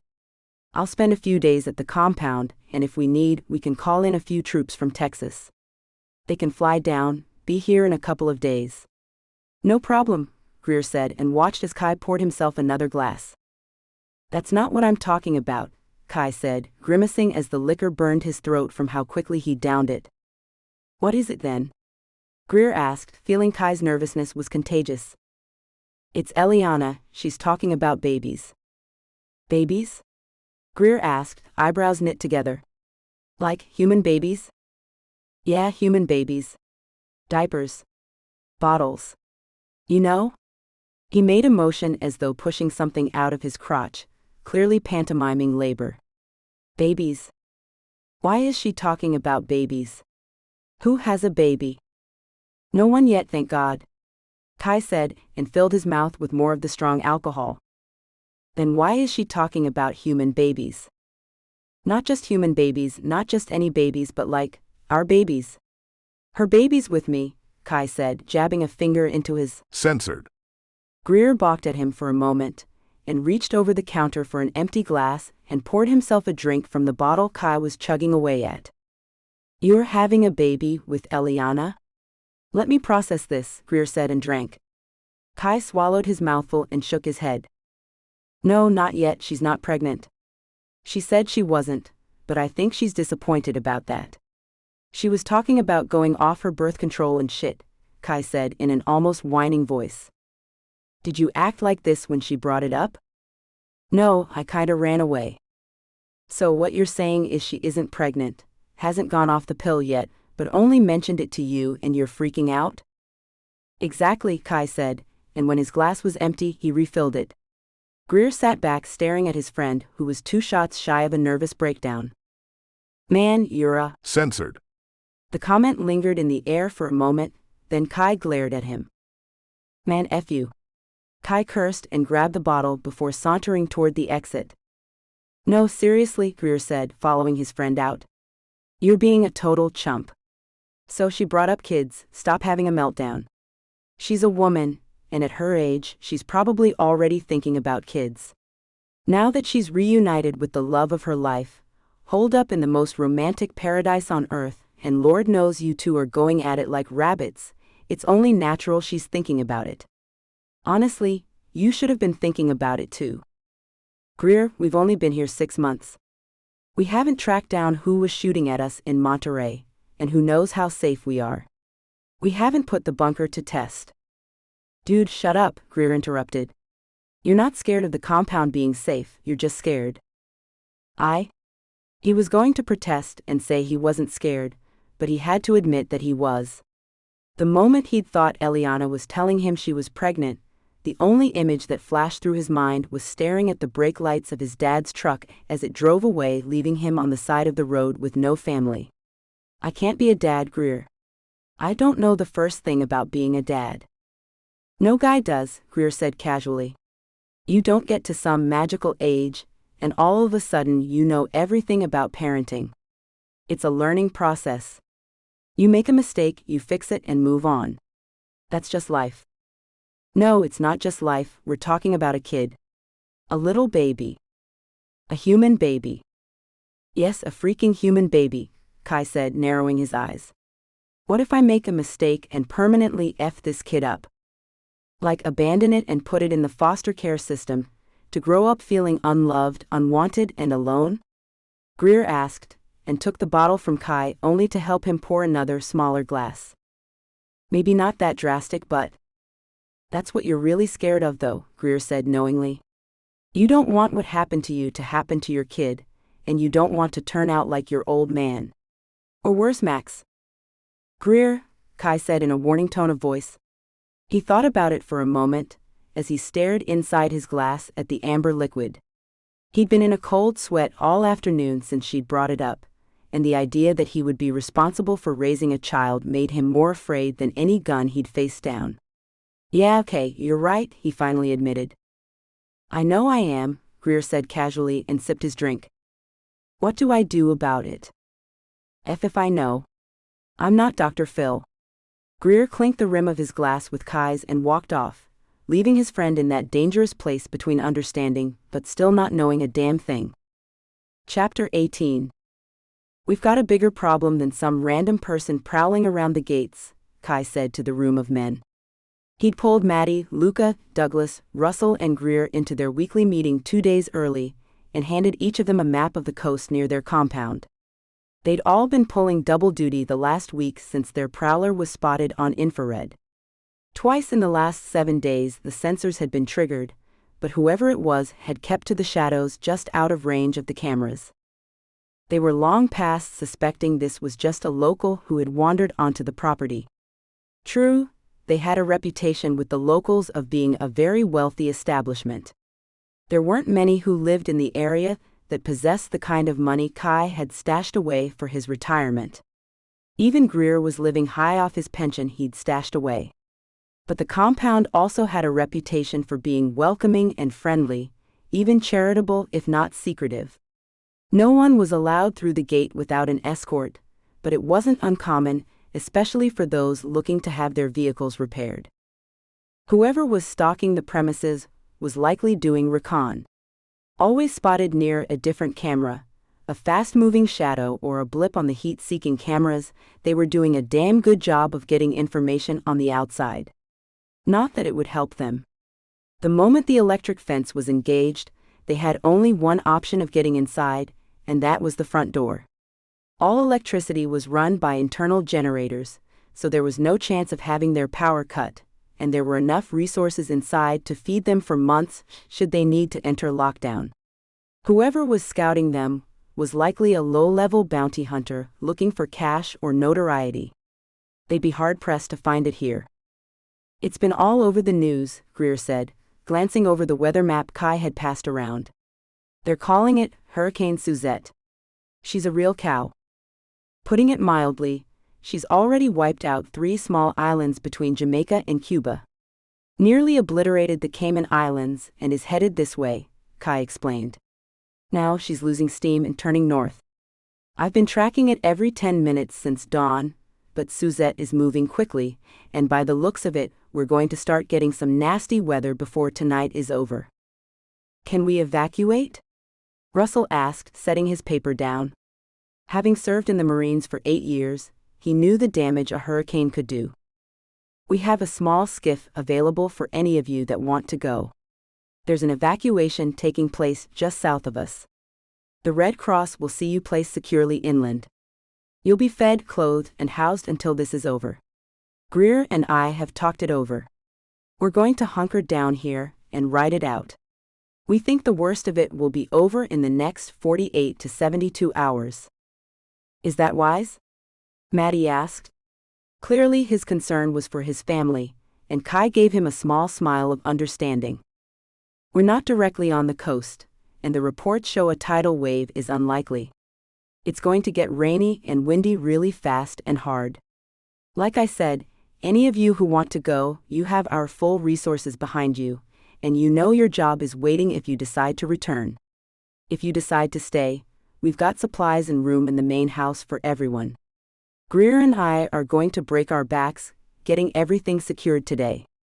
You all decide what you feel is best. Well, you know we're staying, Russell said, speaking for both he and his brother. We'll get the power drills and start using the extra aluminum siding to secure the roof of the main house. Probably pull the gear in from the dock too, Douglas added.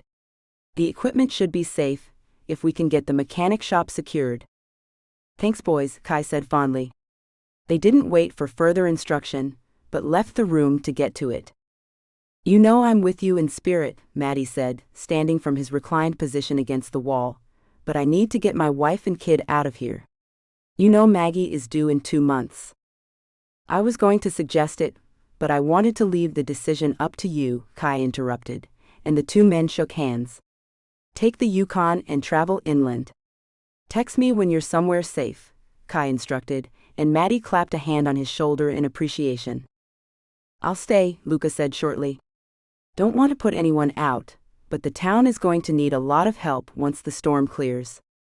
I want to be around to help with the cleanup. Come with me, Greer said, rising from the table. Let's get the cameras pulled in, then we need to do a run into town. We'll need to make sure we've got enough fuel for the generators. Sounds good, boss, Luca said, and they each tossed Kai a wave as they left. Kai stood there for a moment, hands on the table, when he heard her feet shuffling above him. Looking up into the gallery, he saw Eliana watching from the banister. They exchanged small smiles before she turned to enter their bedroom. Things had been tense between them since their brief mentioning of babies in the days before. She'd been polite, but nothing more. And she was avoiding him. Well, he'd be damned if she was going to blow hotter than the impending hurricane. Kai was up the staircase in moments, and when he reached the bedroom, he saw her nailing boards over the windows on the balcony. Moving out the open door, he watched her fit the plank in place and hammer it into the siding. You're pretty good at that, he observed as he leaned against the railing behind her. Doesn't take a law degree to figure out how to use a hammer, she said flatly, and he grinned.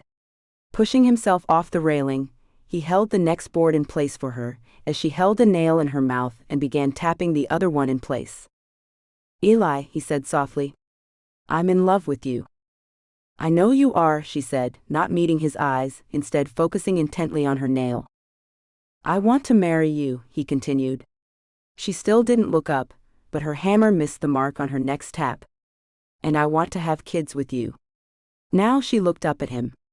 Her brown eyes round and vulnerable. Don't say that unless you mean it. Come here, he said, taking her hand and pulling her to her feet. He held her by the hips, and she rested her hands, one still containing the hammer, over his shoulders. I'm not just saying that. I freaked out a little, I'll admit. I only just got you, after 10 years of aching for you. The idea of having kids, as stupid as it sounds, I never put much thought into it. I had to earn you first. You didn't need to earn me, she started, but he cut her off. I would never forgive myself if I hurt you in any way. Even more than that, if we had a child, if you had my child and I let you down, wasn't a good father. I don't think I could bear it. You're afraid you're not going to be a good father? She asked, as though it was the most absurd question she'd ever heard. You'd make an amazing father, Kai. I remember the way you looked after your younger siblings when you lived with the Duncans. You're the kindest, bravest, sweetest man I know. After everything I've been through, though. That's what will make you a great dad, she interjected. You've experienced the worst of it. You know what that pain is like. You'd never let something like that happen to anyone you loved. Kai could only nod. He didn't realize until that moment that he'd started to cry. A single tear rolled down his cheek, and Eliana brushed it away with her thumb. There's no pressure to start a family right this moment, but I needed it to be a conversation. I want a family with you. I want you to be a mother, and my wife, and everything else. I want you to have everything, he said quickly, sincerely. I just want this, she said, placing a hand over his heart. I just want you. I'm yours. All yours. Kai was running his hands down her bare arms as they lay in bed together. The rain was pelting the house outside, and the way the wind whipped through the air made a howling sound. I can hear the sirens, Eliana murmured, her cheek pressed to his bare. Censored. We'll be okay, he said reassuringly. They dimmed the lights to conserve power, and the low lights granted a very romantic vibe, despite the raging weather around them. The compound was well placed on a small hill nearly a mile inland from the ocean, so the risk of flooding was minimal. All the same, they had 2 sump pumps on standby ready to work. All windows were boarded up, and the vehicles were safely stored in the stable-turned garage. Kai felt secure knowing all the buildings were made of reinforced concrete, and at the worst, the dock would be destroyed. He'd been tracking the storm, and if the Doppler was correct, they'd only get hit by the southern tip of it. Still, by the sounds of it, the weather was raging, and though they couldn't see outside, the night was the blackest it had ever been. If this is how we're going to spend our time as the storm passes, I think more hurricanes should blow through, she teased as his hands found her ass under the covers. Giving her cheeks a firm squeeze, he hoisted her onto his lap and censored her deeply. He was about to give her his hurricane, when the walkie-talkie on the nightstand screeched to life. Kai, we have a problem, Luca said from the other end. He was in the basement monitoring the storm from the computers. What is it? Kai asked, holding the black device up to his mouth. The storm? Not exactly, Luca replied. Annoyed his attention was being pulled was from the censored woman straddling him. Kai snapped back. You know that prowler we've been keeping an eye on? Yes. Well, she's here. She. Yeah. She. And she's at the front gate. She's saying something about Max. Chapter 19. Greer, I want you on my left. Luca is operating the remote machine guns we left mounted on the gate. Douglas is on the patio with a rifle, and Russell is on the ground scouting for an ambush. Let's get out there, see what she wants, and get back inside. The storm isn't going to hold off forever. Let's go. Greer and Kai turned to see Eliana descending the stairs wearing jeans, a thick sweatshirt with a hood, and holding a gun in her right hand. What do you think you're doing? Kai asked. You're not coming, Greer added. Like hell I'm not, Eliana protested. Max is hunting all 3 of us. If this is some assassin or bounty hunter, I'm not hiding inside waiting to be killed. Suppose the moment we get to the gate, she puts a bullet between your eyes? Kai asked angrily. Suppose she's perfectly harmless, and desperately needs a place to get shelter from the storm? We can stand here making suppositions all day, but I'm going out there with you. I'm done being left behind, and I'm sure as hell not going to cower in a panic room while my home could potentially be getting attacked, she said in a very matter-of-fact tone. Eli. Kai had started to warn, but she cut him off by chambering a round in her handgun. Let's go, she repeated and stepped toward the front door. Kai looked to Greer for assistance, but the taller man only shrugged and followed after Eliana. Clearly, this was an argument he wasn't going to win, and didn't have time to fight anyway. Reluctantly, he trailed behind the two of them. Greer opened the front door, and the black night slapped at them like a whip. The rain came down in long, pelting drops that flung themselves from the sky in a fury. The wind was a mixture of long gusts and short bursts that nearly knocked them over. The ground was slick and muddy, but they managed to stay on the path. Kai took the lead when they reached the gate. Even over the storm, he could hear the woman at the gate shouting at the security camera.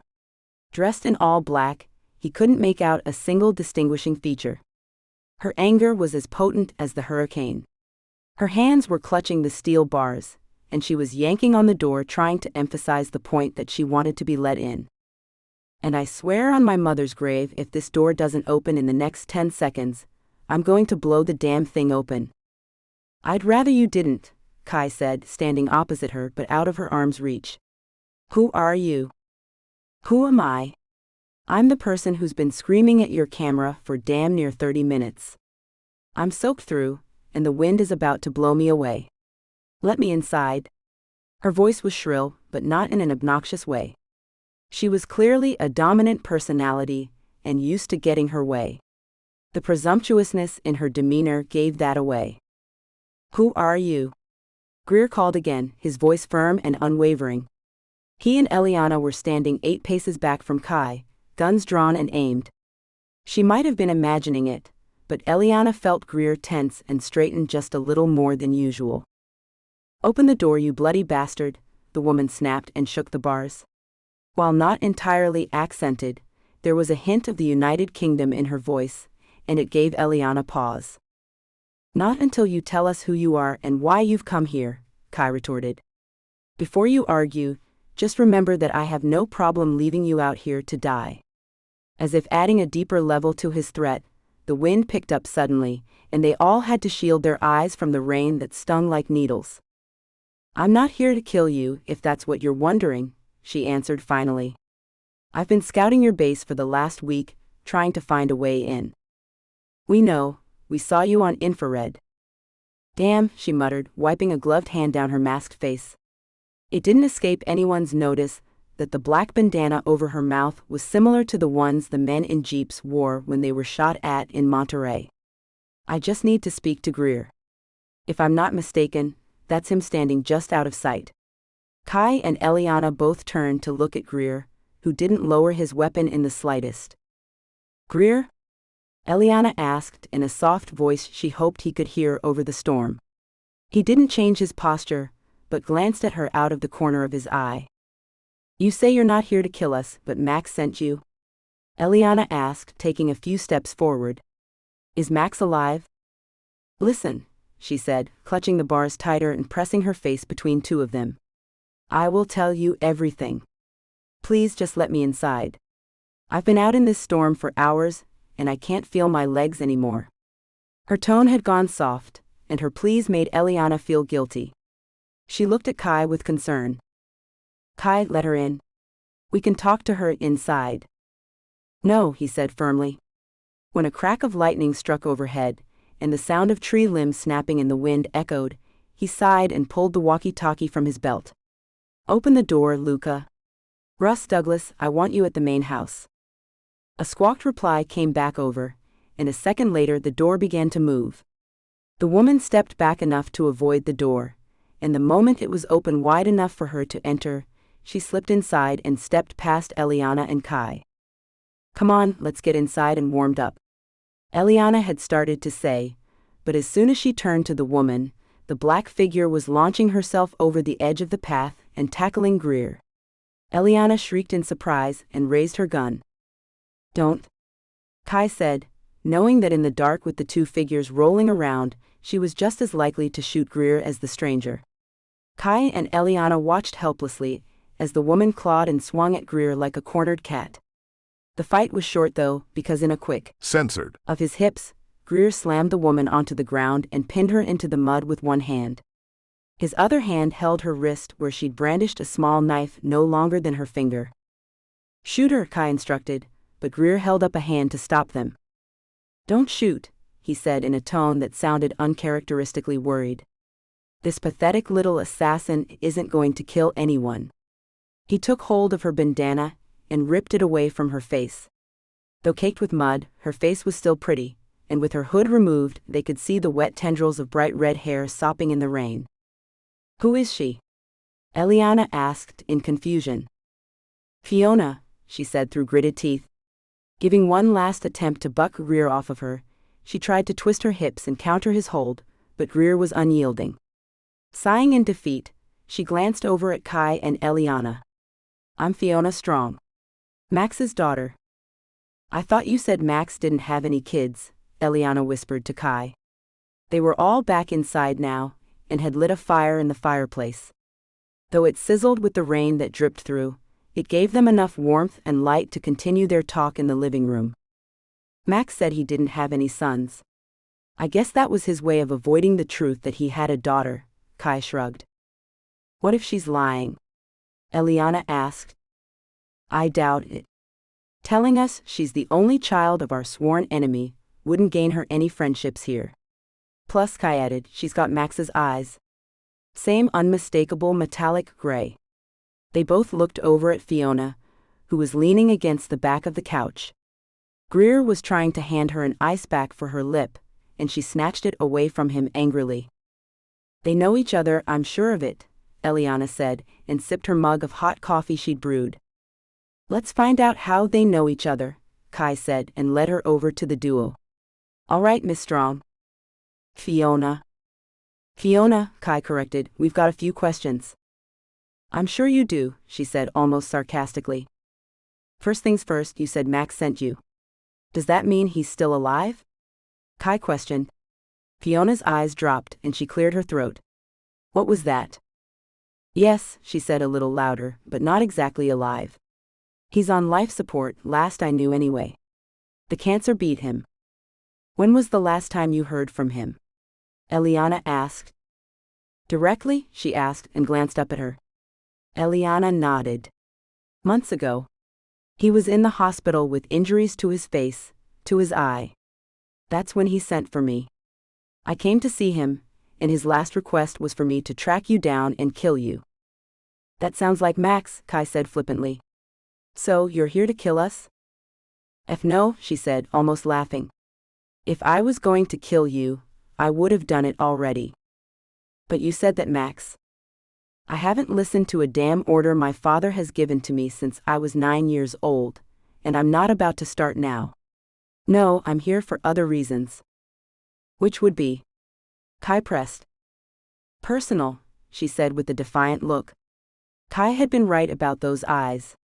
The cold and calculating way she looked at them reminded Eliana very much of Max. "You said Max sent for you. Were you living abroad?" Eliana asked, trying to diffuse the tension. Kai was annoyed he wasn't getting answers, and Greer was standing half a step away from Fiona with hands balled into fists. "Yeah, you could say that." "Ireland," Greer added and broke his streak of silence. "Max sent her to Ireland. I was her security before she left the country." "You make it sound so impersonal." "We know each other a lot better than that," Fiona said in a suggestive manner. Eliana and Kai exchanged surprised looks. "It's not like that," Greer said, cutting off their train of thought as though they'd spoken it out loud. "I was asked to keep her out of troubles from time to time." "That's not all." "Yes, it is." "Well, don't you blow hot and cold," she said, clearly enjoying her ability to get under Greer's skin. Indeed, Eliana had never seen him so rattled. He looked torn between punching her and running from the room. If for no other reason than this, Eliana couldn't help but like the short red-haired woman. "What is it that you want, exactly?" Greer asked, pinching the bridge of his nose. "You and Kai Driscoll have gone, and Max's 2 other commanders are dead. He's passed the mantle of MC President on to me," Fiona said in a powerful declaration, and 3 sets of eyebrows went up. "What about Hamilton?" Kai asked. "You think my dad can trust anyone after what you did?" She was shaking her head, as though remembering something very painful. "So the club is left to me. Seeing as the lot of you betrayed my father and the Screaming Demons, I'm here to collect the debt you owe." "I thought you weren't going to kill us," Eliana said, very confusedly. "Oh, I'm not," Fiona said quickly. "I just want Greer to take me to bed." All 4 of them fell silent as her statement blew through them harder than the hurricane-level winds outside. Then 3 of them all looked at Fiona and cried a booming, "What? You came all this way to have Censored. with Greer? I'm not taking you to bed. I'm so confused." They were all talking over one another, but were silenced when Fiona started laughing loudly. "I'm not looking to F him because he's just so damn cute," she cooed and pinched Greer's cheek. He quickly swatted her hand away. "My claim on the club is weak because I'm a woman. To hell with modern feminism. An MC club is the embodiment of a patriarchal dictatorship. What I need to solidify my stake is a son. Greer is going to give me one." The way she said it, so precisely and easily, you'd think she was reciting some written rule in a handbook. I don't know what to say to that," Eliana stammered as she looked between Kai and Greer. "Is that an actual thing clubs do?" "No," Greer snapped, but Kai looked less convinced.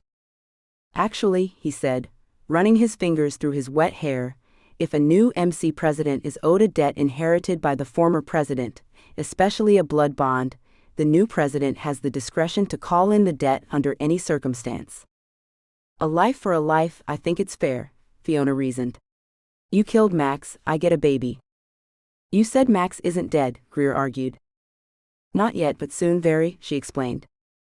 "Then we didn't kill Max at all," Greer snapped. "He is as good as dead since Kai stabbed him." "You said it was cancer." "Which only made him weaker because he got stabbed in the bloody eye. Aren't you lot supposed to be clever?" "I'm not freaking you." "Yes you are, pretty boy, now drop true and get it up. You're a freaking lunatic. Just imagine how batshit crazy I'll be with pregnancy hormones." As the 2 exchanged heated jabs, Kai and Eliana slowly backed out of the room. Clearly, this discussion needed to be left between the 2 of them. Besides that, they were both still dripping wet in their soaked clothes, and as Fiona was now unarmed and being dealt with by Greer, they were ready to excuse themselves to bed. Kai called over the walkie for the others to stand down as he and Eliana slid into their bedroom. They could still hear Fiona and Greer shouting at each other, and they couldn't help but laugh. "She's going to murder him if he doesn't sleep with her," Eliana said, as she helped Kai out of his wet clothing. "He'll sleep with her," Kai replied confidently. "He will?" "Oh yeah," Kai said, and when he was standing, Censored. he began assisting Eliana in removing her wet clothes. "If he doesn't do it to clear our debt, he'll do it because he's insanely attracted to her." "You think he likes her?" "Likes her?" Kai asked incredulously. "No, he can't stand her." "Doesn't mean he doesn't want to bend her over the couch, and—" "I get the picture," Eliana said, holding a hand up to stop him. They were both Censored. now and shivering from the cold. Ducking under the covers, they wrapped their arms around each other and their lips connected. "I hope the storm doesn't wipe out the clinic. I need to pick up my prescription," she said while he was Censored. her neck. "You know my little pink pills?" Kai propped himself up on his forearms as he hovered over her. "What if," he began, and his blue eyes found her brown ones. "What if you didn't pick up your prescription?" "You mean, go off my birth control?" "Yeah. But eventually you know that I'd get pregnant?" he asked. "Yeah. I know you would."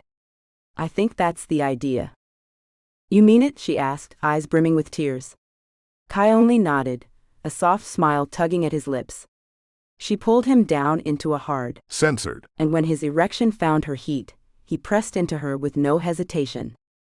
The storm raged outside, and struggled to match the intense argument from the living room, but neither held a candle to the passionate tempest between Eliana and Kai. Chapter 20. When the storm finally subsided, an eerie calm overtook the compound.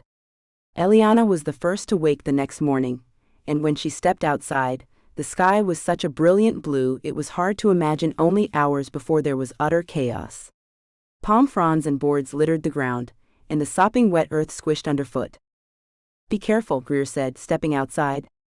Needing to busy herself, Eliana was already gathering up the debris and making a pile in the courtyard they could burn down. We're mostly safe, but I see some scattered glass shards. I can grab some of the work gloves from the shop, Eliana offered. She saw the hesitant look on Greer's face, and it gave her pause. Where's our little friend? She asked without taking a single step closer to the old stables. Asleep in my room. Eliana's eyebrows rose. I didn't have censored with her, he said quickly. I didn't say you did. You were thinking it, Greer grumbled, and Eliana laughed. What? I've never seen you like this. You're usually cool as a cucumber, and now you're all bristly like a porcupine, Eliana said, and grabbed the other end of the log Greer was dragging off the path. Together they carried it to the makeshift bonfire pile. I'm not a porcupine and I'm not bristly, I just didn't sleep well, he defended, and Eliana rolled her eyes. Well, how would you feel if the freedom of your friends' lives depended on you sleeping with someone you'd only seen as a younger sibling? I don't think it's as dramatic as all that, Eliana stated and brushed her hands free of dirt. Fiona doesn't really expect you to impregnate her. She sure as hell does. Greer snapped. You heard her. If there's one thing I know about Fiona Strong is that the second she gets a thought into her head, there's no beating it out of her. If you don't want to have censored with her, then don't. She can't force you. That would be rape, and she doesn't seem like a rapist. She might, Greer said with his hands on his hips. She's been after me for years, and now she's got me by the proverbial balls. If I don't give her what she wants, then she's going to call in the debt you and Kai owe. Now that she knows where you're living, you'll have MC bounty hunters so far up your asses you'll be spitting handlebars. Eliana laughed, and Greer grew more agitated. I fail to see the humor in this. Greer, you're scared of her. I am not. Yes, you are, look at you. You're flustered and paranoid. Who knew all it took to rattle the great, stoic Greer Owen was a 5'5" redhead. Eliana couldn't keep the amusement from her voice if she tried. I promise, if it comes down to it, I'll defend your virtue. You're a real pain in the ass, you know that? He asked, and tossed 2 more handfuls of fronds onto the stack. I do, she agreed, and stopped to watch him as he took out his anger on an overturned barrel. How do you know Fiona anyway? From what Kai said, no one knew Max had any kids. That's the way he wanted it.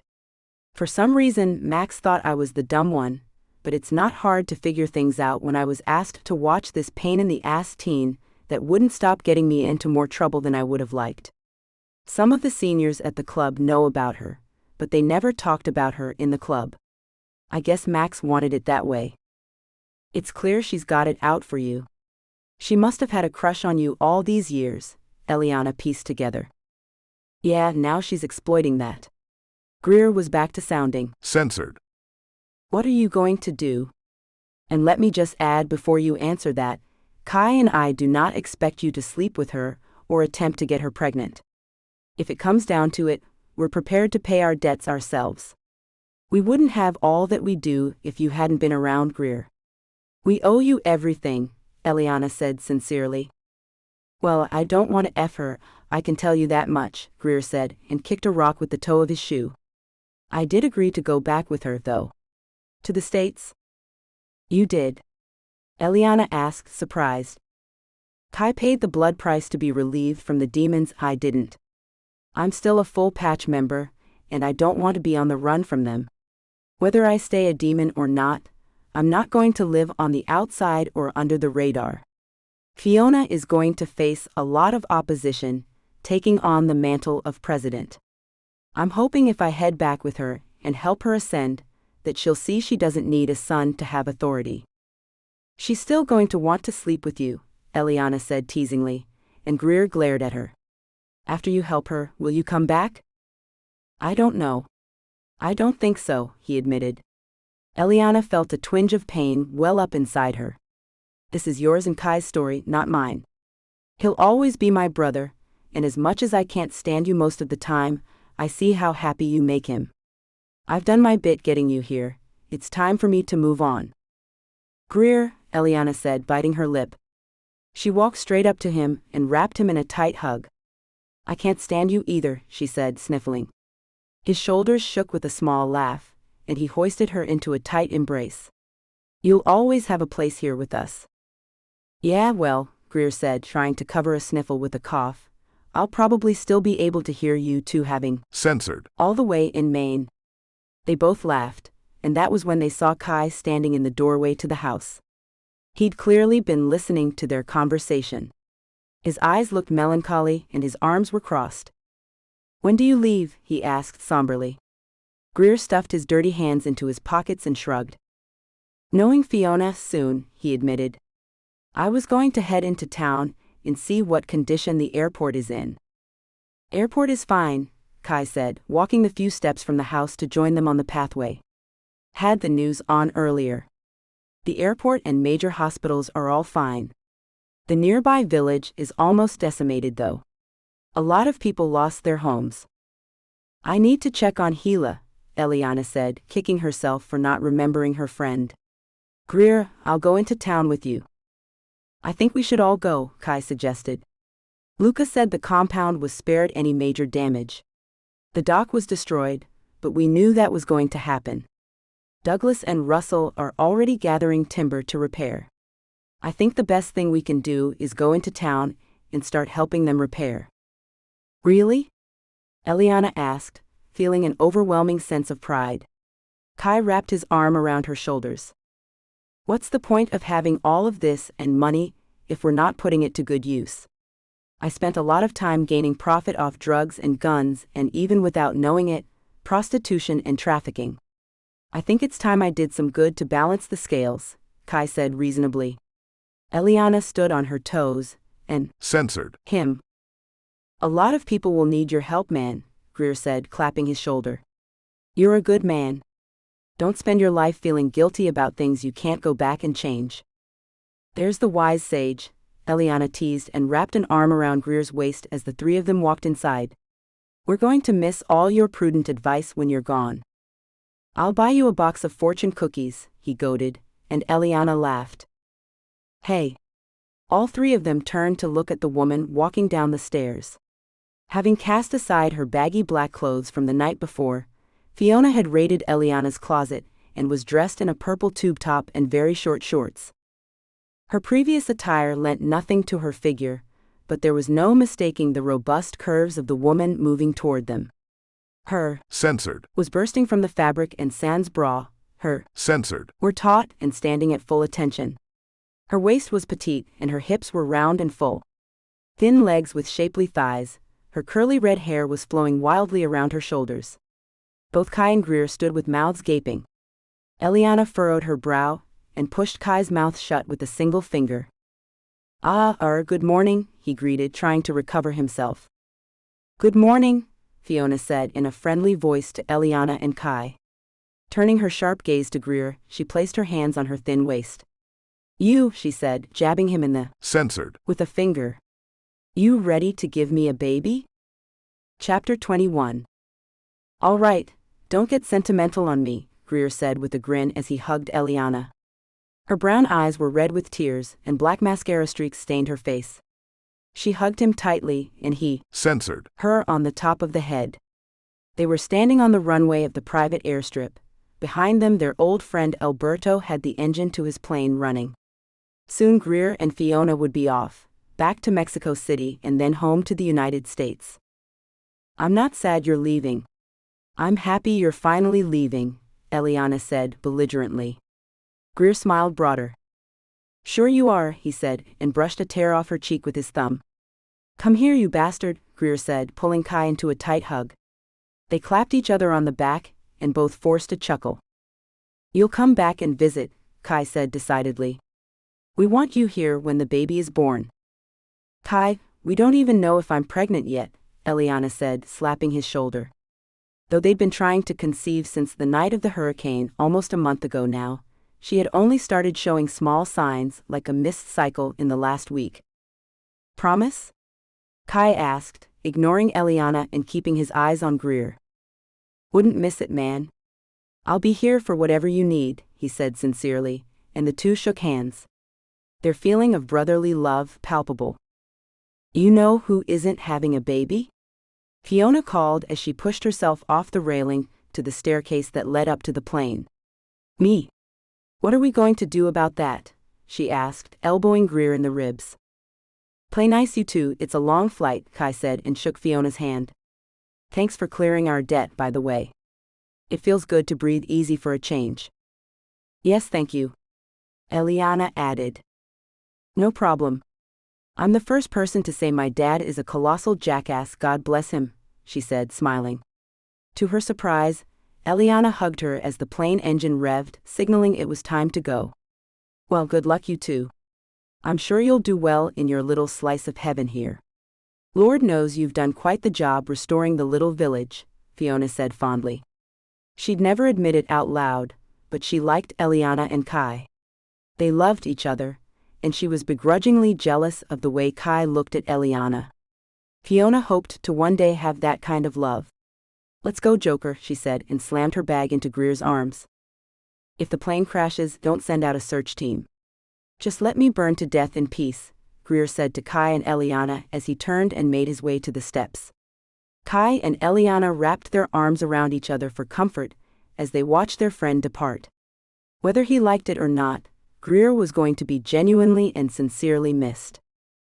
As a matter of reluctant feelings, Greer couldn't help staring at Fiona's ass in those tight jean shorts as she climbed the steps in front of him. Despite the not-so-gangly babysitting, he remembered the woman in front of him now was all lips, hips, and censored, and he'd be crazy not to notice. She seemed perfectly content to flaunt her assets at him whenever she got the chance. He learned quickly to stay away from her. Be a good boy, and I'll indoctrinate you into the Mile High Club, she teased, throwing him a sexy wink. Greer swallowed hard but managed an eye roll. Sit by me, she said, yanking on his hand and pulling him into the seat next to her. We have the entire plane, why do I have to sit by you? There are literally 10 other seats I can sit in, Greer complained but made no move to stand. Because I've forgotten my pillow and I need your fat arm, she said flatly. Hooking her arm with his, she leaned her head on his bicep. My arm isn't fat, he grumbled, and Fiona pinched him. Ow. Pillows don't talk. I'm not a pillow, he protested and tried to pull his arm away. Cow, I'm your club president. If I say you're a pillow, then you're a goddamn pillow. Fiona snapped and grabbed his arm back, resuming her earlier position. You're never going to let me. Did I forget to mention you're a silent pillow? Greer gritted his teeth, but decided she wasn't going to relent on this argument. He sighed and allowed her to rest her head on his arm for the duration of the flight. They'd only been in the air 20 minutes when he noticed she'd fallen asleep. Her breathing was even and she snored softly. He even noticed a tiny line of drool from her mouth, and he tried not to laugh. She made a moaning noise as she shifted and pulled him closer. The sound sent a jolt through him, and despite his hesitations about her, his body clearly liked the sound of her moaning, because the front of his jeans became a bit tighter. With her head now on his shoulder, he had a face full of her strawberry-scented hair, and he rested his cheek on the soft curls. He had to admit, she was enjoyable when she was silent. Grinning and closing his eyes to welcome a restful flight himself, he silently admitted, he enjoyed her when she was awake and feisty too. Thank you for reading Rough Choice. If you like this story, I think you'll enjoy my book Rough Return. Keep reading for an excerpt or download your copy of Rough Return. About Summer Cooper. Thank you so much for reading. Without you, it wouldn't be possible for me to be a full-time author. I hope you enjoy reading my books as much as I do writing them. Besides, obviously, reading and writing, I also love cuddling my dogs, shouting at Alexa, being upside down, aka yoga, and driving my family cray-cray. Follow me on Facebook, Instagram, Goodreads, BookBub. Get in touch at hello@summercooper.com. www.summercooper.com. Closing credits. This has been Rough Choice. Written by Summer Cooper and Sienna Chance. Auto-narrated using Google technology. Copyright 2024 by Lovie Books Limited. Production copyright 2024 by Lovie Books Limited.